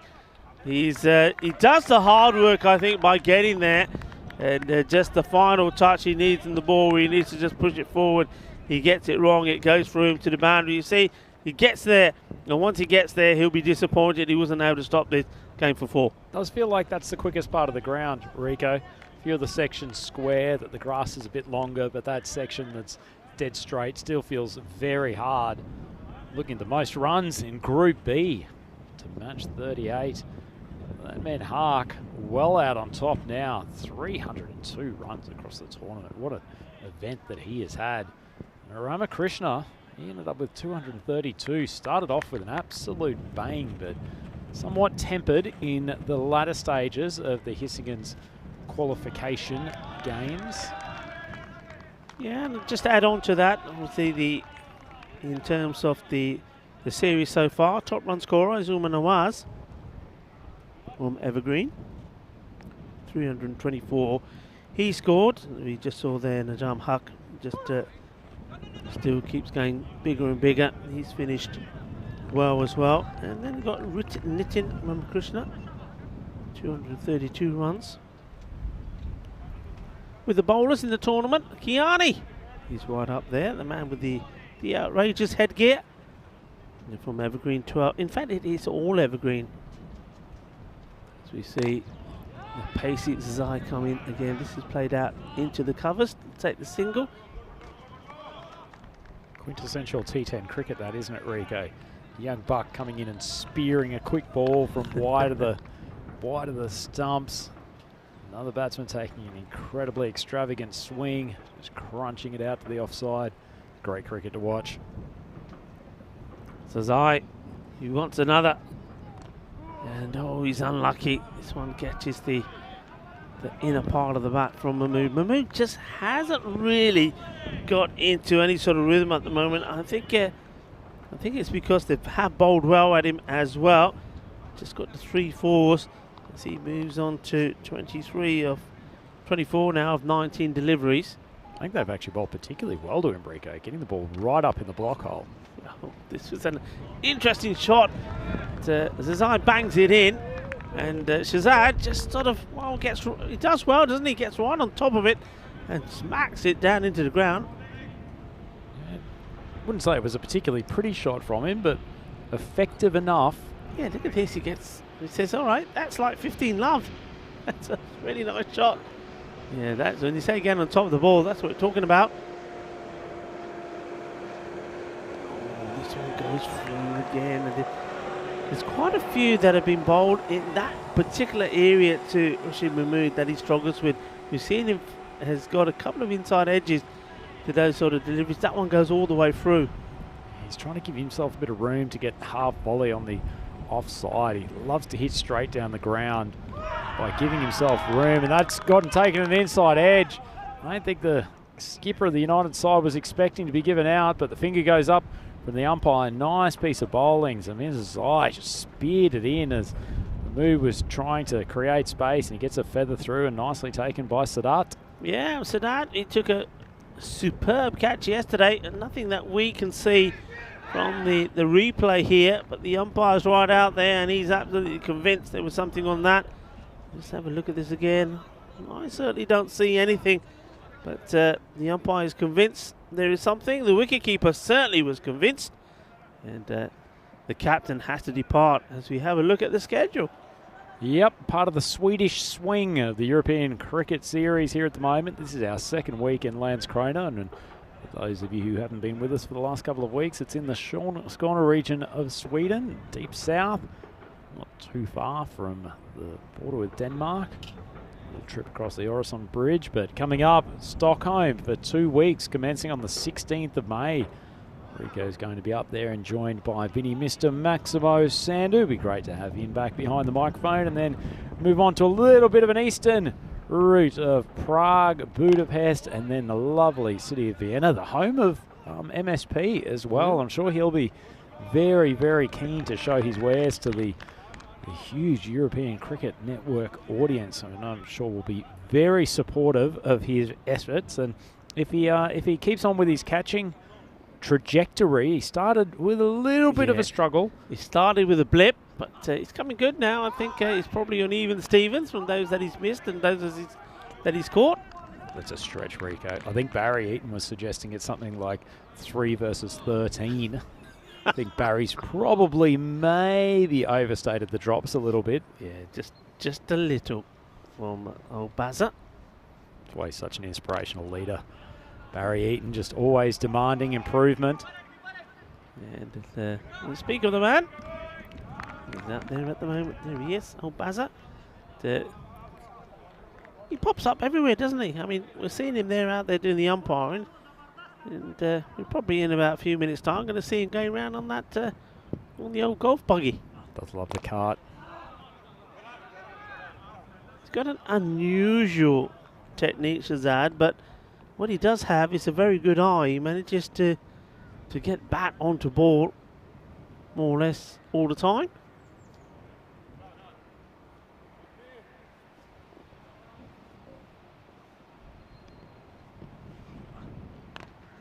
This has been pretty well hit. Fielders do well again, and this good pick up and throw. And the batters do want to go for the overthrows, and they will get them because, unfortunately, for Bash and his men, they were just slightly caught napping here.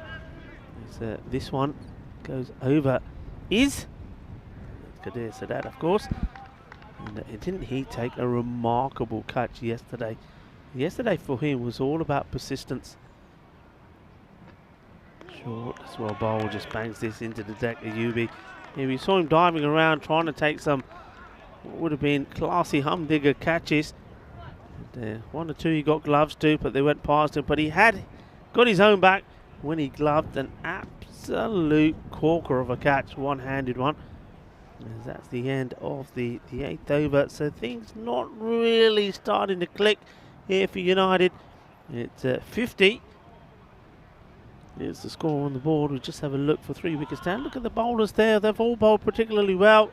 Nobody really has been too expensive there. And, interesting to see that who's going to bowl now here, because this is the thing, 2 overs to go. All those guys have bowled themselves out. Well, it's a man I am a big, big fan of, Rico. Yusuf Sahak is back in the Ariana team for today. And this is his out-and-out specialty, the death overs. Loves to bowl in the final couple. It's a really good in-swinging Yorker.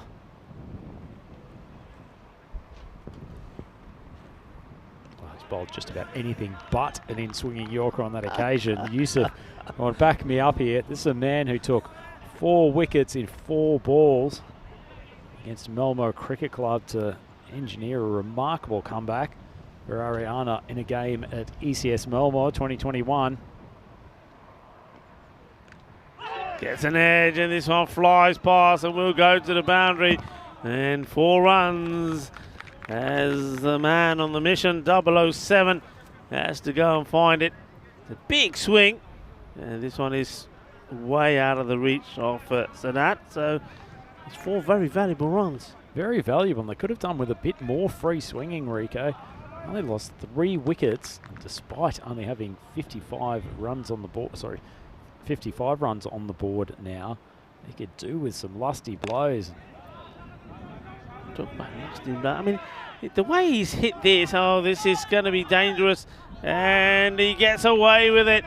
It's been a terrible mess up for the wicketkeeper, so that he's had a couple of opportunities to be involved in the run out. The bowler is not impressed. Look, this one just pops out of his hands, and then he loses his balance, and Shazad gets himself in. Shazad, just watch the way he's playing the shot. It looks like he's going to dislocate his shoulder the way he's playing it. He's trying to impress you, Rico. He knows you're a big fan of his cricket. Gets plenty of bat onto this and gets himself a boundary. Cuatro carreras. And nicely done. He's seeing the ball pretty well. He's got a very good eye, and this time it's just in the zone, and he cleanly hits it. And there's nothing any fielder can do about this. Just one bounce, and tried as he did, feeling the course to get the up near Zahir, but Jokar like yeah. Yeah, nicely balanced at the crease there. Yusuf Sahak just struggling for his length. Feels like he's not getting through the crease like he usually does, dragging the ball down a touch as Shazad pushes that out to the offside. Looks like he gave a mini celebration at pushing the single on the offside. Little fist pump as he took his first steps down the wicket. Yeah, I'm enjoying his not. The only advice I'd give to him, Shazad, is start wearing a helmet. I like to say that to all batters. I know that a lot of people on the chat always say to us, "What are your thoughts on it?" Well, there you go. I think that everybody should wear a helmet. He's gone up in the air a long way. Two fielders going for the same ball, are they? But well, that's if Mohammed says no worries, that's all mine, and he takes a very good catch and he gets the congrats. First of all, off the wicket keeper. Of course he does, because the keeper, he made a terrible mess of one, and then now he's not letting go. He said, "No, you just stay there. Just don't go away from me yet. Let's just see your pictures." They look like absolute twins. Are they twins? They look very much alike, don't they? Here, here's the catch taken, and then he says he gives the ball back, and he literally grabs hold of the field and says, "Stay with me here. Stay there. Don't go anywhere. Let them see that we look so identical." Oh, it's almost a bit of Sweet Caroline, isn't it? Hands, holding hands, reaching out, touching me, touching you. It's the motto of Ariana Cricket Club, and it's more hand-to-hand combat here on the cricket fields. Yusuf Sahak gets his first wicket, but plenty of juicy celebrations by the boys from Ariana. Hands all round. Sadat saying thanks for making up for my sloppy work with the gloves. I would looked very comfortable taking that catch. Nice grab. Sahak, last ball. This one. It's just Sadat to saying, "Come on, there's nobody backing up." And everybody's saying, "Have a go, have a go." You कहते यार मैं की करा मारूंगा पर पहला कोई backup तो करे कोई नहीं है ते. And he's got a probably good point. He said there's nobody there. He's probably saying, "Bowler, what are you doing over there? You should be behind the stumps." Well, it's nice to see someone backing up. Sorry, not backing up. Following through properly with the bowling, Rico, as United Cricket Club reach 63 for 4. It's not a great total. If they could come up with a big over here, get it up to 80, probably defendable. And certainly with Ariana not having their main striker in the form of Nusratullah Sultan, they'll find it more difficult to chase down big targets than they might have otherwise today. And certainly with the way this field is playing, it's probably 15 runs shorter of the totals that we were seeing yesterday. Sharifi, who came on to bowl yesterday, he's going to get another over today. Yeah, Hidullah Sharifi gets the first one to go past the outside of Saluri's bat. Saluri likes to give himself a bit of room this time, but it was a good delivery. And he was thinking about, well, they thought about it, then didn't, and then they take their eye off the ball, both the batters, and in doing so, could have been a second there, which is not taken, though I seem to feel that Shazad is probably saying to Soleri, "It's okay, leave it to me. I'm the batter who's in now. Leave the attack to me." That's obviously what he can do. He hits it pretty well, straight down the ground, firmly struck, and Soleri certainly, he's not got the speed to try and come back for the second, so they keep it to 1. Just going back to that previous ball, Rico, and especially when you mentioned before about the Ariana bowlers not getting back to the stumps, you've got Zazai firing in absolute rockets from 40 metres away. Not sure I'd be too desperate to get back to the stumps either. That's a good point, yeah. Whereas the captain, it's very different. He's just assessing the situation, doesn't have to throw the big ball, just easily gives it back to the bowler. Nice start from Walidullah Sharifi at the moment. This is a nice looking shot. He's got it pretty well. Well, the bench want them to take 2. That's a very good throw in from the deep there. Combination of Ayubi and Zazai not two of the taller members of this Ariana Cricket Club lineup, but Yeah. they are quick across the outfield, and both of them have excellent arms. Very, very helpful aspect of their defensive abilities. So this one has gone through the batter, and a good stop there from Sadat. Gets his one mitt onto this and stops the ball dead. So it's a dot. So there he's trying to make space for himself, but just not getting anywhere at the moment. Ball to go, final ball of the innings. Hits it pretty well, and they've got to surely go for two here. And well, Saluri, that's very disappointing. I mean, the chances are, as he already knows, with the arm that we've seen the Yubi's got out there, you're not going to get back. But you got to try, and this is very similar to what I've said before on a number of occasions, and I think United have been guilty of that on several occasions as well. It's no good for me ending up on a score of 69 with 4 wickets down. You've got to be trying things. You've got to be, if that's the situation, you've got to be trying for those twos. If there's a run out, there's a run out, but you sometimes can get lucky. You've got to try and double the score in whatever way that you can. 69, 4 wickets down. Well, that's not the score that you want to be defending. It can be done, we know that, but you've got to be at your best. Well, this was some early action when the ball was stopped and the fielder ends up on the ground. But there was a few boundaries early on. There was a couple that came from Rashid Mahmood as he was looking to find the sort of form he was in yesterday, but wasn't quite able to. Another person who wasn't able to was Khan. He was bowled for just 6 of 8 deliveries. It looked a bit rusty. And Mahmood, oh, he got this one. Should have been out. And he's going to be involved in another one a bit later on. One that was a little bit easier than that one, maybe. Qadir Sadat. But wasn't able to on that occasion either. But this was good bowling from this young man. Certainly didn't like Zamin Zazir. I think he's just getting better and better. And keep an eye on him in the quarterfinals. That was unfortunate from Zidane. He's disappointed with himself. Did the hard work. And then this dismissal here, it was a key one from Rashid Mahmood. It's very difficult for us to tell whether it was or wasn't. It gave Shahzad the opportunity to continue the attack. And he'd be pretty happy with what Murtaza Shahzad did. We've seen him field very well for his team. Got given the opportunity to go out there and play a few shots. And he gets 19 of 14. And there we go. We're the best of buddies, he says. And as Andrew Ryan gave us a few lines of Sweet Caroline at the same time. And well, they were touching hands. And now they're all in a huddle because they've done a good job. And I think the captain, Basha, is going to be very pleased with the way that they performed. Bashar Ahmed. Be interesting to see if we see him promote himself higher up the order. He's been saying that he hasn't had too much batting practice, so is reluctant to do so.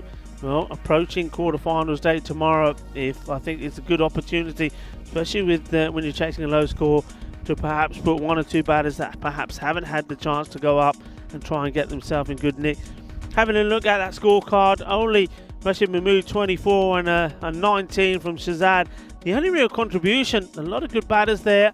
Khan, Korea and also Afzal just not going at all for the captain and for their team, which means they end up on a disappointing 69 of 4. That's the disappointment for me. I know the bowling was good, it didn't give too many loose balls away, but 69, 10 of those were in extra, so really you've only scored 59 with the bat. You've got to do better than that, and just too much value put on their wickets for me. You could be a bit more chancy. And with the bowling, all the bowlers bowl really well. Nobody really was expensive. But 2 wickets there from Zamin Zazai. I think he's somebody to keep an eye on. He bowls really well. And Yusuf Sahak coming back into the team. Didn't quite get his Yorker length deliveries going. And saw the swing from Atif Mohammed as well. So good performance, all-round performance. Once again, we've seen the team go out there and perform very well in the field. We saw that on 2 occasions from Malmahus and another experienced team, Ariana, doing exactly the same. Win probability very favourable at the moment to Ariana. As we look once more at the mid-innings summary, Rashid Mahmood, the captain, at 24 from him, and a gutsy 19 of 14 from Murtaza Shahzad, get the score to 69. So 70 are going to be required for the experienced Ariana if they are to win this one and put themselves in a good position going into the second match against these two teams, and also put themselves into a good position going into tomorrow's quarter-final day. Join me, Rico Fool and Andrew Ryan of the European Cricket Network as we come back for the conclusion of match number 39, and we'll be back in about 10 minutes' time.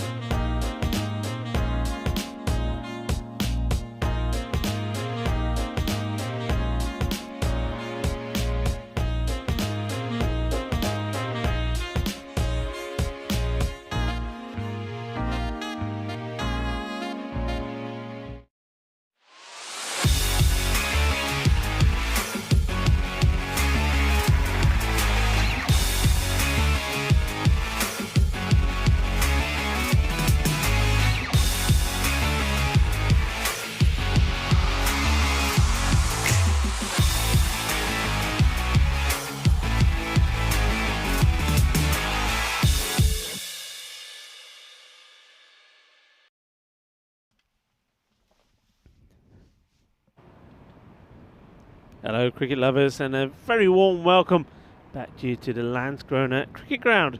You're watching the FanCode European Cricket Series, and well, that's a man who will probably find that it'll do better if he's got a bat in his hand. I'm not sure what's going on there, and not really even sure why he's wearing a helmet. Have we got a fielder that's wearing a helmet? Might be going into short leg, Rico.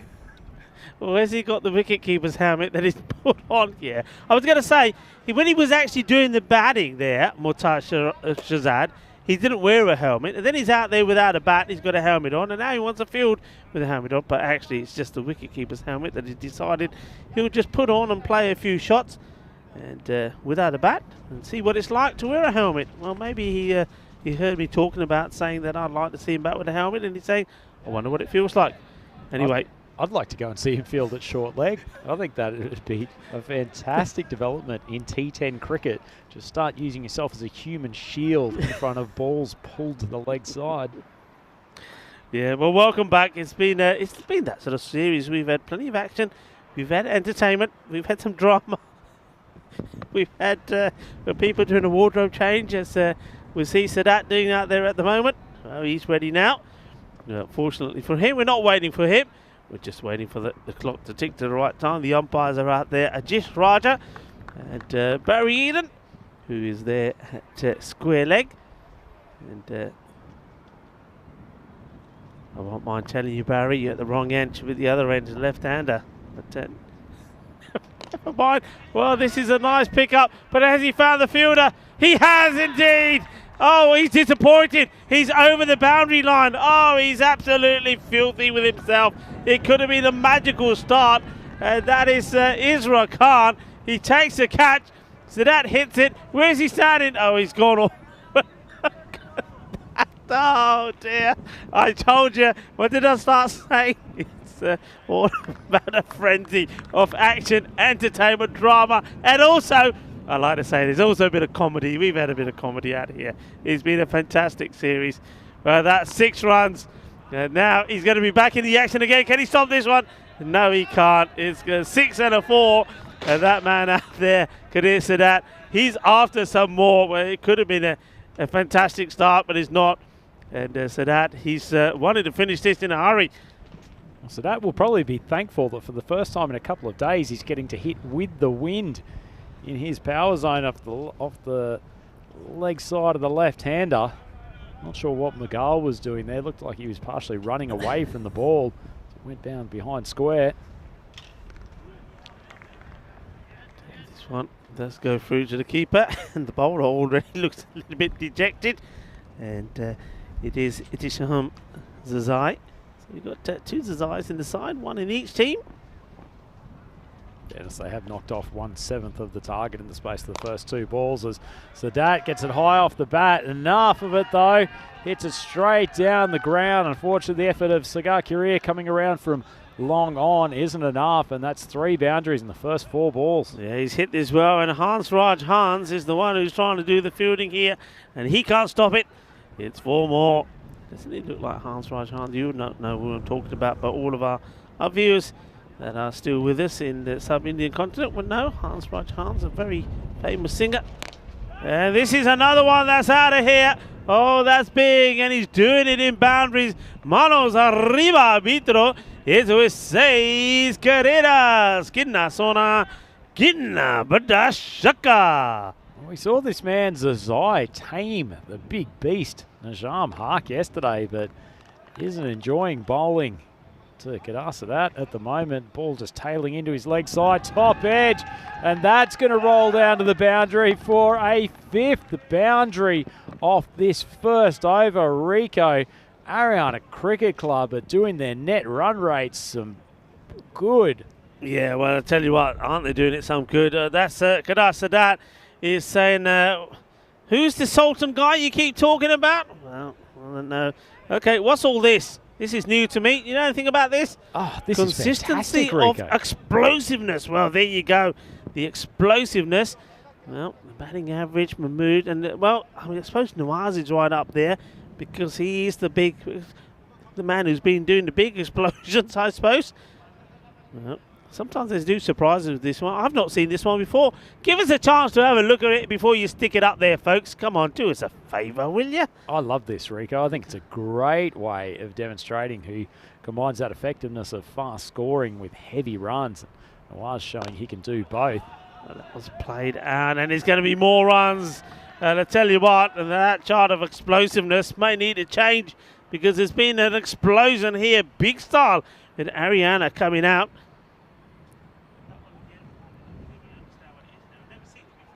In a 1 hour parking Here spot. we go. I get Rico. it now. I get it now. So look at that. Nawazi right up there. Huck. Okay, that doesn't surprise me. Ramakrishna. The Ramakrishna, though, he has got off the bolt. That's all about the batting strike rate and the batting average. Shetty. Remember Shetty. Going to look forward to seeing Suhash Shetty back, and he's captain. And Prabhu. They're the main hitters out there. And there's a few names in there I'm quite surprised I haven't seen out there. And one of them, of course, is the Sultan. Sultan maybe just down a little bit on average as that one's pulled towards mid-wicket boundary. Well, Atif Mohammed's gotten off to a fast start as well. Consecutive fours. Ifzal going for 8 off his first 2 balls. Ariana Cricket Club, they're pretty determined to get some rest in between these 2 games. Yeah, well, Atif Mohammed, I used to know a lot of players like him when I was a junior, when I was learning me cricket and I wanted to open the bowling and I would like an opportunity to bat. But then you got the old timer coming in saying, I'm going to open the batting and the bowling. And that's exactly what Atif Mohammed is doing here. That's a great comparison, Rico. Although, in fairness, he's pretty useful at both skills. His bowling feels like it's gone off the boil a little bit in the last couple of days, but he does score quickly while he's out there. Doesn't waste too much time. Good delivery there from Afzal. Getting one back there. Just a quick note, very happy to have so many people sitting on the chat with us today. Helix is there, Paul Tucker's joined us, and they're enjoying the swinging from Atif Mohammed. That ball's pulled up remarkably just inside the boundary. Atif's barely going to scrape through for a second. I love that. He's played this shot, and all I could hear in my outside my headphones, Doro, Doro, Doro, Doro. I'm thinking, what are they talking about? Doro, Doro, Doro. And then I noticed the ball stops inside the boundary rope. And of course, Doro, Doro means run, run, run. Well, they do run. I don't know how many they got there. They did get the 2. But he says, well, maybe this one will go to the boundary. An acrobatic effort from the fielder. Certainly looked the business. Then he looked like a goalkeeper trying to tip the ball just over the bar. But doesn't get anything on this. It was a casual-looking shot from Atif Mohammed, just getting it over the outreached hands of the fielder. And it's another expensive over. They are going at a rate, and that's 38 without loss, just after 2 overs. I'll tell you what, Rico, having a bit of a laugh at the pace at which Ariana is chasing their score, but a team that can ill afford to be pumped here is United. If they end up losing this game, which looks fairly likely at the moment, they really can't afford a big run rate bump as a result of a heavy defeat, given how they sit vis-a-vis the Hissingen side.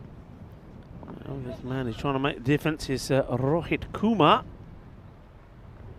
He starts with a full toss, which has been hit into the ground by Sadat. It's just needed just to wait for it. It's one of the issues Sadat sometimes has with his batting. He hits the ball very cleanly. Sometimes he just moves around perhaps just a little bit too much in his crease, but he does get the single. He moves to 25 of just 7 deliveries, and gives Atif Mohammed a chance.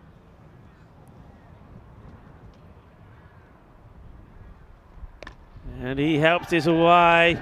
It goes to the boundary. It's 4 more runs. The thing I do like about Atif Mohammed's batting, Rico, is that he still plays to a lot of traditional cricket shots. I mean, he's been fed short balls on middle and leg stump, and he's dispatching the boundary with ease, but he really doesn't try big heaves across the line. He just plays each ball on its merits, and his placement is generally very good. Yeah, he's got a little bit the old Insaman al-Haq about him, doesn't he? You watch him here. Certainly scampering through for that 2 at pedestrian pace before he does. He gets down on one knee, gets enough elevation to take it over the mid-wicket fielder, races down for another boundary, and Ariana Cricket Club are sprinting away with this game. They're up to 47 for none halfway through the third over. Yeah, and like you said, the one team that can ill afford this are United. And, here comes Kuma once more. He wants a better delivery, gets dragged out to the man at mid-wicket. Lovely comment on the chat for us, Rico. Tell me. Paul Tucker, who's joined us today, appreciated the shout out and said that he's finding it great entertainment and he loves the comms. Ah, thank you very much. It's always nice to get some positive feedback from the crowd. Loving having you with us, Paul. Hopefully more over the coming weeks. We might not see too much more of Atif Mohammed today because he has tried to swing that ball from wide of off stump. Got it high on the bat and a pretty solid catch in the end by Big Ifzan Afzal. Say that's a much needed wicket for United Cricket Club is possibly the understatement of the fortnight. They've got a long way to go if they're going to try to defend this target of 70, but sending Atif Mohammed back to the sheds. Just one step in it, he goes for 22 off 10. Ariana, 47 for 1. Yeah, there was no way that Afzal was going to drop that catch. And he knows all about the bowler Rohit Kuma's anger management problems. He didn't want to get him angry. And gets right under this. Takes a really good catch, actually. Fingers pointing up. No mistakes from him. And Kuma gets a wicket, gets a breakthrough. And there he is there. Let's have a little chat with one of his teammates at Sagar Korea. The two of them enjoying a conversation. There's a new batter. Makes his way out there. And somebody that we like the look of. He's been a nice young cricketer, Baz Ayubi. And we've got two Bazes out there now. Baz the umpire and Baz Ayubi. Ayubi will get off the mark straight away here. Both of them are fairly similar height as well, Rico. Since the end of the over, Ariana Cricket Club 48 for 1. And they're going at 16 and over, which is in the complete control of this game. And in the meantime, we'll have a few questions from the YouTube chat. Always love it when we get queries coming in from people who are following on YouTube. And obviously, big welcome to everyone in India and the subcontinent who are watching through FanCode. Just have a look at the win probability. Who knows how United Cricket Club still have a 7% chance of winning this game. But once again, we'll check in with the data scientists and see what the theory is behind that. But question coming in from Joe Bennett, who has joined us, of how do you enter the European Cricket Series? Because he thinks he knows a few clubs that could do well. Rico, take the fans through how it is you can get involved. Well, I mean, you've got to be obviously playing cricket in Europe. So if you're a club, a European club, and wherever you are in Europe, just send something through to the ECN. You know that all the contact details will be on the website, europeancricket.com. And just let us know. Let us know where you're playing your cricket, how many teams you've got out there, and what facilities you have. And of course, you know us. We love to see cricket being played everywhere. And if it can be organised and arranged, we'll be there. Just get your federation to get in touch with the European Cricket Network. Yeah, certainly important to continue our work through the national federations and European territories, as that one's gone straight through Sadat. Unfortunately, the keeper Walid-ul Hassan, who's had some bright moments across this tournament, can't complete the stumping of Magal. Almost fumbled it onto the sticks, but yeah, Sadat gets back in time. Bad positioning, wasn't it, from the keeper? Just wasn't moving, wasn't bending his knees, was sort of very crooked over that one. Not able to take it clean into the gloves. The chance does escape. And the bowler goes and collects the delivery himself, so Mughal. So Rico, there's been 10 boundaries in the power play in this innings. They ended up 48 for 1. It's one of the highest scores we've seen in this group during the power play, as Ayubi strikes out to the offside. Probably should have only been 1, but these two are very, very quick between the wickets. It's like a trio of little speedsters in this team, isn't it? Ayubi, Zazai and Sadat, the wicket keeper. Yeah, and I think the bowlers are not being helped with the fielders. The fielders have already sort of resigned themselves to the fact that this match is done. And you can see that probably from, I think it rubs off from the wicket keeper there, Hassan, and some of the fielders. They're just doing the bare minimum, really. This one's played out. Comes the throw. It's a hard throw into the pads of the keeper. And only a single, because Sadat is deciding he needs to do some stretching. He's got some flexibility. And those legs to that, it's no wonder he propels himself pretty quickly across the ground.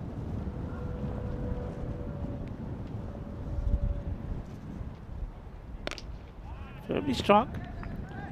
Shooter will be fielded by the captain, and well, that's really, really good running. And well, Rashid Mahmood won't like to see this. The ball goes out to him. Look, they're watching him well, and as soon as they see that this is underarmed, they say, right, come on, let's go. That is fantastic running. It's not good cricket from United, and you won't like to see that if you're a United supporter. And that was the end of the over there as well, that bit of action. And talking about action, plenty of action happening there in Malta. And like I said, I was expecting the Czech Republic to get to 250. And I don't have to be there to make these predictions. And they get to 259. And, certainly plenty of action there. Well, that's a bit of movement. Is that in Malta as well?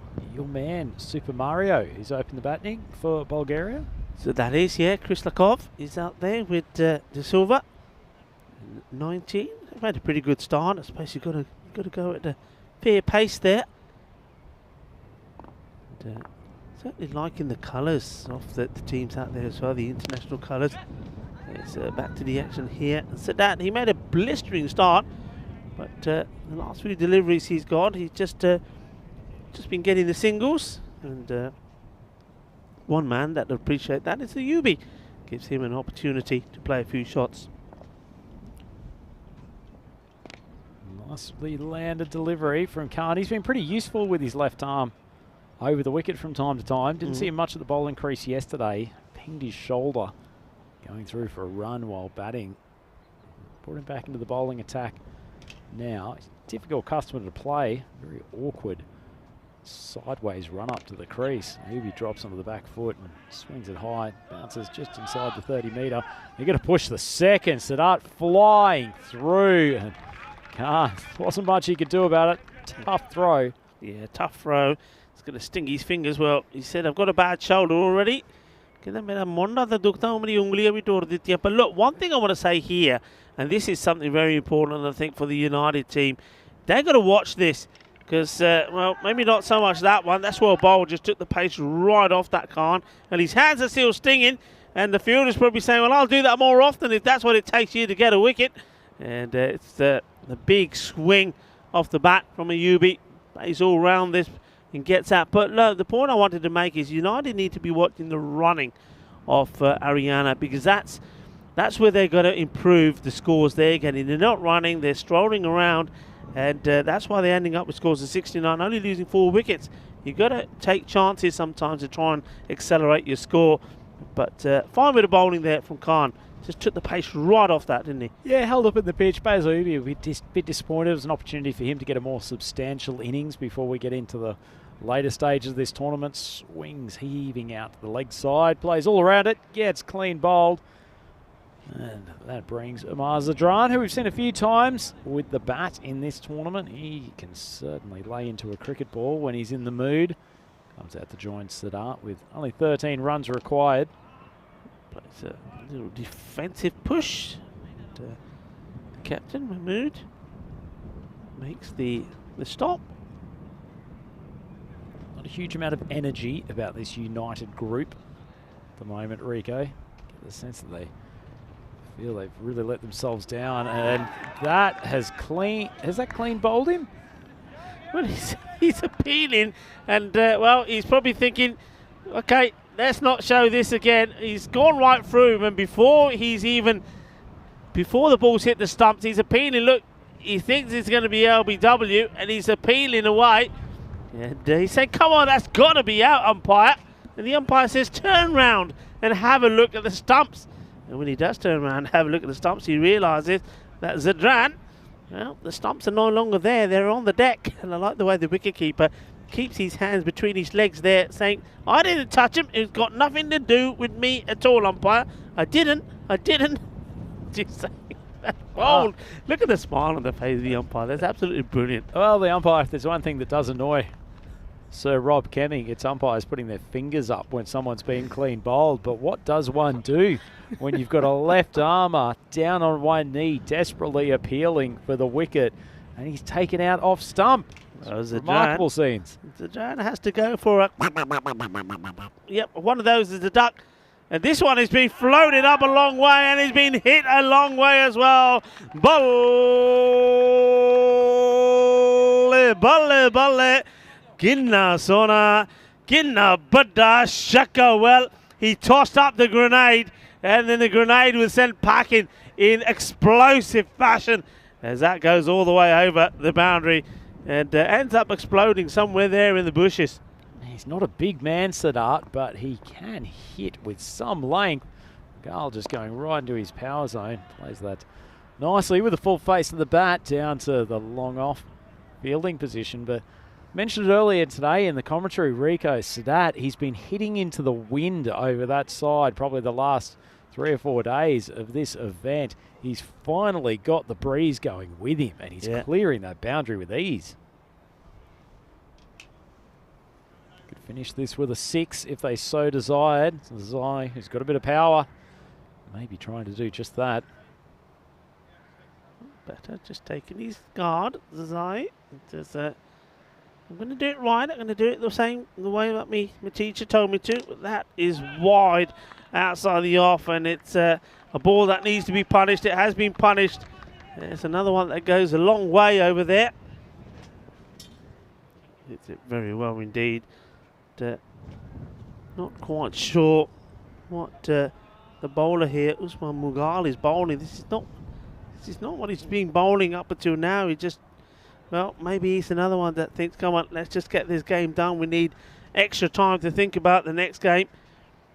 And this is a better delivery. Good work from the keeper. I don't think the foot was in the air there of Zazai. We'll see it again here, side on. That's well though, Hassan. Nice to see a keeper not launch a massive appeal. Had a quick look down, realised the foot was back in the crease. Doesn't waste the umpire's time. So 2 runs will do it.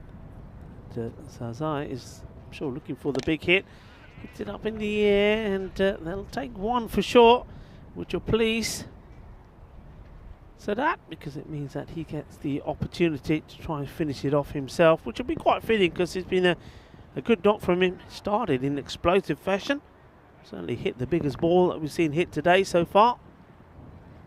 And he goes for another one, and he goes all the way. Balle, balle, balle, shaba, shaba. As that is the end of that. And he finishes on a healthy 40 of just 13 deliveries, finishing this game in style. And it's going to be a loss that United are really going to feel the sting from. Well, you say that he's a little man out there to the fielders and the batters. Well, the little man, Baza, he's quite little as well, but he's reaching up to the sky, trying to make him look a little bit taller, the umpire. And also the ops manager here from the ECN crew, signalling the 6, putting his hands up in the air. And it's all smiles for Ariana. They mixed it up a little bit, but the hard hitting of Kadir Sadat is certainly something that all the teams will be feeling. And Ariana without the Sultan, and this is nice from our man there, Shazad, with the helmet on. It's just saying, I wonder what it looks like when I'm batting with the helmet on. But this one, it could have started with a wicket the very first delivery, and then he was absolutely gunda with himself, thinking, how did I do that? I don't think, to be fair, I think he was already over the boundary when he took the catch, and then he couldn't get to this one as well. It was an explosive start, and they're going to have to pick themselves up from this pretty quickly, aren't they? Certainly are, Rico, but this is quite a shellacking. Ariana Cricket Club, and in particular, man, Kadir Sadat. Didn't he find some form with the bat yesterday? It's continuing on today. He's joined at the top by Teef Mohammed. He had his struggles with the ball, but showing that he's got some ability with the bat. Just whips the big torso around to the leg side on a couple of occasions. Played some very good pull shots. A good quality cricketer. And certainly brings another dimension to the play of this Ariana Cricket Club. He found that area behind square on the leg side with ease before he was eventually caught. Nice grab there from Ifzan Afzal. He's been pretty safe with his hands throughout the tournament. Mohammed, his work was done for the day, but that only brought Baz Ayubi to the crease, and we had two short-statured bazzers out there at the one time.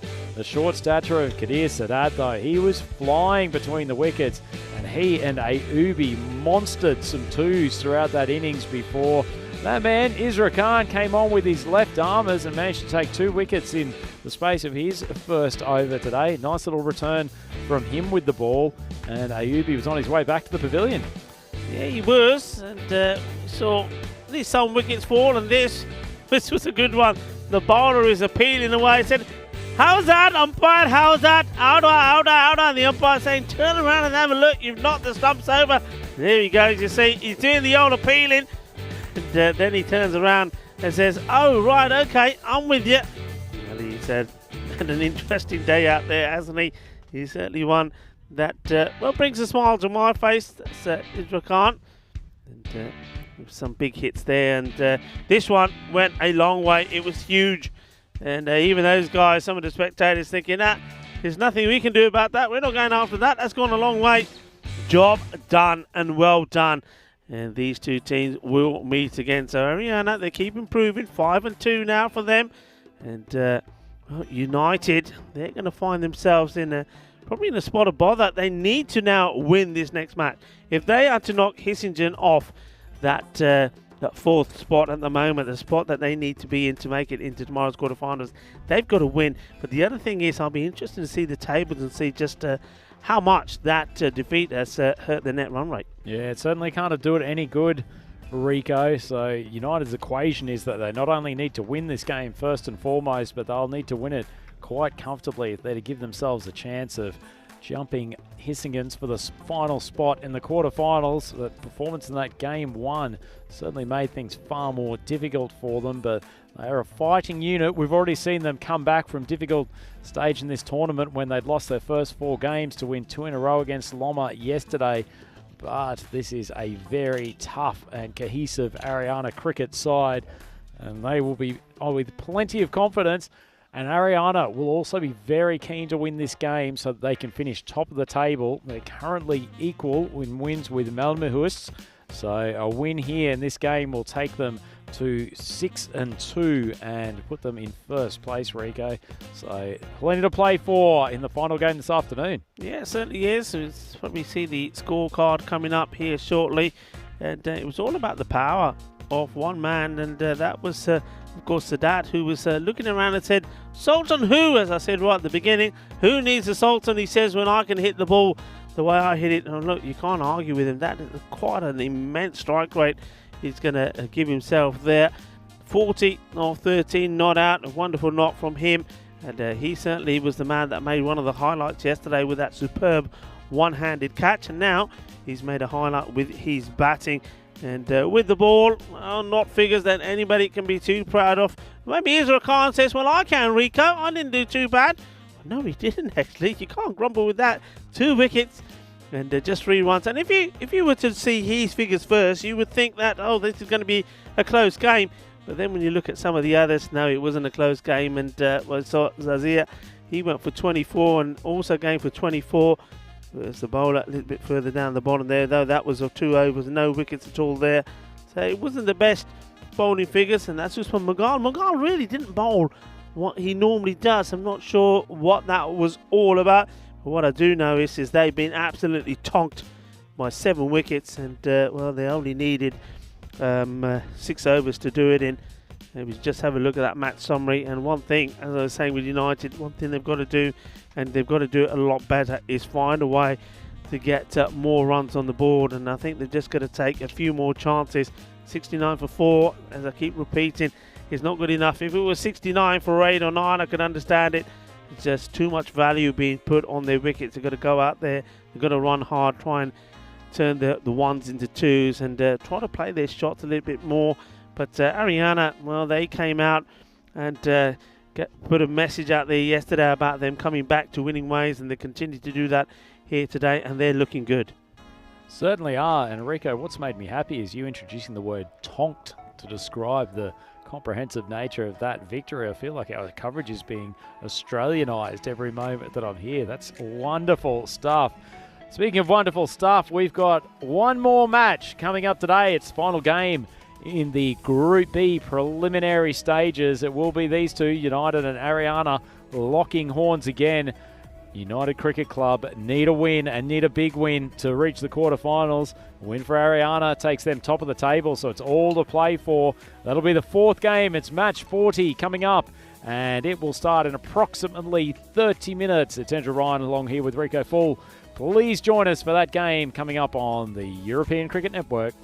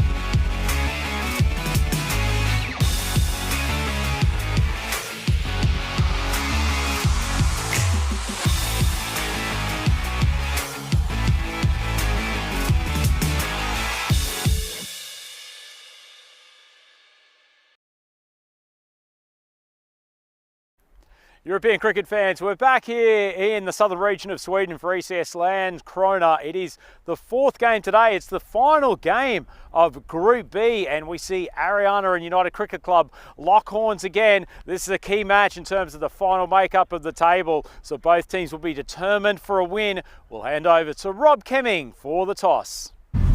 Heads. Heads is cool. Just tails.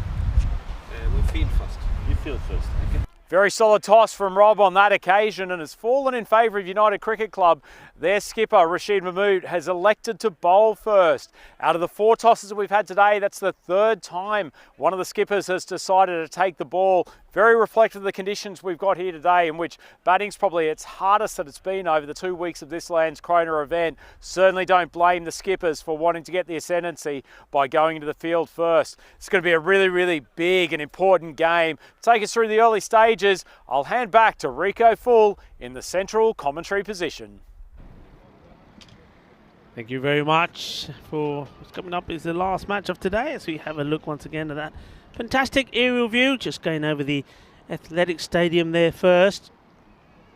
Lovely picture. Can't get tired of watching the horses there to the left of your screen, and where the stables are. And you can see just to the top right there, where we've got the horse jumping equipment, where Andrew Ryan did one of his very famous introductions. And that takes us to the beautiful, how can you not admire the beautiful blue pitch that is played so well as well. That's the other thing about it. It's just been so consistent all the way through the second week of competition here. The bounce has been true. I think there's been something in it for the bowlers. Certainly, if you get yourself in as a batter, you can score big runs, and that's what I like. It's a pitch that gives reward to good bowling and also to good batting. And Ariana and United are doing it here again. Ariana are batting first this time. They've been put into bat by the United side. So United are wanting to chase. And talking about expected, once again, I'm not going to say I'm going to agree with this. They're saying that Ariana will do it 97 to 77. I can see Ariana maybe pushing on with a few more runs, certainly get past the 100 mark. That will be their idea, but United, they'll have their own ideas.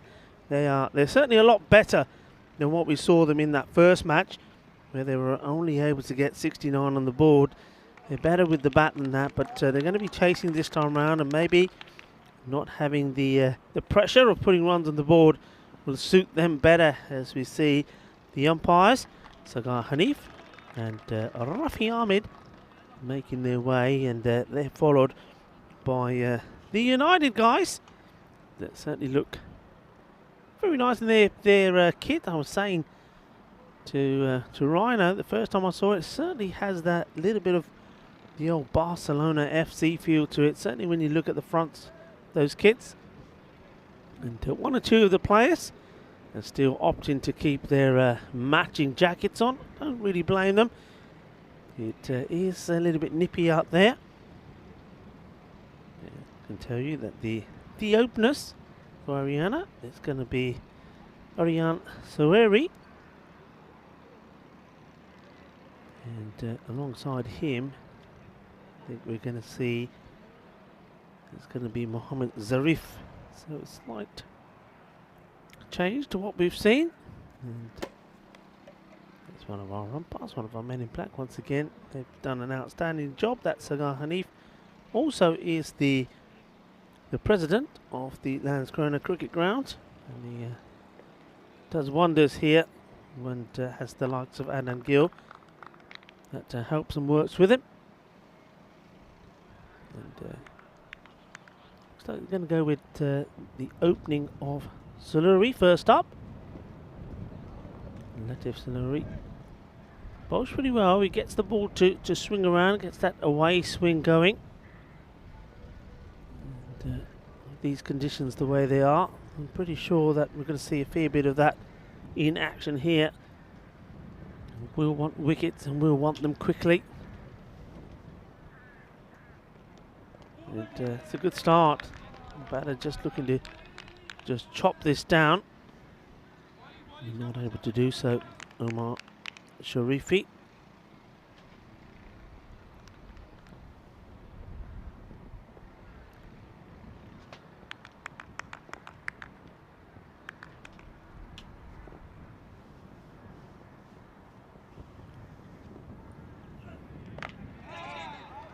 He's played away nicely, gets it through into the gap in that third man area. That's where we see one of our favourite players, Murtaza Shahzad, does a lot of the fielding to get the wide swing toe end off the bat onto it, and it races away.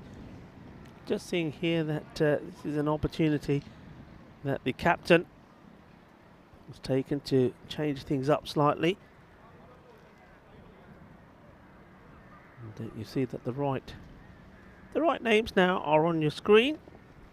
So we have gone, as I said initially, so wary. It's the opener. Well, there's a lot of swing on this. It's a false shot, but ends up just short of the two fielders. One coming across from the mid-off position, not able to get to it, and the other fielder, the one of two allowed outside the 30-yard circle, charging in.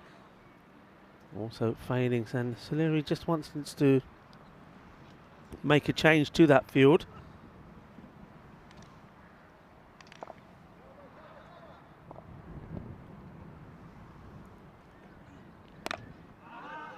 And played out to the fielder. Yeah, as you can see, the captain, Bashir Ahmed, just making a few changes. I was having a chat with him in that interval, and he was saying he's very keen, especially in this match, knowing that his team's already going to be in the quarterfinals tomorrow, just to give one or two of the players that perhaps haven't had a good opportunity to go out there and have a good knock, a chance.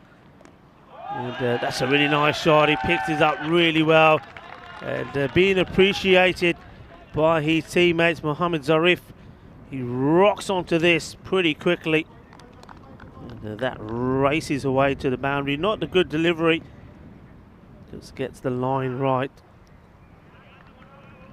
One of the things I was saying to Basha is that, are we going to see you back? Because sometimes what a captain can do, especially a captain like Basha, he's a really nice guy and he's always thinking about his players, is you give everybody else an opportunity, but you forget about giving yourself a chance, and your form could go. So I'm pretty sure we will see him. Good delivery there and a good finish.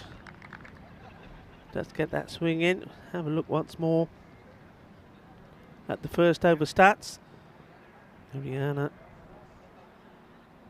they have a low of 5, a high of 24. So this one is pretty low key, just 9.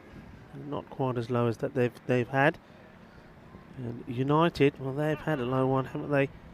1 is their lowest, and the 14 is the most that they've got. But on average, it's 7 to 12. And when you look at that percentage between the top numbers and the average numbers, it gives you an idea the percentage difference that there has been in between the scores of these two teams. Certainly that first match did reflect that. Plays this one off the back foot. It's played out to fielder out there. Has done away with his shades now. It's Sagar Karir, Mr. Hans Raj lookalike. Afzal is the bowler. Too much swing on this, and it's called wide.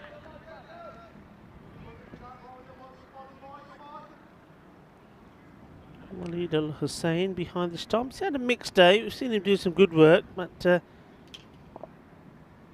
was a little bit sluggish maybe with some of those stumpings. This one's been hit really well. Well, it sounded really hollow off the bat, but it still went a long way from Zarif. This just sounded absolutely, well, I thought the bat had broke or something. Really hollow sound, but it goes a long way. And you can see there the umpire, Sagar Hanif, his eyes tell you the story as he's following this, because his head goes up, up, up, arriba, arriba, arriba. That's where this ball goes. It goes all the way to the boundary. Spagiza, as they say, and then that's 6 runs. And comes back with a good delivery there then. Afzal certainly would have liked being taken to the boundary.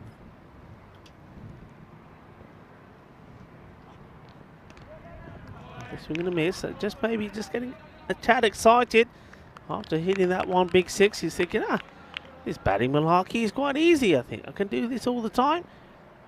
Then the next two get past in better line, though, you have to say, from Afzal. I wonder if he'll stick to the same. It's in the air, it's struck pretty powerfully.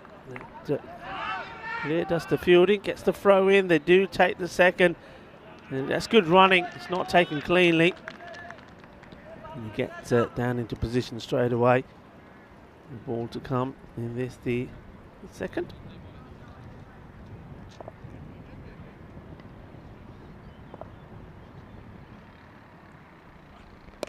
Up in the air, it's got to be taken. Ball up again, catch the chance. Parliable capitane. So nice catch there, and an easy one. You don't expect Rashid Mahmood to drop these. He takes the catch. It's a wicket then to Afzal, and it comes right at the end of the second over. And it's a good time to introduce back into the commentary box and Ryan. Rhino, 19 for 1. Yeah, great to be back with you in the snug surrounds of the Ice Cube, Rico. That's a helpful wicket. If on Afzal, he's been prolific contributor with the ball for the cricket club so far in this tournament. That's a nice start, though, for Ariana Cricket Club, sending up two of their less used players to the top of the order, but hasn't hindered their run scoring whatsoever. 19 for 1 after 2.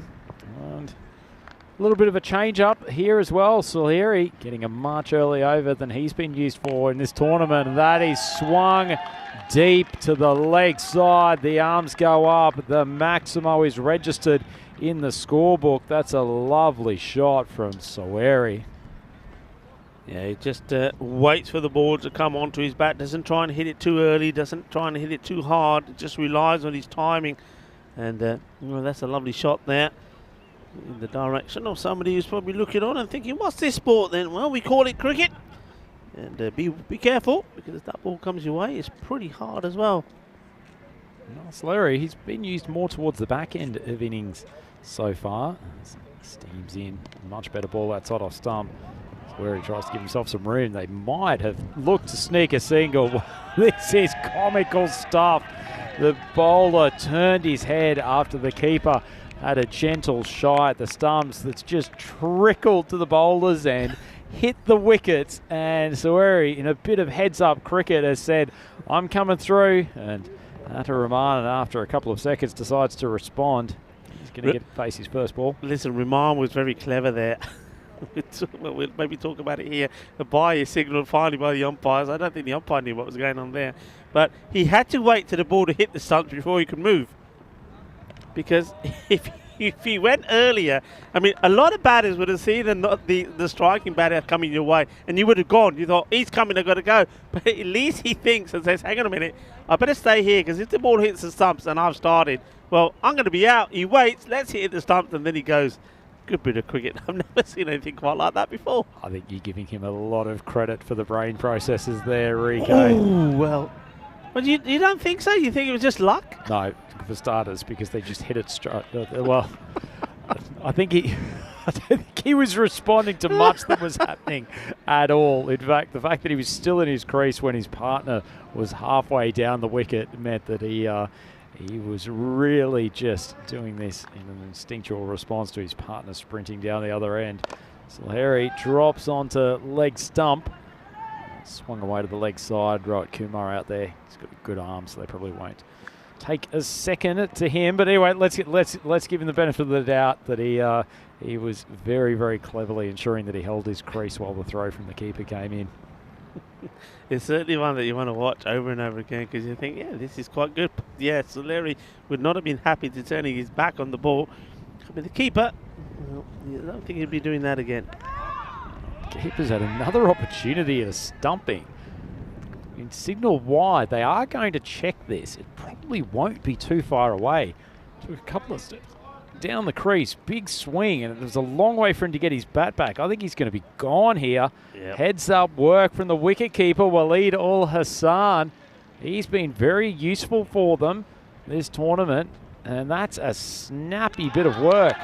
Well, that's good work, and Waleed Ul Hassan has contributed to. That won't go down for me as a stumping, because he doesn't really set us to try and get a run. He's trying to get back in, and he's going to go. So, and I've got to say, an unusual end. to the over, and we have a look at the power plays. Yeah, I love this graph, Rico. I'm certainly happy to talk about it for about the 40th time this week. And looking at Ariana Cricket Club, they have been the most powerful team when it comes to at least average power play results. Average score of 40, which is pretty useful, getting off to fast starts a lot of the time. They certainly don't hold back too often in the opening overs, as we see Bashir Ahmed come out to the centre of the wicket. So 2 wickets down and 1 ball still left to go. 28 on the board, so they're not going to reach that average power play, save for a ridiculous collection of no balls or wides. But good to see Big Bash out in the middle. Yeah, good to see him out. I was talking to him and saying, look, you've got to give yourself a bat as well, and this is his opportunity. And, he said that before today, that he hasn't had too many knocks, only about 5 innings so far, including the one time that we've seen him. But plays a lot of cricket, not just here in Sweden, but also in Denmark. Is that right? Yeah. That's not uncommon in this part of the world, is it? No, not at all. And that's what he was saying to me. He said that plays cricket here and also in Denmark, which, as we know, it's not really that far. You get on the train and within about 40 minutes, you're in Denmark. Certainly for Ariana, who are based down in the Malmö area, it's a very, very short trip across the Øresund to get to the Danish side and the luxurious capital city of Copenhagen, one of my favourite cities in Europe. As that's the end of the power play. Ariana 28 for 2, so not a bad job by United Cricket Club, and they've got Hisham Zazai coming on to bowl the 4th. He's been pretty good since he came into the side yesterday. It was the Najam Haq slayer yesterday. He really struggled to get on top, and might have actually done a favour to the rest of the teams in this competition by taking Haq out of his groove. Tall right armour, gets a nice bit of bounce and a little bit of a way swing. He'll be helped by the wind today. Just drills that into the chest of Atta Rahman, who pulls it away. Just a single for him. He's 2 off 4 to begin his innings.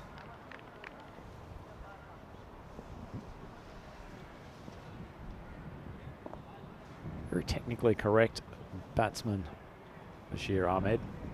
Well, the T10 game doesn't suit him as much as it might be some of his more free-swinging contemporaries in the Ariana team.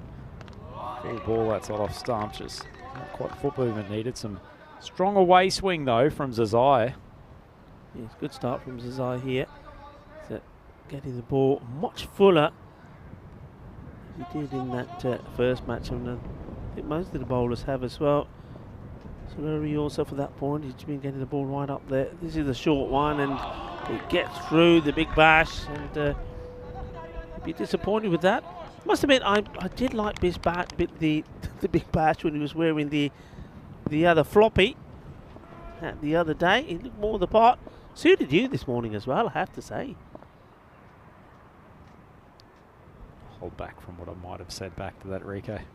That ball's come back in. It's a lovely delivery from Zazai. Fumbled by the keeper, but good bit of bowling from him. And it's a positive start from United. The stream was scrambled there, so it's just kept its line. It jumped over the top. Fortunately for Ahmed, it's taken a little bit of a kick off the pitch. Yeah, that's clever bowling. He's kept the ball swinging away and then gets that one in.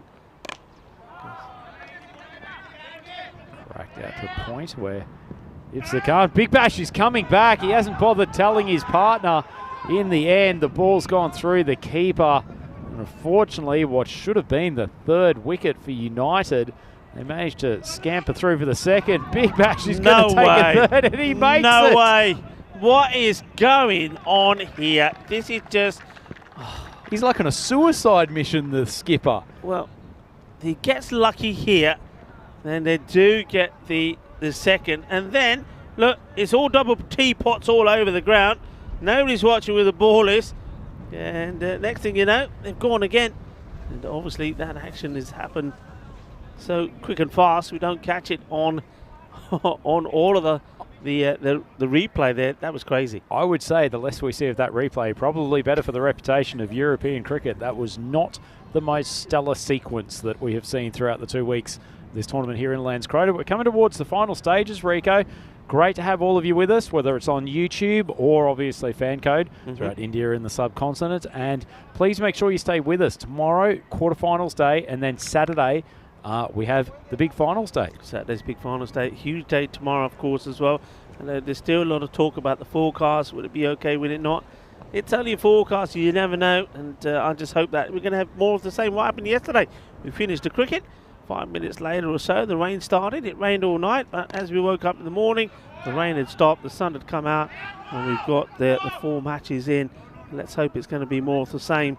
But yeah, big day tomorrow coming up, and then of course Saturdays will be finals day here. Also plenty of cricket that's keeping you entertained when we're not here in Malta as well. And I'm pretty sure we'll keep you updated on the matches there. This is Isra Khan. He started with a couple of tidy deliveries. Interesting story about him last night, Rico. You might remember that scrambling for a quick run yesterday, he stumbled and fell heavily on his shoulder. He actually spent some of the night in hospital getting that treated and was advised not to play today. It certainly is. So he hasn't slept too much in the last 24 hours. That one's just blooped out for a single, and Zagar Korea comes in with a very gentle throw back to the bowler. So he hasn't had too much sleep in the last 24 hours, but really wanted to get out in the field for United today. He knew how desperate this situation was, wanted to help his team to at least the one victory that they need. It's escaped through. That's when he takes a big swing. Well, that would explain when that he was appealing and the ball had hit the stumps and it was bowled. And I said to the umpire, I said to Ajish, that must have been a strange one. He said, yeah, he said, and he turned around and said to me, sorry, umpire, I haven't slept. So that was the reason. So, well, if he was feeling that way then, what's he feeling like now? This is stroked nicely, but the field set looks good, and there's our man, Hans Raj Hans. And I know that some of you there watching in India would probably know what I'm talking about. Hans Raj, what do you reckon? Do you think he looks like Hans Raj?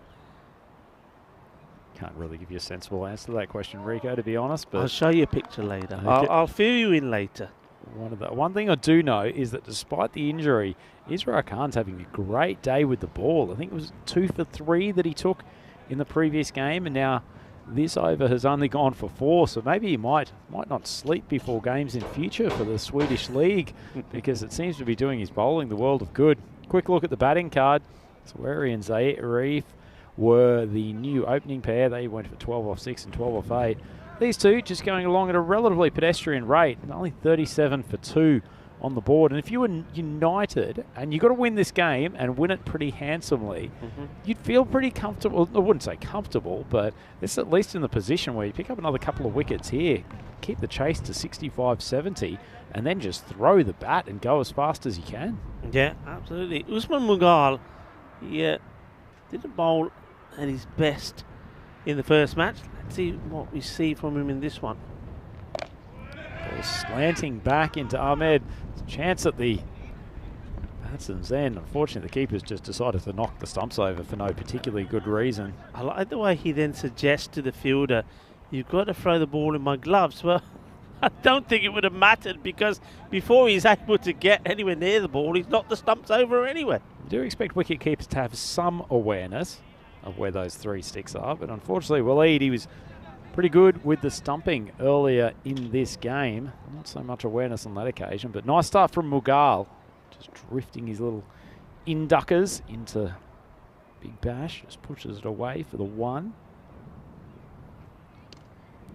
Just to bowl wide there, and unfortunately the keeper can't control it, so they'll push through for the 1 on top of that. Yeah, these two just 2 there, wide and the single, but no real boundaries as such as yet, so they haven't really got going. This one's hit pretty hard, trying to split the field, but Hans Raj is there once more. And it's only a single. A stroke from Big Bash, just placed between the 2 fielders. Unfortunately, the slowish outfield not helping him. Big swing from Rahman. Can't make contact. He's struggling a little bit at the moment. 3 off 9. Yeah, Rahman is the one that's just slowing the proceedings down a bit. You've got some big hitters to come. I mean, I know they've changed the batting order up a little bit, but I still believe wholeheartedly they still want to get the 100 on the board, so they're going to have to get cracking here. They're around about, right now, probably about 15 runs behind where they want it to be at the moment, but we know that can all change very quickly if one of those big hitters comes out, and also Basher gets going. Big swing, outside edge, and the specialist third man fielder, Shazad, manages to get enough of a body on it to ensure that it only goes for one. Brings Rahman back on strike for this final ball of the over. Bowled it quite well so far, has to be said.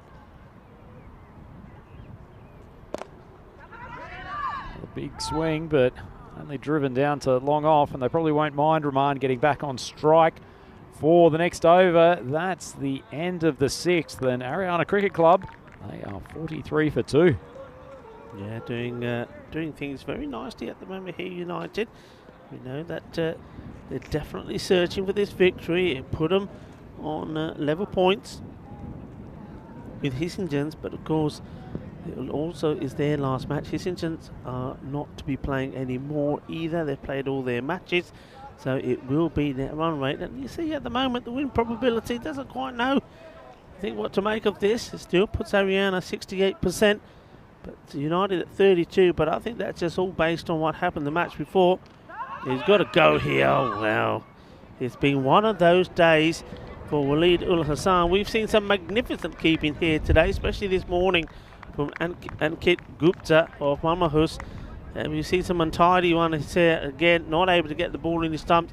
And you can see the bowler, well, he hasn't had much sleep, but he's going to have even less sleep because he's going to have nightmares tonight with the wicket keeping of Hassan. Despite the complete absence of shut-eye, he's bowled here, Israel. You saw that first one just take off, moving away from the batter late. His left armers have found some potency. Skipper Rashid Mahmood just coming in for a comforting pat on the back to Waleed Hassan, who's having a tough time behind the stumps. Gets it up in the block hole. Great delivery. And Atul Rahman swings right across the top of it. Stumps knocked off their plate. Doesn't need Waleed Ul Hassan to do anything there. He says, I'm going to do it all myself. And Rahman is walking off the field. That's the third wicket down for Ariana, 44 for 3. Yeah, Atul Rahman, I think that's a blessing. Not only is he losing the numbers on the back of his shirt, he loses his stumps as well. He now needs to depart. And that means, I think, the captain probably will be secretly a little bit happier at the fact he's going to probably get a partner maybe out there now that's going to be able to hit the ball to the boundary and try and get the acceleration in that they need. Yeah, I'm sure he would have given him a token bad luck, mate, as he walked past him. But pretty thrilled that Rahman's taken his torturous stay back to the pavilion, and they've gotten the dynamic Zamin Zazai into bat. As I said in the last game, he's one of my favourite cricketers in this team, Rico. I think he brings a lot with the ball, those sharp deliveries from wide of the crease. Very difficult to play in the middle overs, but he's got a job to do with the bat here. Struggling as far as the run rate's concerned. Yeah, big time. Ezra Khan, another good ball. Pushes out, fields it with his one functioning arm. Hustling through. He really, really wants to win this match. You can see captain giving him a pat on the back. Hopefully it was his one good shoulder. He's really, really trying hard, Israel. Coming into bowl, 2 balls left. It comes in as he half circumnavigates the globe with his run up. Drifts on to middle stump. Big Bash swings it out the leg side. It's just going to be a single. Ahmed thinks about coming for the second. Waleed continues to have a hole in his gloves. Well, this was, when you said it's just going to be a single, I was going to reckless commentary, Rico. We never say that. Well, it's going to be more than a single here. That's been annihilated over the leg side. Zazai gets going from ball 1. That is smashed, and what a way to finish the over. Ariana 52 for 3. Yeah, they needed that one, 52 for 3. Like I say, they're certainly running a fair way behind here at the moment. Tomorrow, this is what we have first happening in Malta. You've got match 10, 11 and 12 coming your way. Gibraltar versus Bulgaria. Czech Republic take on Romania. So we'll see Taranjit in action again. Hello Taranjit, if you're still watching. And then Taranjit will be in action once more as they take on Bulgaria. And here, well, we need to fill in the blanks, I suppose. So the first match will be, match 41, will be John Shopping. They finished second in Group A. And they're waiting to see who finishes third in B. Seaside, who finished third in A. We'll wait to see who finishes second, as this one has been hit away. And now it's time to get the boundaries going. And this is going to be 4 more runs. Cuatro carreras. And a little bit too short. And bashing onto it straight away. Well, certainly finding the boundary with a bit more regularity now. And having a look at that quarter-final schedule, Rico, what are your thoughts? Size it up for us. Well, I mean, obviously the Group B has to be filled in for Evergreen. Looking forward to see if they can keep their 100% record going. And at the moment, Helsingborg Stars' name is there. And that's his sensational catch. That's our man, Murtaza Shahzad. That's what he does so well. And nothing gets past me, he says. And he takes another catch, and it's all smiles. And the bowler says, thank you, buddy. Gives this a big swing, does Basha. And Waleed, fortunately, doesn't get anything on it. And it goes all the way through to Shahzad, who makes the catch. Yeah, he's not just a specialist in that third man position. He's turning it into an art form.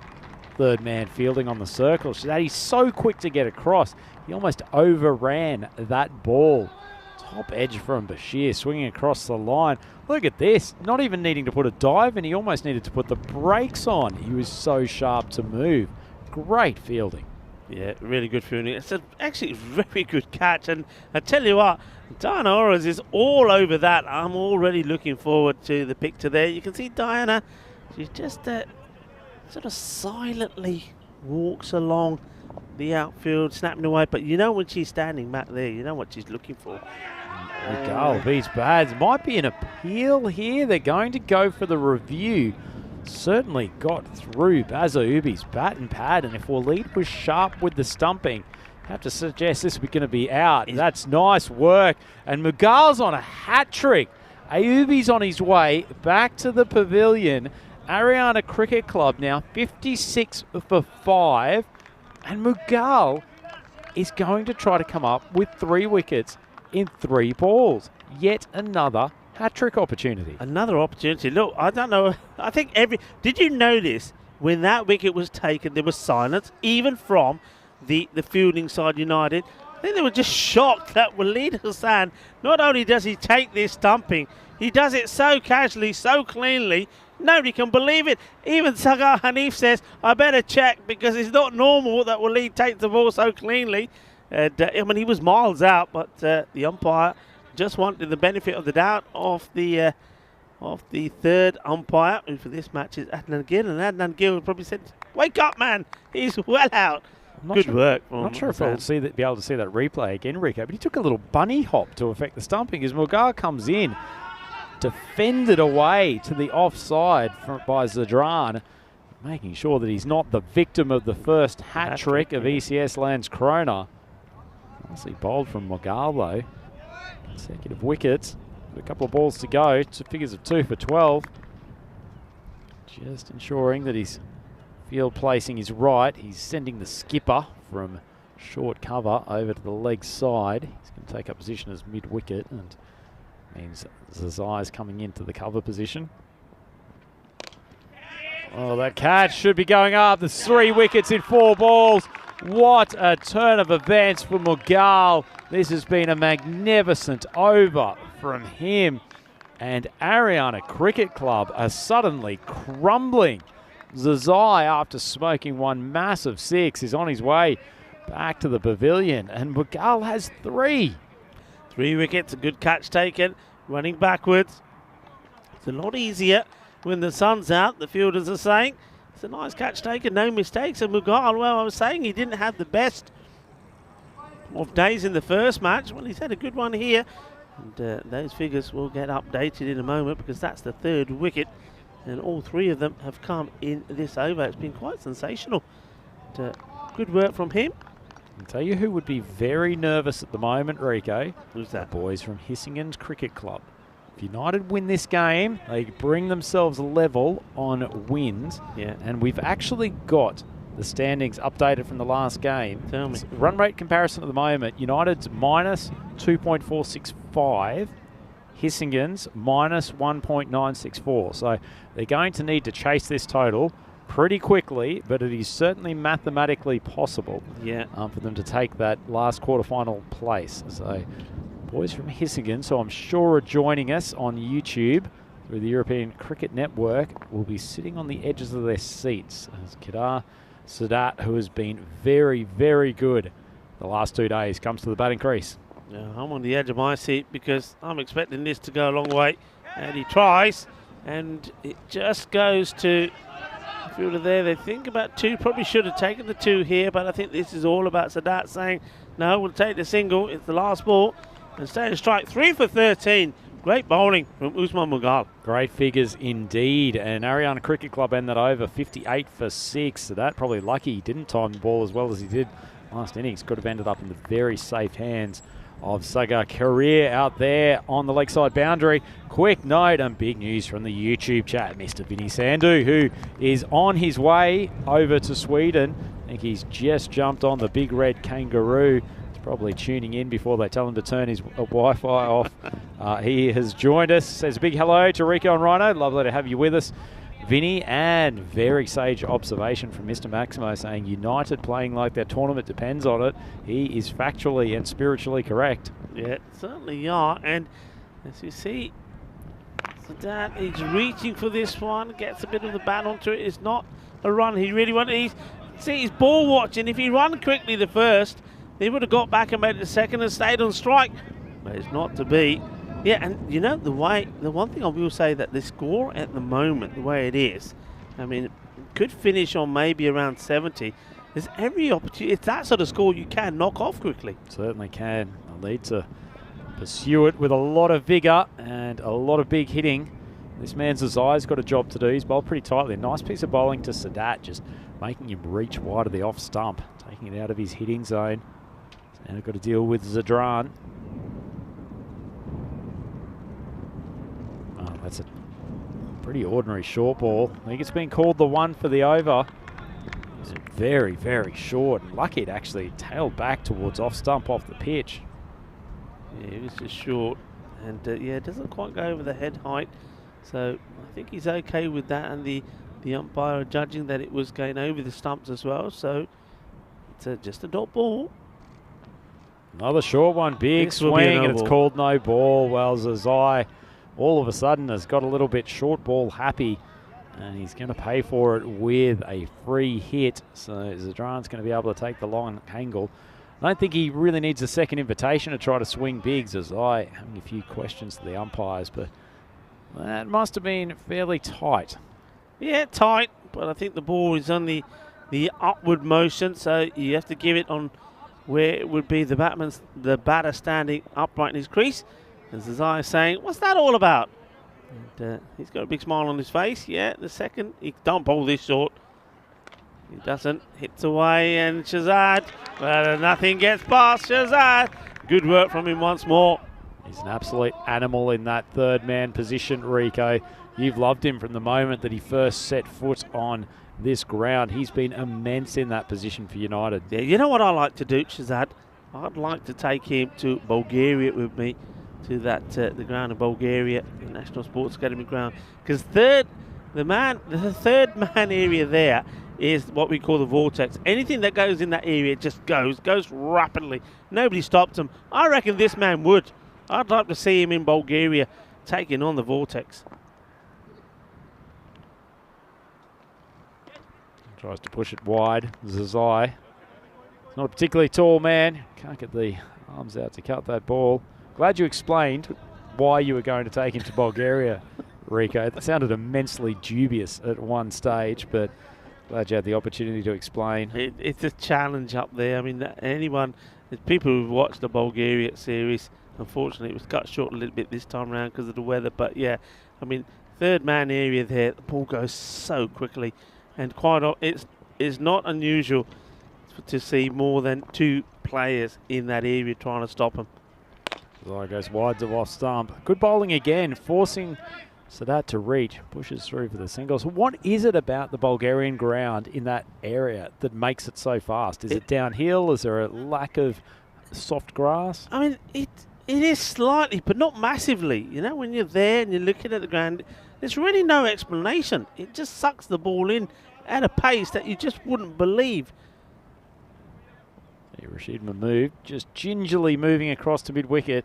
He's had a lot of work to do across their 8 games, so I'm not surprised that he's not exactly striding out at this stage. As I feels like it's been a longish over. A little shortish ball, huge swing from Zadran. No contact whatsoever. I mean, what's your thoughts on this? I mean, it's the captain, Bashir Ahmed, has decided he's going to change things a lot, got to be said.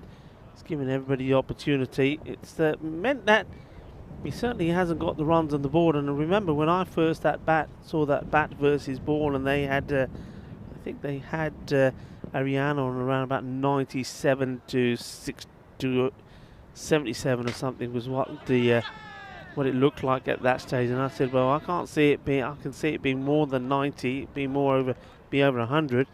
And here it looks like we were both wrong. It's not going to be the 90s. It's not going to be the 100. They'll struggle here to get into the 80s.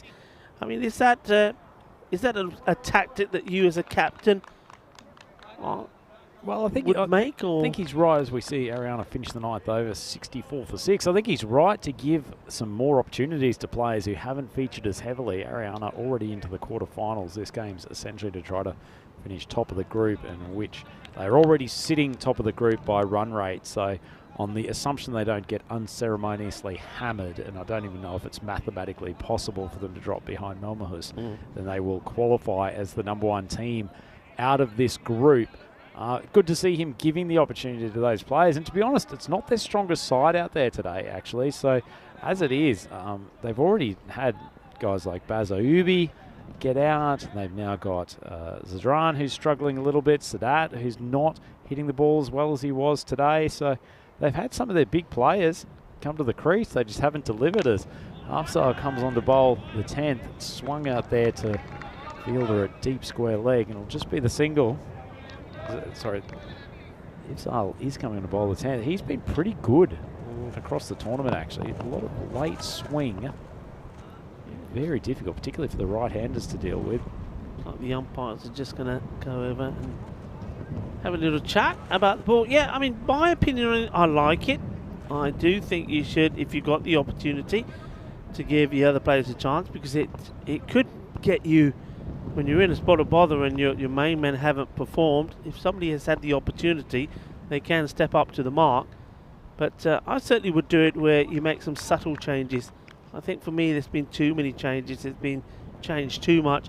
So maybe have your recognised opener. So maybe you still went with Sadat opening the batting like he did in the first match, but maybe have Sadat up there with somebody like I don't know, with well, Sadat up in the air. Should be caught. Oh. Has he taken it? He's taken an amazing catch, Rico. The wicket keeper's gone back. He's essentially fought for the snare with Shazad. Shazad's gone down limping, but somehow Waleed Hassan, who has failed to glove half of the balls going through to him today, has taken an extraordinary catch, doing a full half circle before he sticks the glove out. Shazad ends up on the turf. Rico, that is amazing European cricket. Look at Shazad. Shazad does a backward roll and ends up on his bum. And the wicketkeeper there, Waleed Al Hussain, well, talk about how his form has improved in this one. You saw him take a fantastic stumping, and now takes that catch. And look at the way he runs. He almost completes, you're absolutely right, he almost does a complete circle. Watch where he is here. Look where he ends up. Round he goes. Round he goes. First he gets banged. Have you ever seen a keeper backward roll? Have you ever seen a keeper more surprised to glove a catch than Waleed Al Hassan? Wonderful, wonderful grab from him, and it's been an inspired performance by United Cricket Club. Afzal fortunately sends that wide as My boy Yusuf Sahak comes out to bat. He's been carrying a bit of an injury tournament at Rico, so we haven't seen him at his best, but the team would love him to thrash a couple of boundaries to finish off this innings. Afzal, he's taken 2 for 12. He hit it fairly well. They'll certainly take 1. They think about 2. And certainly Sahak does. And he's told no by Zadran. Zadran, he's played and missed at a few. I can't, yeah, I'm going to say it. I can't see him pelting the ball to the boundary. But let's see what happens here. Zadran, difficult for him to take too. He has a bit of a tendency to run quite a bit past the stumps. So halfway through this last over, swings that wide of off stump. It's in the air. Mahmood's got a safe pair of hands. You couldn't ask for a better man to be under a catch, swinging back from the covers. Nice bit of bowling from Afzal. He picks up his 3rd wicket of the innings. Zadran heading back to the pavilion, and Ariana Cricket Club 67 for 8. Yeah, it's just quite a turnaround, isn't it? They're just they're keeping themselves in it. It just means that the less runs you have to try and get, especially when these boundaries aren't coming, you've got a good opportunity to go. They've got nothing to lose, have they? They have got absolutely nothing to lose. And I was critical, very critical of the way they batted in that last match, batting first when there were 4 wickets in hand and only ended up with 69. They've got to bat the complete opposite. They've just got to go out there blazing, throwing everything at every ball. Try to get this, if they, I mean, we're taking it for granted they will win the match, but they should. But just try to get those runs as quick as they can and give themselves a chance to make it in the quarterfinals. Afzal swung out to the leg side. Rohit Kumar patrolling that boundary. Looks like they'll safely come back for 2. Sadak doesn't get his wish of getting on strike again. It's well played by the new batter. Just a quick note from the YouTube chat. Neville Russ, aka Nifty Rules, he's off on a little holiday from Harvey Bay to the Hunter Valley. Lovely part of the world. Neville, safe travels as you make your way down there. Hopefully we'll still have you tuning into the coverage when you have the opportunity, maybe after a few glasses of vino, which Hunter Valley is very, very famous for. Afzal comes in to finish this innings. Short ball, huge swing. Zahak took a couple of steps down. I think his partner Sharifi was particularly interested in taking the run. And that is the end of the first innings. Ariana Cricket Club ending up 69 for 8. Certainly not their most stellar performance with the bat in this tournament. Sahak ends up 1 off 1. Sharifi 2 off 2. And Afzal, more noteworthy figures, 3 for 15. Yeah, it's going to be another low-scoring match. It started pretty well with a couple of boundaries coming early up, and then it was all came to an end with the safe hands of Rashid Mahmood taking the catch. And well, this one was a beautiful shot, just absolutely lofted away. And it was well, Mohammed Sarif who played some nice shots came out of nowhere. But he had to make his way back as well, there was this interesting single. It was all fun and games at this point. And what we didn't see, did we see it here? Did we see the third? I don't think we do. No, we don't. And this was the missed stumping from Hassan. And the bowler, well, he couldn't believe it. So he says, well, if you can't take the stumping, I'm just going to knock them over. The man who's had no sleep. And, I don't know what's keeping him going. But he picks up that wicket. And he's been very happy about it. And now it's that man, Atta Rahman, who had to go. He has to go and sort out the back of his shirt as well. This one was a great catch. Really well taken. And like I said, it's on camera. Not only will you be able to watch it back on the stream, Shazad, I think you'll find that shot somewhere on our social media as well, because Diana Oros was all over it. Well, talking about being all over it, Waleed Al Hassan, he had high moments, he had low moments, but he came through with the goods when there were wicket-taking opportunities. Lovely stumping off there of the bowling of Usman Magal, who ended up with 3 for 13 off his 2 overs. Took 3 and 4 balls at one stage, and he really ripped out the heart of this Ariana batting lineup. It's an exceptional performance from him. For Afzal came in the last over. How about this catch, Rico? Waleed Al Hassan, never seen a gloveman so surprised to have the ball land in safely for a catch. The arm goes up, Airlines Waleed taking off. And that was a nifty piece of work, and it brought Yusuf Sahak to the crease. And just to finish things off, the skipper, Rashid Mahmood, he's been excellent in the inner ring so far in this tournament. Has taken a couple of great grabs. And at the end of it, that's a really good performance for United with the ball. They've kept the powerful Ariana Cricket Club batting lineup to 69 for 8 off their 10 overs. And for a team that needs a big victory in this final game, they've certainly set it up well. Rico, that's a longer batting lineup than we've had in most of these games. It certainly is. See, look, that score was 69. And just to remind you, what did United score in that first match? 69. Well, okay. So United need to win it. And maybe they'll win it going into a golden ball, but that won't be good enough for them because they really do need to knock these runs off pretty quickly. All started pretty well for Ariana at the top there. So Ari and Zarif found the boundaries, hit the ball well. But when they went, other than the captain Bashir Ahmed, nobody else surprisingly was able to get going. It was a much better, improved bowling and fielding performance from United. Yeah, it certainly was. A couple of boys up the top. Sawari and Zarif did well. Big bash coming in. 14 off 14, struggled to find the boundary, but at least kept the innings afloat. But United will be very, very happy about the fact they've done one part of the job here. They've kept Ariana to a manageable total. Salheri, he took 1 for 17 off his 2 overs. Afzal, once again, absolute star with the ball for United. And that man down the bottom, Usman Mughal, he's found a bit more form with the ball. Here's little Induckers taking 3 for 13, 69 for 8 on the board. It is match 40. It's the final group stage game today, and this match will decide who qualifies for the quarterfinals. Will it be United who have to chase down this score very quickly, or will it be Hissingen surviving on 3 wins to take the last quarterfinal spot? We'll be back here with the second innings in just a few minutes. Please come and join us on the European Cricket Network for the chase.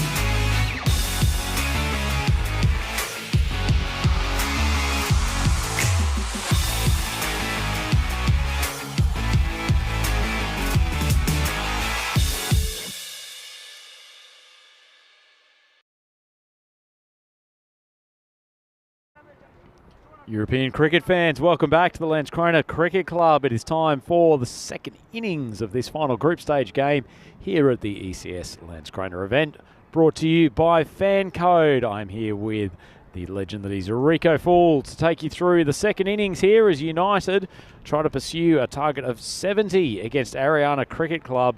We're feverishly working the mathematics tables to determine how many overs they need to chase that in to get a big enough run rate boost to take the final quarter-final position. If they win this game, they'll end up level on wins with Hissingen's Cricket Club, but they have an inferior net run rate at the moment. So as much as we're waiting for the precise total, we suspect they'll need to do it in pretty quick time. Yeah, Rico, there's always a chance. There's always a chance. Look, I know that there's a lot of people sort of saying, right, okay, this, that, what they have to do it in. I think the thing is, those batters going out there, I think they just got to decide, look, we need to do it as quick as we can. I don't think particularly knowing in their head could be useful. I think what they need to do is just go out there and say, right, okay, let's play our shots. That's been our issue. We haven't been very quick going. We just got to really go for it. And I'm just having a look who's gone out there. I have to admit, I'm quite surprised because it doesn't look like to me that the captain has gone out there to open. That is a huge surprise, because if there's one man that can go quickly, that would be him. See, they've got Isra Khan is there. And I'm just trying to work out who. It's Walid Al-Hassan, the wicketkeeper, who's gone out with him. I suspect this is an injury-related decision, Rico. I spoke to skipper Rashid in between games, and he has been carrying what is an elbow or a lower arm injury that has been getting progressively worse over the last couple of games. So I suspect, particularly with big hitting needed, they've had to make the decision to send another batter out there. As Khan gets a huge in-swinger first ball. What an absolute peach from Atta Rahman. Struggled with the bat in this game when he was put up the order. That swung a mile. Yeah, great start. Certainly seen a lot of movement just in the last two matches here. Maybe much more than we did see earlier on.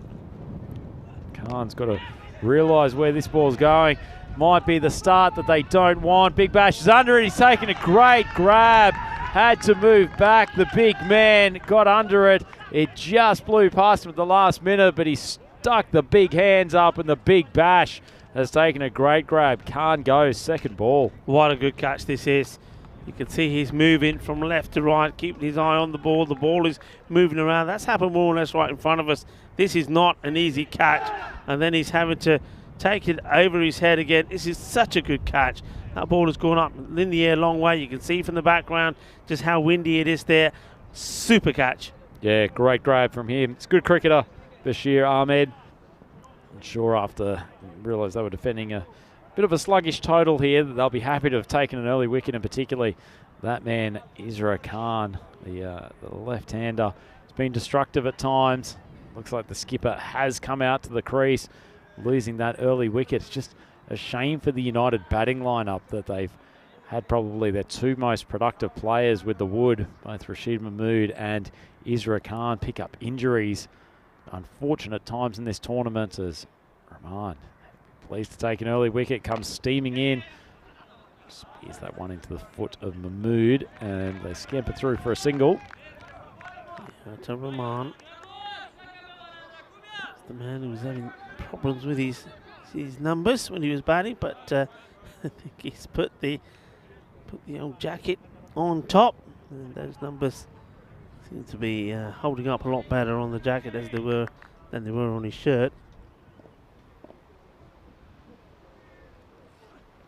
Nice length ball, just pushed out to the offside by Walid, and Sahak comes charging in from the covers but can't prevent the single.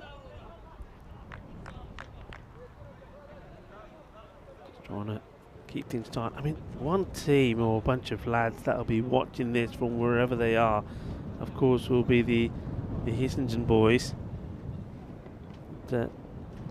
Be interesting tomorrow. It's this one, it goes up in the air a long way. The wind takes it into the hands of the fielder to a big roar from around the ground because, well, they're lifting it up. Well, they think about it, then they thought, oh, yaar, aalu bahut khate hain. We're not picking you up. But takes a good catch. The ball goes high up in the air.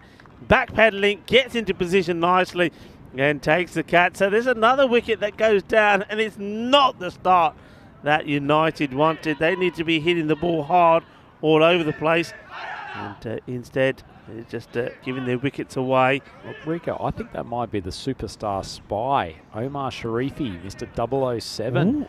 down there at third man. I mean, he's continuing the trend of immense specialist third man fielders, and great to see him in the action. Very safe pair of hands down there, third man, and Hassan Atar Rahman started well. He's struggling to keep that number on his back, but it's been a 10 out of 10 bowling performance so far. Sharifi celebrates very hard. Great grab from him. Rahman, excellent start. United 2 for 1. Sharifi, the man with the golden hands, pounces again to take the catch, and weren't they happy about it? The only thing they couldn't do was lift him off his feet. And, it's 2 wickets down. It's 2 for 2. What a first over this is.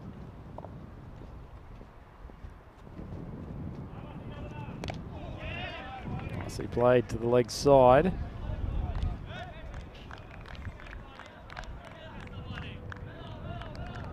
After 2 wickets in the first over, 3 runs on the board.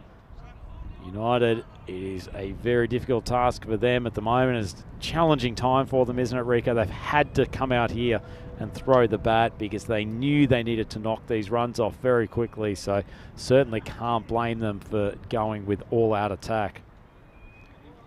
Yeah, I mean, it's a tough one because, yeah, you know, they know that their tournament lives are at stake. But the only way that they can get into the quarterfinals is to knock off the required 69 as quick as possible. But they've lost 2 wickets. It's not the start they wanted. Only 3 runs coming off the first over. And they really now have to accelerate no end. They've still got Career out there, a strong batter, and he's certainly started to find some form as this tournament's gone on. Question of whether he's got enough support. Oh, beautifully bowled. Well, if they weren't in trouble before, the 3rd wicket's just gone down. Waidullah Sharifi started with an absolute perler, spearing out the off stump of Career. That is a wonderful delivery, and United now absolutely in tatters. They are 3 for 3. Yeah, they're in all sorts of trouble. And Sagar Career, we know that he's played some important knocks for them, but can't do anything about that. And it's certainly been a day, particularly apart from that one innings from Mamahus early on where they batted first and got 130. It's been a day for the bowlers. The batters just haven't got going. Certainly has. And ultimately, if United go on to lose this match, which seems remarkably likely at this stage given the way that this innings has started, they will rue dropping both of their games against Hissingens earlier in the tournament, won't they, Rico? If they hadn't been able to split those, their situation would be looking far better. Sharifi comes in, short ball this time. Just played out backward of point. They might actually race away to the boundary. Good shot. Well played. Just rocks onto the back foot. And Vivek Kurup has started his innings very nicely. It's great timing. Yeah, its timing is, absolutely perfect. Timing and placement as well. And, he gets it past the inner fielder and even gets it past 007. And, that takes some doing. Hello to all of Vivek Kurup's fans. Talked into him in between games, and he had friends and family watching across North America, Europe. Great to see everyone tuning in to the European Cricket Network. Started nicely, 5 off his first 2 deliveries, keeping the scoring moving. In fact, he's responsible for a large chunk of the runs. The United scorecard at the moment.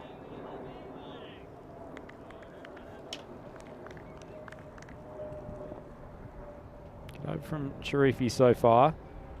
Full ball, tails away from Waleed at the last moment. He defends stoutly. There's no run. Yeah, he's got an interesting action, hasn't he, Uladula Sharifi? And it's one man that we said is he's got better the more he's played. He's got this slingy action, goes wide, but then see there comes the arm, slings it through, and gets a bit of edge on this, but it will be tidied up by the other Sharifi. Just a single. Wagon wheel very much down towards third man backward point at the moment. He's corrupt back to strike. Suspect they'll continue to press here, United. Not much to be gained from just tickling towards the score, although they'd love to have a third win in the books regardless. And Corrupt continues his nice start. Just takes a single out to square leg, and United they're 10 for 3 after 2 overs. Rico, if they're pursuing this total to win the game now, still on target, but feels like United might be waving goodbye to the quarterfinals. Yeah, I think at this point, just at the top of my head, I think they probably needed to win this around about sort of the 6th over. That just based on instincts alone, not on any maths. As we have a look at where we are, see Hissington's there are holding up that 4th position. United, a win takes them to 6 points, but it's the net run rate. That's the issue. They really need to win well, and I think the start that they made really puts them out of contention unless we see something amazing happen probably in the next couple of overs. But you just don't see it in this match. Like in the match before, no batter really got going. Nobody really took the bowling apart. We only saw that Kadir Sadat, who played some nice shots, but even he in this match couldn't get going. It's been interesting because you would think with the sun out now, though it's still chilly and the wind's blowing around, with the sun out it would be better for batting than bowling, but it doesn't seem to be. Nice shot out the backward point. Fired in. Might be Zazai down there at backward point position. Kurup continues to turn the strike over with ease, but if that had been a direct hit, I suspect his partner would have been walking off the field, probably a little bit disappointed, a little bit slow backing up, but as it is, he survives to fight another day. Rahman continues an impressive spell to date. Full ball, and he's taken out the off stump. Well, the commentator's curse has been completely and utterly reversed today. Rico Full and Andrew Ryan in magnificent form. Wow. And Adar Rahman himself is in excellent form. That's his 3rd wicket and a lovely bit of bowling. Yeah, that's really good bowling. Excellent Yorker. Really well bowled. Look, this celebration is for 2 things really. Look, he gets the wicket, they all come together, and it's all about patting. Not only are they patting him on the back, because they're patting his number back. It's got nothing to do with the ball he bowled. Nobody's saying well bowled. They all say, let's get that number start back. I'm liking it. But look, that's a lovely delivery from Adar Rahman. And yeah, I think with these wickets falling, with these dot balls, and with the lack of these boundaries, this is all taking the hope away from United. Full ball, token appeal from the bowler. Knew that was never going to be given, just pitching outside leg stump, but probably not even making an indent on the stumps regardless. Interesting question here for Haryana Cricket Club though. Adar Rahman's been pretty effective with the ball today and has shown a capacity to swing the ball hard.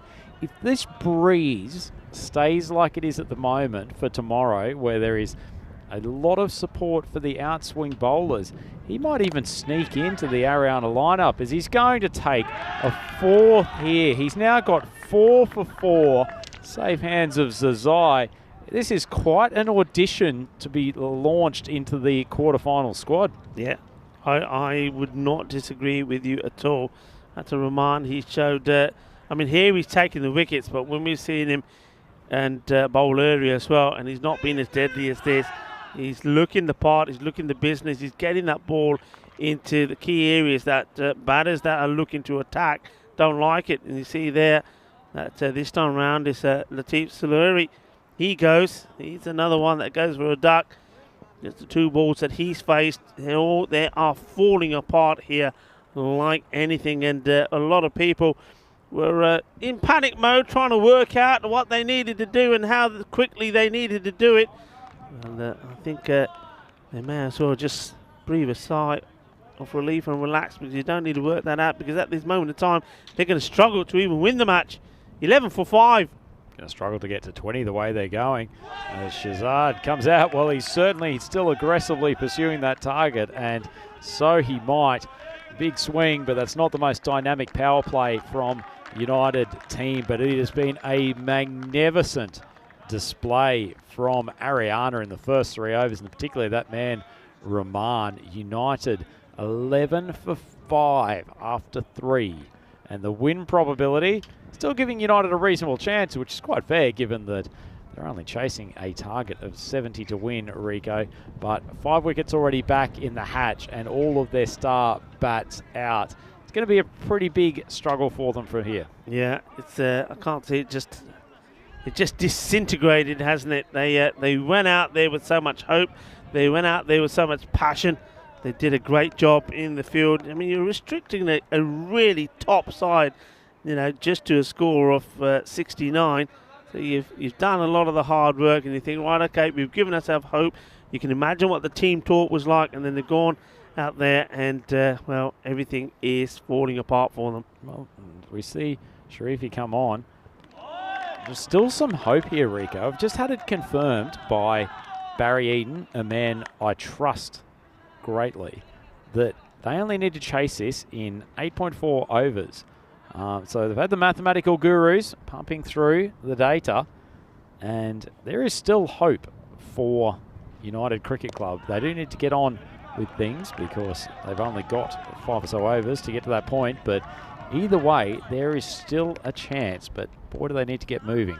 Oh, well, okay. Well, my guess was around about 6, so I'm a little bit surprised. I thought they would have had to do it a bit more, what's the word? I mean, dominantly. That doesn't seem so dominant to me. So, okay, fair enough. I'm not gonna argue with the mathematicians, but there you go. So that's obviously information that they know, or they would have known once they're going out there. So certainly, I have to say, if you see this delivery first, and I'll go into it more. This is hit pretty well, and it's straight into the hands of the fielder. It's another catch. Nothing is going the way of United, and if one thing, the only team that are united at the moment are those out there, and that's Zaman Zazai, who takes another fine catch. That's gone pretty low, pretty hard. Look how quickly he gets himself into position. He's a quality player. Well, he's a quality player, but they've completely messed up the team celebration there, jumping at separate points, looking to go for the elevated high 10. See if they can work on that before the quarterfinals tomorrow. But in terms of run rate boosts, look like the only team that's going to get one out of this game is Ariana. It wasn't a great ball from Sharifi, but it ended up straight into the magnetic hands of Zazai. And he's certainly going to be an important player. I mean, that's a shoddy celebration, Rico, for a team that's got such coordination in other areas of the game. I'm just a bit disappointed. 11 for 6. So 4 more wickets and it's all over. Well, let's just change that slightly, shall we? Let's say 3 more wickets and it's all over for United. What a beautiful delivery this was. The one that gets him the wicket before was not the best. This one is sensational. Look at the movement on this. This is one of the best deliveries that we've had. Forget the day, maybe off the week. Look at the move. That is absolute class. Absolute class. And when you've got a lower end batter coming in, you bowl that to him, he ain't got a clue what's happening. Well, he's not here today, but I think Absar Khan, who is no doubt watching on the European Cricket Network, he would look at that and think, Sharifi's taking a leaf out of my book, spearing it in at a pace and moving it away the outside edge of the batter to take out off stump. Lovely piece of bowling. And things just go from bad to worse for United. That wickets column quickly catching up with the runs on the board.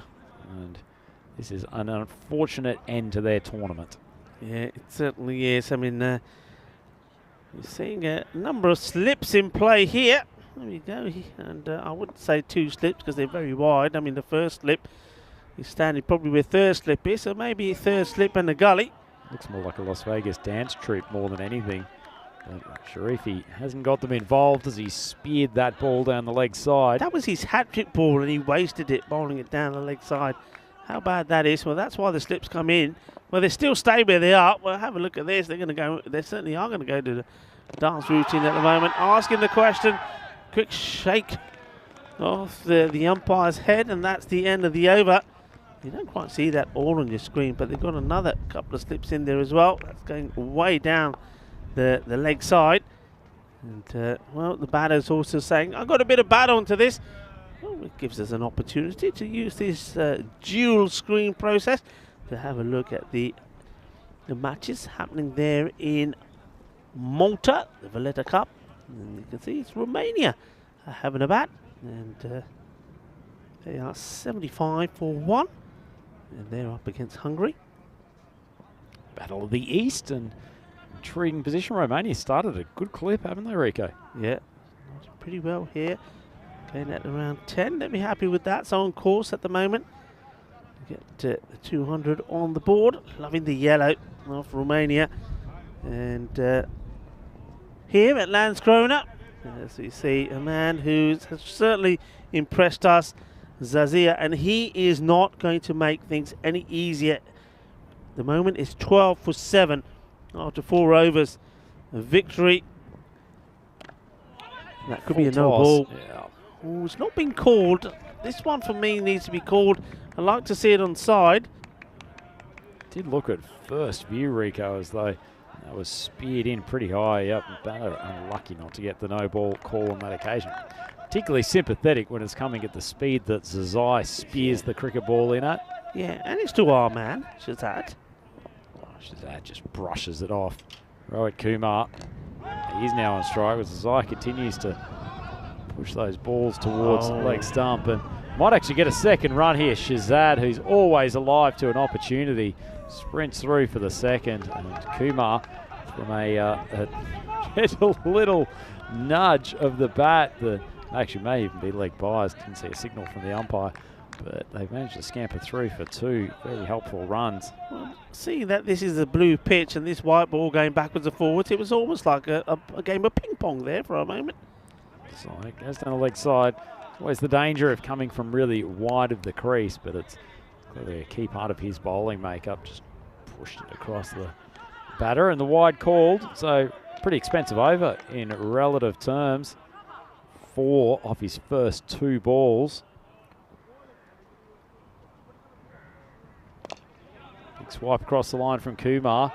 Manages to beat Atta Rahman, who's there at mid-wicket.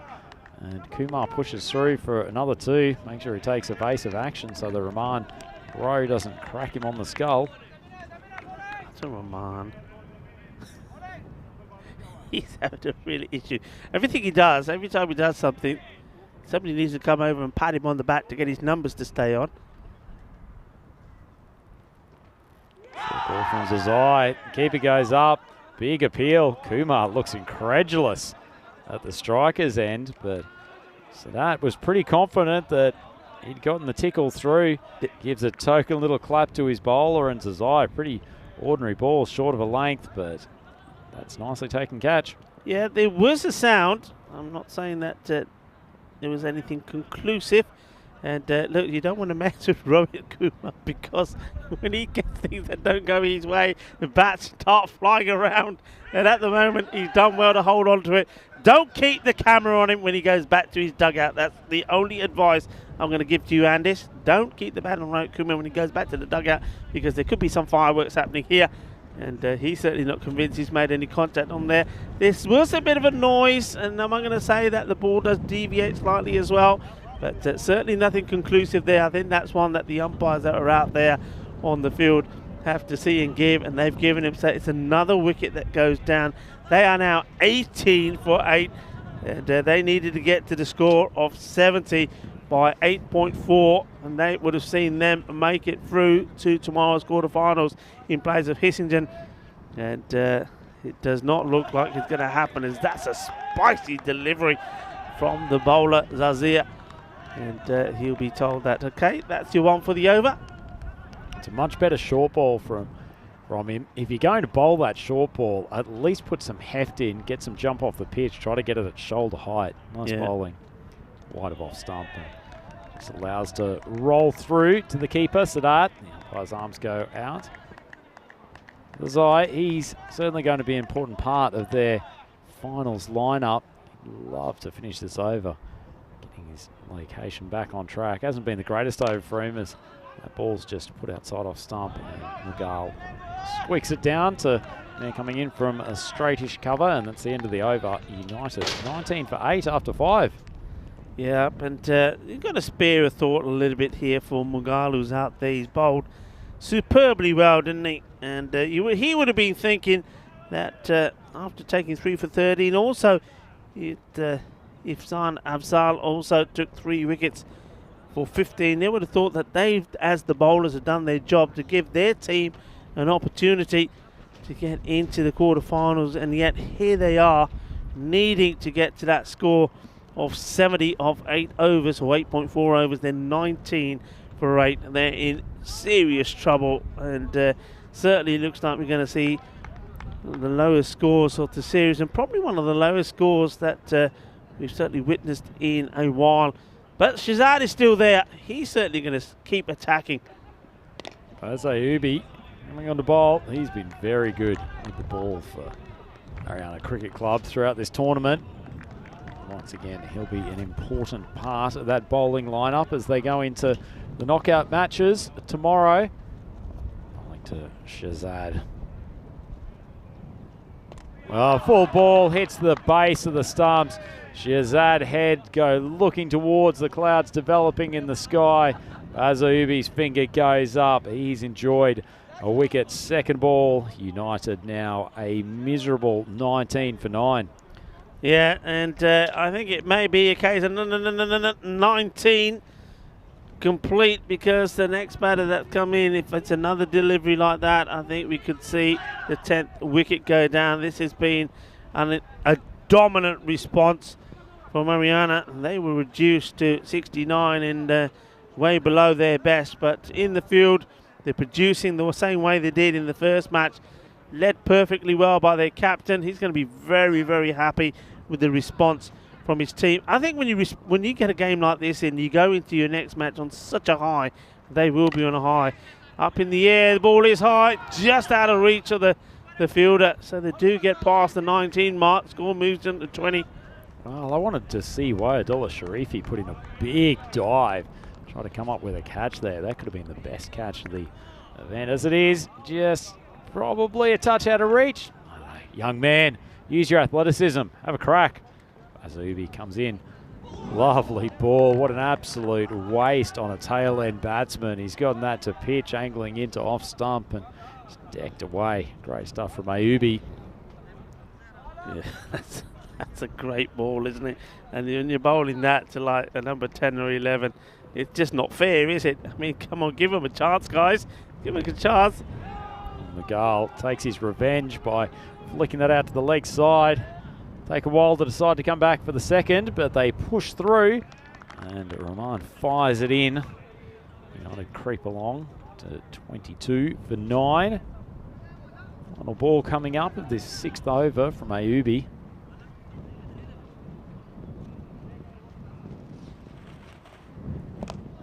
And once again, Mughal presses out on the leg side. It's a direct hit at Rahman. Well, this would be the conclusion to a phenomenal game for him. I didn't get a great look at it live, Rico, but the direct hit on the quick single, I have to imagine this is fairly close. Mughal pops it out to mid-wicket, and the throw comes in. He's going to be gone by a long way, and Arthur Rahman, who's taken 4 wickets, hasn't he had an absolute cracker of a game?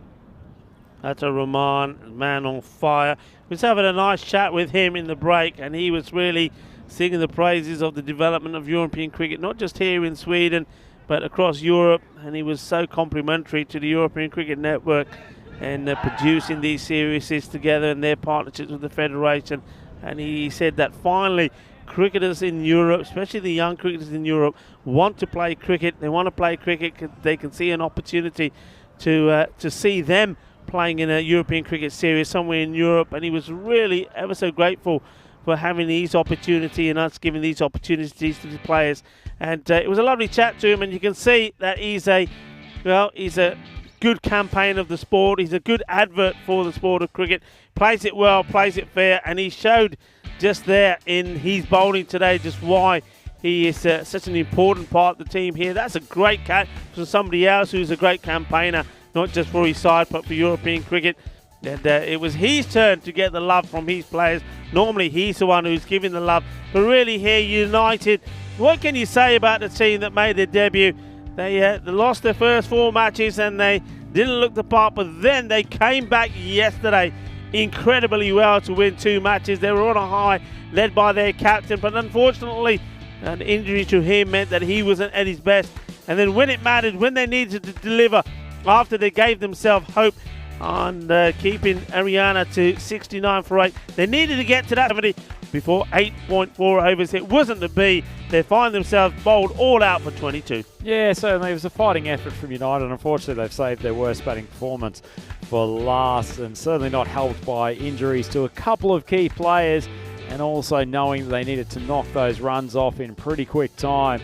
As it was, they just could not deal with the outswing mastery of Atar Rahman. He came in and finished with the remarkable figures of 4 for 4 off his 2 overs, complemented by a good spell from his opening partner, Wayadullah Sharifi. He ended up with 3 for 8, and certainly when you're having 7 wickets taken for 12 runs at the top, you're not going to come back from that too often, and they certainly kept on finding the fielders with regularity.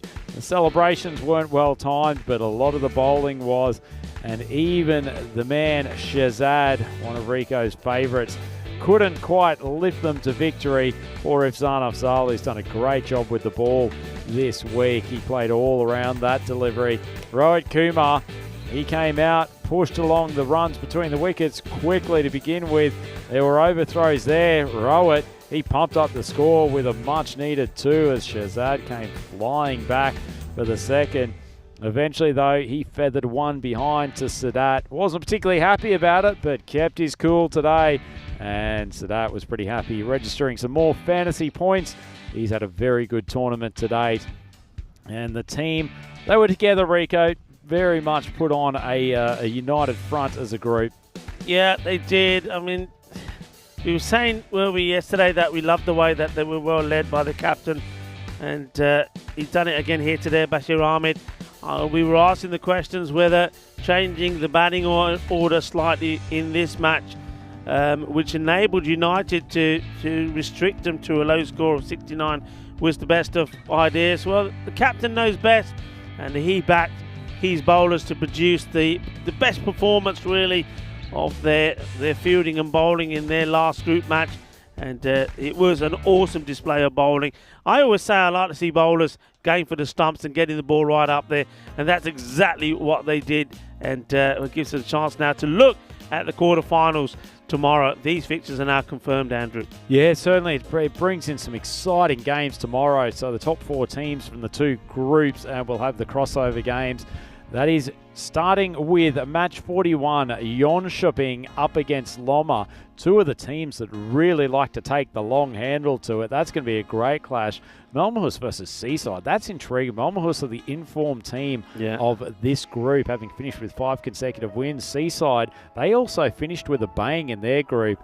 Then Evergreen confirmed to be playing Hissingens in the 3rd game and finished off. That's a big task for the Helsingborg Stars, taking on a rampaging Ariana Cricket Club. Yeah, I mean, the interesting matches here tomorrow as we looked at the quarter-final lineup. And in Malta, it's going to be Gibraltar versus Bulgaria to kick off the first match. 3 matches they have there. Match number 11 will be the Czech Republic versus Romania. Romania in action there at the moment against Hungary. So when we go, you can switch over and watch a bit more of that. And then it's going to be that clash, Romania versus Bulgaria is the last one. An interesting one for me, 2 places where I've just recently been and come from on the European Cricket Series tour. We've done Bulgaria first and Romania. An opportunity for a few people to go out there and hit a few balls. Why not? We like to see that. But this is a scorecard that I think United will not want to see, and it certainly is one that resembles a telephone number. No, it certainly does, Rico. Not a single double-figure score in there. Led, as much as you can say it was led by Vivek Kurup. He scored 7 off 9, including a lovely boundary down to the backward point area. But aside from that, there was not a lot to celebrate. And we'll zip on to the bowling card, which looks far more impressive. Ada Rahman, what a spell. 4 for 4, and complemented by Sharifi's 3 for 8. Yeah, great bit of bowling. What can you say? As I said, I started saying at the end of that match, I always like to see bowlers attacking the stumps. That's what we saw there from Ada Rahman, and also Walidullah Sharifi bowled really well, bowled a really good line. And I know somebody that's impressed us as well, Zazia. He's bowled really well. Ayubi. It's just a good all-round performance, and we didn't even get to see all of the bowlers that they have. They've got a good, strong side, and they're going into the quarterfinals on a high. They're going to be absolutely pumped. They did obviously have that blip, didn't they, when they lost those 2 matches against Loma. That was really surprising.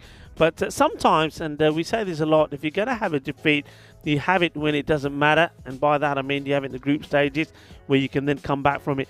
They've come back from it really, really well, and they're looking the part. Sometimes you need that.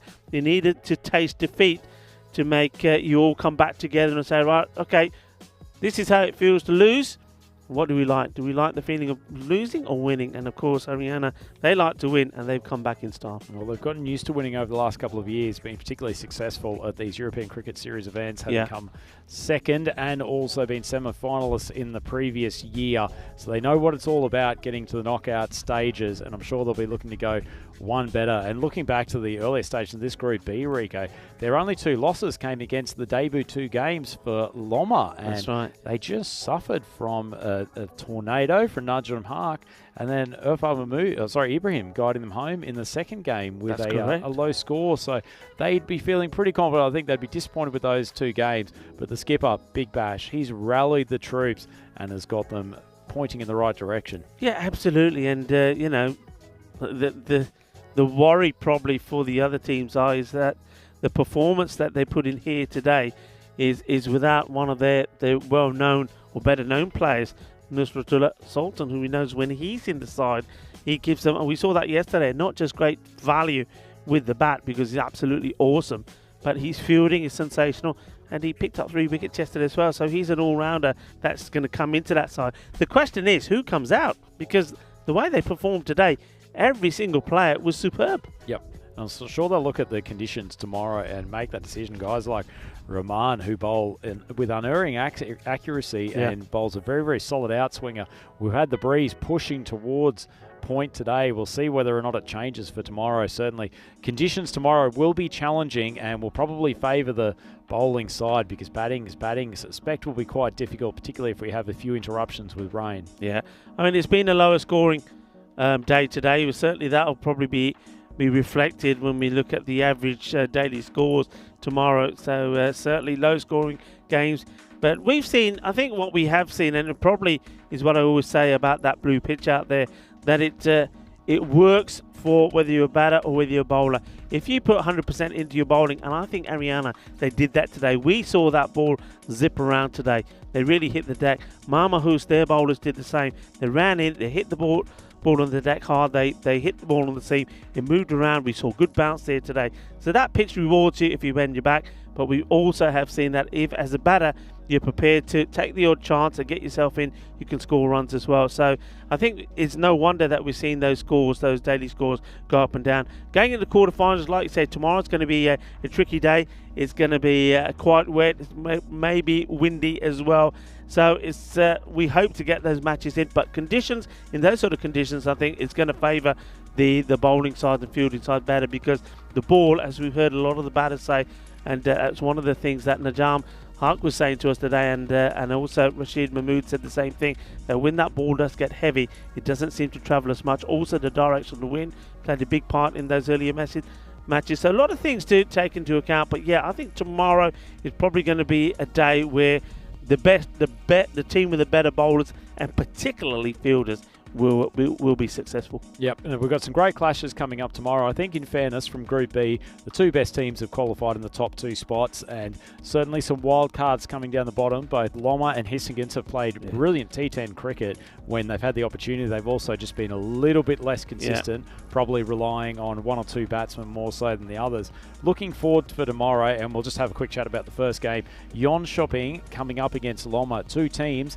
that can run hot and cold. Jönköping probably bringing a little bit more in the bowling, but if Najum Haq gets on fire and Ibrahim can show the same sort of striking today, then I suspect there could be a good chance of an upset in that first game. There could be, and look, I think again, teams evenly matched up, but the question that I have, and I'll put this to you first, which teams will feel better? The ones that have played, had a rest, and are coming back, or the teams that have played here in Group B and not necessarily had a rest and are coming back? Yeah, tough call. I think probably the younger sides, so 2 things. I think Malmöhus, very, very fit, very relatively young side in the overall scheme of things. I think they'll be okay coming back after playing a number of consecutive days.